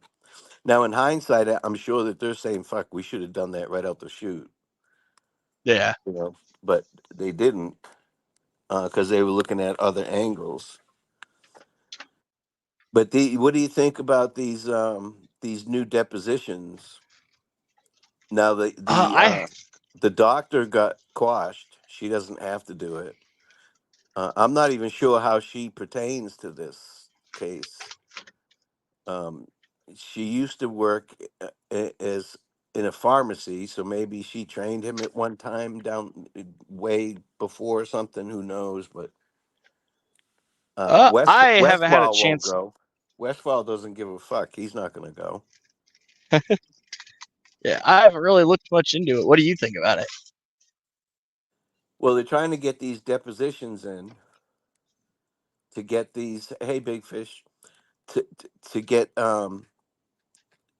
some more meat to their third party. The Karen Reed case that they tried the third party as well, and that ended up with a hung jury. Oh, really? So yeah, so it's not a bad idea. You know, it's the best chance that they have. You know, everybody knows that I think they got the right guy. I think he's guilty, but he still deserves due process. We all do, Yeah. and he's getting it. We're watching it, and the judge is allowing more things now than she was at first. So maybe she'll allow this third party thing. I hope she does. The evidence should stand on its own, no matter what the defense throws at it. The evidence should Yeah. stand on its own, no matter who presents it. That's kind of where if they got a solid case, they can try to say whatever they want. If the case is like you said, if it's going to stand on its own, then he's just going to end up guilty. Which is if he's guilty, that's what he needs. Yeah, because I don't think that law enforcement's evidence has changed at all. It's still the same evidence they had when they arrested him, and the defense is gaining a little traction because they're finding more evidence that lean towards a third party. You know. Yeah. Do you think there might have been? I guess the question isn't so much third party, but do you think there's a chance that there is a second person involved? Well, if he never carries a gun and a knife every day, like some people do, some people don't. A lot of people don't. More people don't than do. So if he doesn't carry a gun and a knife every day, but he was that day, that shows intent. He was going there. He was Yeah. going to hurt somebody that day, right? Doesn't necessarily mean the girls were the victims. They may have been in the wrong place at the wrong time. But if he knew that they were going to be there and they were his target, well, then more than likely somebody else is involved, whether they know it or not. They may have inadvertently shared, that the girls were going to be there, and that's how he knew they were there, and that's why he went there. Um, but it's getting harder and harder to tie anybody else in. It looks like he did it on his own. But that's the only thing is if they were the target, then either he catfished them there or somebody else did. But we already know that Keegan Klein was talking with them and catfishing them. So he may inadvertently have shared that information, and Richard Allen took it Yeah. Um. because those Yeah. creeps all That's. talk to each other. Oh, this is a satanic. But what did you think of the that Pottenmuller or Pottenmuller, the expert on Odinism? What did you think of her testimony? I didn't even see that. I'm still trying to catch up. I've been training all week, and Right. Well, um, I mean, she has a is she the degree one in, that said? Sorry. it's okay. She has a degree in art, which doesn't mean anything, um, as far as, her credentials, but she studies Odinist and Odinist rituals and stuff like that. And she said that this is like a textbook Odinist ritual. And those are pretty strong words, but I guess Nick, when he cross-examined her, he said, so everybody that gets cut on the neck is an Odinist ritual. And she's like, no, of course not. So that kind of like knocked that one down a notch. But at least the defense found somebody like that said that she was an Odinist expert, you know. So she sounds like she knows her shit when it comes to that kind of thing. Um. But Yeah. they can't put, it's just like when Teresa and I talked on this channel. If you play the devil's advocate, say, okay, well, let's say that Westfall and Holder and those guys did do it. How do we put them there? And I think Teresa's thing was um, the cell phone data. Now we Yeah. haven't heard anything on whose cell phone was in the area and how they expanded that area, but it's hard to say the accuracy of it and all that. Now Nick wants all of that tossed out, which is, to me, is strange that he wants all that tossed out. He doesn't want that admitted at all, which Huh. just doesn't make sense to me. But if Richard Allen's cell phone data wasn't involved at that geofencing, we know he had a phone. He admitted that he had a phone. Yeah. So why wasn't that involved in that data? That is a good question. Um. But we don't know that yet. If it was a Yeah. burner phone, it would be a different number, so they have to tie him to that number somehow. And all the I always Google forget people stuff. get. Hmm? I always forget people get burner phones and stuff. Well, I don't think they can even give him an alibi. They can't put him at home. Like he wasn't connected to the Wi-Fi at home with anything like that. Now, I don't know about your house, but my house, I automatically connect to the Wi-Fi with my phone. Yeah. As soon as I'm in range, I'm sure everybody's does. Well, if his wasn't, if his was home and off, but yet he admits that he was there looking at his phone, looking at a stock ticker, then whose phone was that? You know? Yeah. And the phone number that's in the PC is actually Kathy's phone number. And the Google accounts that they froze are Kathy's. Those OSEP 123, those are Kathy's accounts. So it ties in somehow. They they got it to triangulate where they could say that he was there. He was definitely there. And eyewitnesses are tough, but if there's enough eyewitnesses to say, yeah, I saw him there, and I think that muddy, bloody witness is going to be key as well. Yeah. I know one of the kids at the time, I think Aspen said they weren't, or they're currently not an adult, so they probably don't want to pull that one as a witness, but a lot of the witnesses are adults now. Right. So there's a good chance for many of the witnesses to be able to be there and say, yeah, no, that's who I seen, kind of thing. Right. Now, as far as the timeline goes, I know that's been a big discussion, but a group of those girls took a picture of themselves at a bench near the bridge, and there's metadata on that picture and what time and date it was taken. And they said that they saw him soon after. So that's kind of compelling evidence if you're a jury member, to show that that Yeah. wasn't tampered with, and this is the time and date they took it, and then they seen him right after. Well, he said the second timeline he would have already been gone. They wouldn't have been able to see him when he changed his timeline. But we'll see. I mean, the whole thing with the box knife. I mean, I don't put much weight onto that either. It's just like when he was arrested, people were freaking out about his height, and that didn't matter to. They don't arrest people on height, you know. Yeah. So Especially height from an image. yeah. So I mean, we'll have to see. And remember that image. He was walking towards the girls, so Yeah.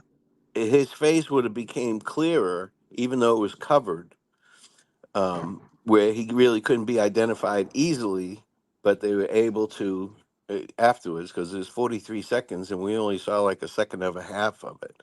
Now, we don't know where in that 43 seconds that second and a half came from. They might have been recording for 10, 15 seconds prior to that as well, but he was just too far away. Yeah. So But we'll see. It's going to be interesting. I doubt there'll be a trial in October. yeah, that's what we were all talking about too. None of us agreed that we didn't think there was going to be one. Yeah, But but I am at the work, longest. so Okay, buddy. yep. Everyone have a good one. I appreciate Ruckus for coming on, and I appreciate everyone for hanging out as long as they have. Have a good night. You guys have a good day.